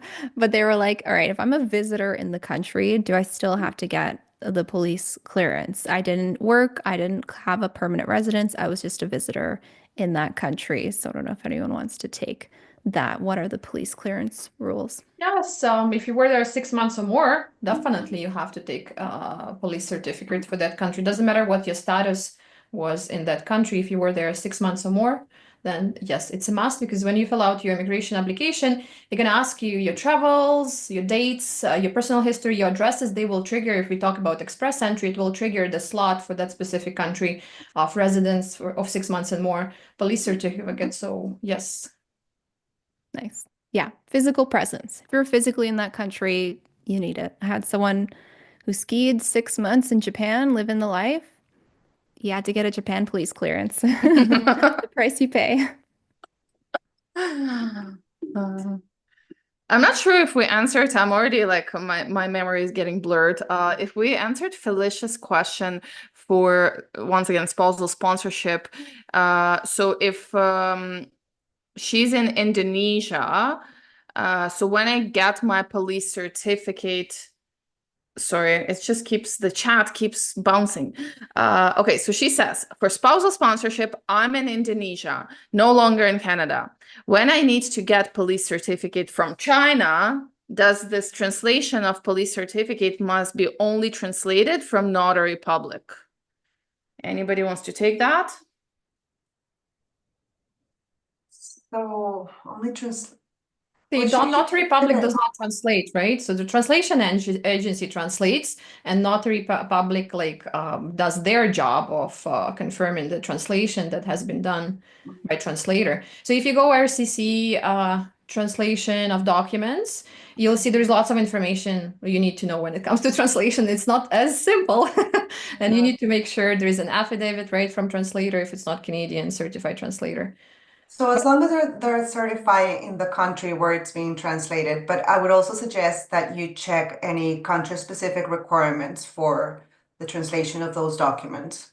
It's also check country-specific requirements for the police certificate itself, and that's not only for China, but for any other police certificate, because it might not be what you think it is. And I think where this question is stemming from is that for China specifically, the requirements for Chinese police certificate is to be accompanied by a notary public translation, which is very different from any other police certificate. So in this specific case, like I can paste a link. Felicia, I'll do the link. I'll paste it in a chat and just go to that link and make sure you just do that. But the answer is like, yeah, it has to say like a notary certificate or whatever it's called, because all our Chinese clients, they get that. So I'll send the link in a chat. And please don't forget to add originals of your police certificates, not translations and notaries, documents with the notary public stamps, to originals, please. This is #1 mistake what we see, unfortunately. Yeah, so often.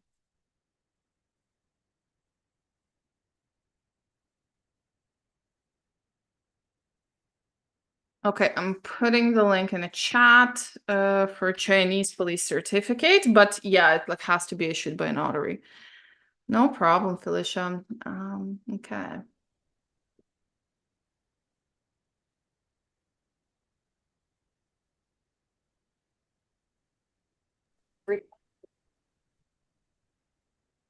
So how can they ask to maintain my withdrawal application? I guess how to like withdraw the withdrawal request? Would that be some Michael's question? That's a hard one. All I can think about is maybe sending a web form and asking to maybe reinstate your application, but it's a long shot. What do you guys think? I mean, you can always ask, but it's a very long shot. Yeah, I wouldn't haven't feel had comfortable with that. No. Yeah, I have never had chance experience when after withdrawal we ask to reinstate. I haven't had. Oh, so- it's not gonna happen because Oh. I'm just reading the Zemikhail's like kind of back because there were a lot of messages, so I'm like piecing a puzzle together, and it says that their application was withdrawn because their husband requested for withdrawal because he had double applications in the system. So the government withdrew the application, and now I'm guessing that they're asking like how to reinstate that application, but it's just not going to happen because you asked yourself to withdraw it. So that's it. You cannot just like snap, snap, snap, snap. Like it doesn't work like that. Like if they withdrew it, like that's it. I'm just gonna add something here. So when you have multiple PR applications in process, at one point, IRCC is going to reach out to you and they're going to ask you which one do you want to pursue. At that time, you will withdraw the others and only choose to pursue one. If that is not going in the direction that you want, you do not have the option to ask them to open up the other applications again, if that is what the question is. Yes. It's not always that they reach out. Actually, I never had them reaching out. I just only had them. They will ask you which one do you want to pursue. They will definitely send you an email. I've never had that. I've just had one application being approved, and then the other one, they just like when they approve one, they just automatically cancel the other one. But you know, things change, right? So yeah, obviously you cannot be approved under both. So at some point you got to make a choice. Either way, yeah. Like regardless of what the procedure is, it has to be a choice of one. Yeah, so Zemikhail now says that they asked to withdraw application by mistake. So yeah, like just cannot be reinstated. You need to just reapply again. That's it. It's work, but needs to happen.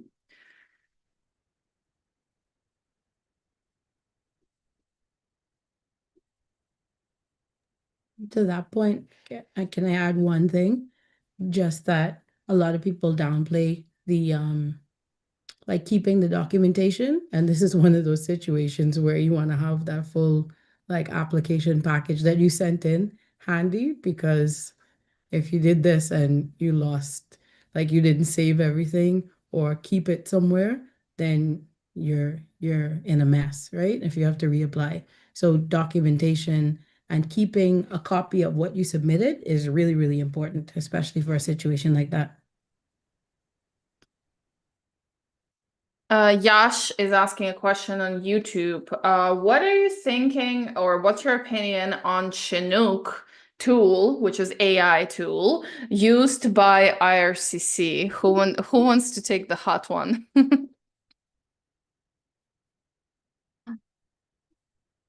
Well, like you just have to see the actual reason for refusal, right? I request ATIP notes and see if it was reasonable and go from there, right? Like we cannot tell government what to do, right? Even if we don't like it. No, none of us, I think, likes Chinook. It's not our friend because sometimes we have unreasonable decisions where it creates more headache for everyone. But it's government, they look in how to use AI like everyone else does. So you just need to look for actual reason for refusal and request the ATIP notes, and there you'll see what's happening. Yep. Yeah, like with all AI, there's good and bad. The one positive thing, it's like at least they're trying things. They're trying new things. They're trying to evolve. They're not like pen and paper. So we're moving in the right direction, but there's good and bad when you make a change. Yeah. I have a friend who has been working in American immigration for a while, and I don't know how it is right now, but a couple of years ago when I talked to her, she was like, "Oh no, it's still like paper applications." And I'm like, "Are you kidding me? Like it's actual paper applications?" She's like, "Yep, like actual paper." So yeah, I'm happy that Canadian government is fully online and it doesn't always work that great, but honestly, could have been worse. So, you know, it's good. Evolving is good.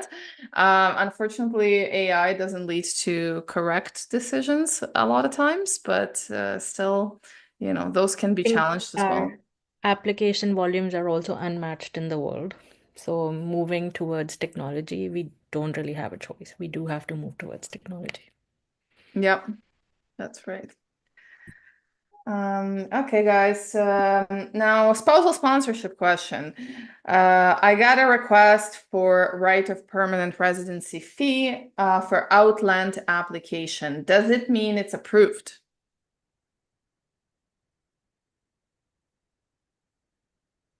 Anybody wants to take that? I missed the question. I was reading another question.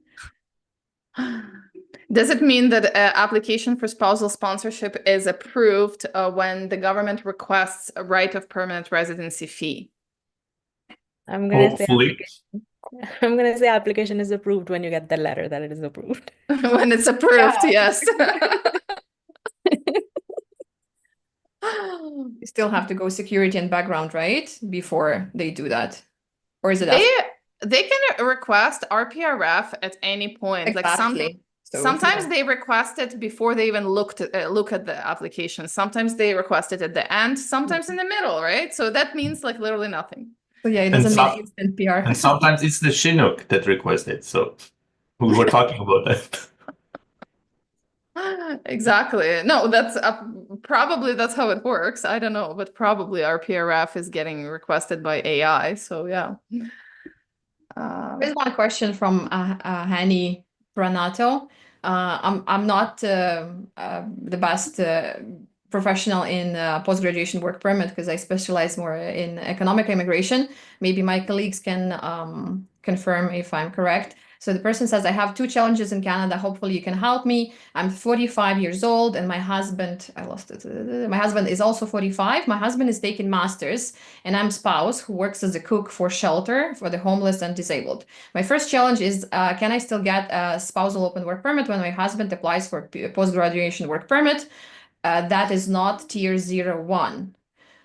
2 or 3 also works if I'm correct. So if you have a job offer in like employment, if we work in a tier 2 and 3 high skill job, it also works. It doesn't have to be 0 or 1. Am I correct?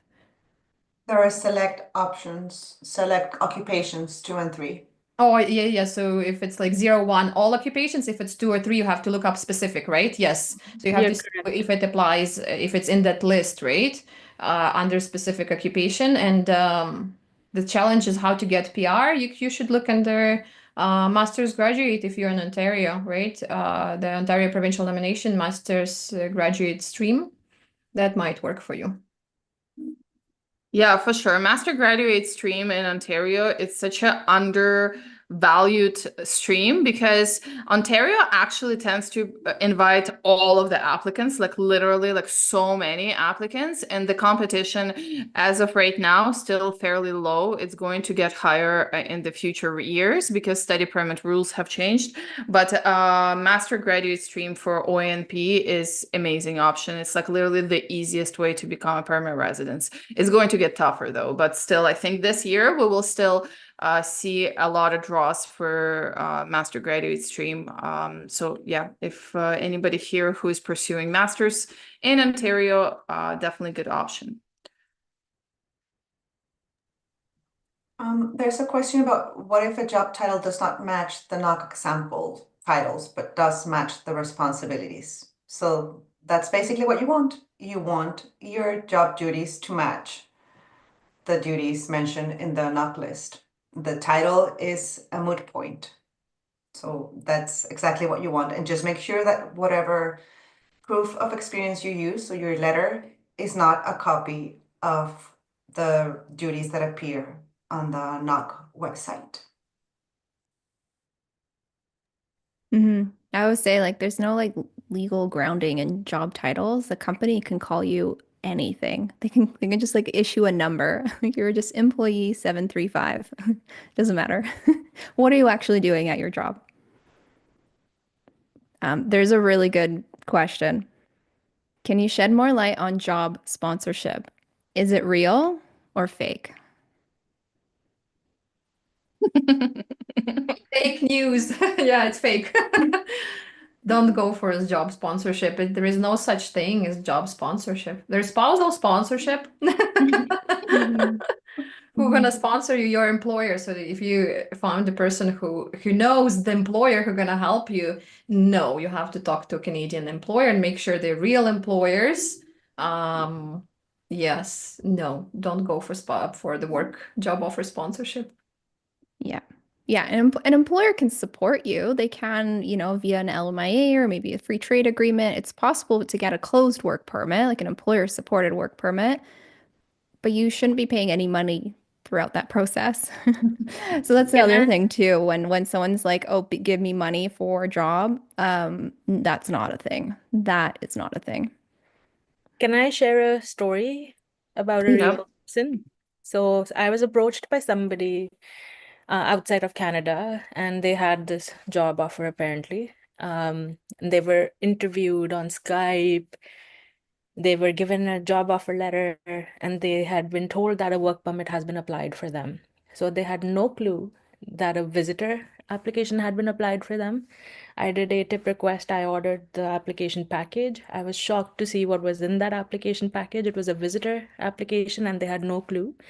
They were told at the end that your application has been approved. Give us this X amount of money, and we will give you you will go to Canada and get your work permit over there.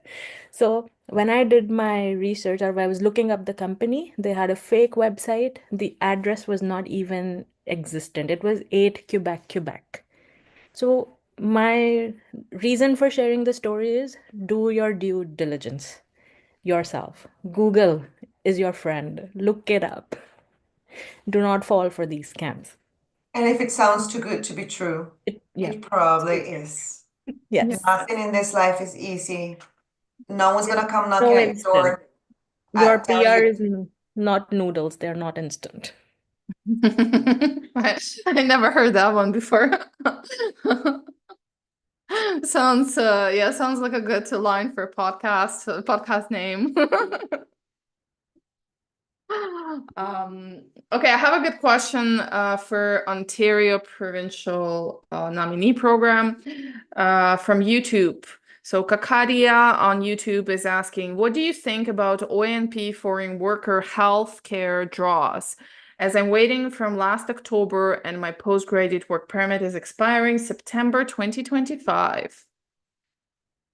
If you're working, I would first go to your employer and ask if he can support, since your employer job offer foreign worker stream targeted draw under healthcare, you should have an employer who is willing to support your employer job offer application. So I would suggest you to get in touch with employer and talk about LMIA, so then you don't get in trouble without having a valid work permit status, which kind of once you lose work permit status, this program is not for you, right? So even if you applied and you're in process of getting nomination, if you lose your work permit status, like you cannot, you cannot go ahead unless you have confirmation of nomination where you can apply for work permit based on that.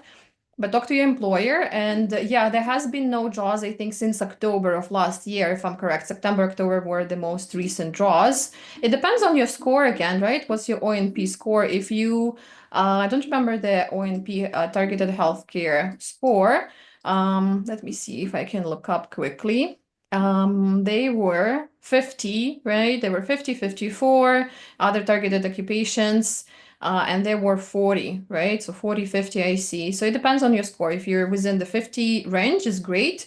But with Ontario been so unpredictable lately, I would suggest you take care about your work permit status while you wait for invitation. Not sure if anyone wants to add. Yeah, no, sounds good. Sounds good. I had a couple of clients who have been waiting for health draw for foreign workers. So yeah. All right, guys. Manuel, we don't have anybody here who does Manitoba PNP. You can contact Angelica. I think I told you this earlier, right? Okay. can I address Tuti's question here? So Yeah. she's asking about the continued care assistant program in Nova Scotia. Just to confirm, Stuti, are you referring to the Oxford International College? Yeah, so it's a good program. I can vouch for that. It's being run by Sheila Nunn. I personally visited them, and they're great educators. There is no PGWP attached with this program, but there is a job offer that you would need to apply for that PR program, and the school is invested in making sure that you do well. So, yeah, don't worry about it. If you're planning to go that route, I would back it up. Sounds good. Barbara, did you notice that nobody's asking questions about BCPNP? Yeah, wow, guys. My feelings are really hurt. And it's a lot of East Coasters over here. Yeah, someone's trying to get Barbara's email address correct. Yeah, I just sent a website so they Gonna can get look some it up. requests. It's the third time. I already sent it too. I saw that. Thank you, Anna. You guys are all so sweet. Okay, it's right there. All right. I don't know if you, Gurpreet, know if there is 100% job placement. That is something that the school can answer for you. Yeah. But I do know it's a good program, and I do know people who have become permanent residents through that program. Okay, Manoj felt bad for you, Barbara. I just read that. Thank you. Honestly, that's fine though, because yeah, I know BCPNP is kind of like it's like in hibernation this year. So yeah, not for this year. There is though. So there's like it's very tourism, hospitality heavy, and food processing heavy, but that stream is not currently active. It's the entry level semi-skilled stream. But yeah, pretty cool. I do have someone who like works at like a winery and qualifies for it, which is a cool job, but not for PR this year, sadly. Maybe next year. All right, guys. Well, I think we can wrap it up. We answered, like, I think pretty much all of the questions, which never happens usually. So yeah, thank you so much. Thank you all the speakers. Thank you all the attendees. I'm super excited that this summit happened, and it was kind of I don't know, a spontaneous thing for me, and it worked out so great. We are already planning our next summit, so hopefully a bit later this year we're going to do this thing again. And thank you all the attendees. Thank you guys, really appreciate you. You can rewatch all of the videos on YouTube. You can find the links to all of the speakers under YouTube videos, and then I will be sending out a bunch of emails in the next several days, so to make sure you don't miss all the important replays, all the important giveaways, guides, and all the information from our speakers. So yeah, if you want to follow our speakers on TikTok or on Instagram or any social media platforms, please do. And thank you everyone for joining. Thank you guys for your time. It was amazing. Thank you. Okay, see you next time, guys. Follow us everywhere. Follow us on YouTube, follow us everywhere. Goodbye.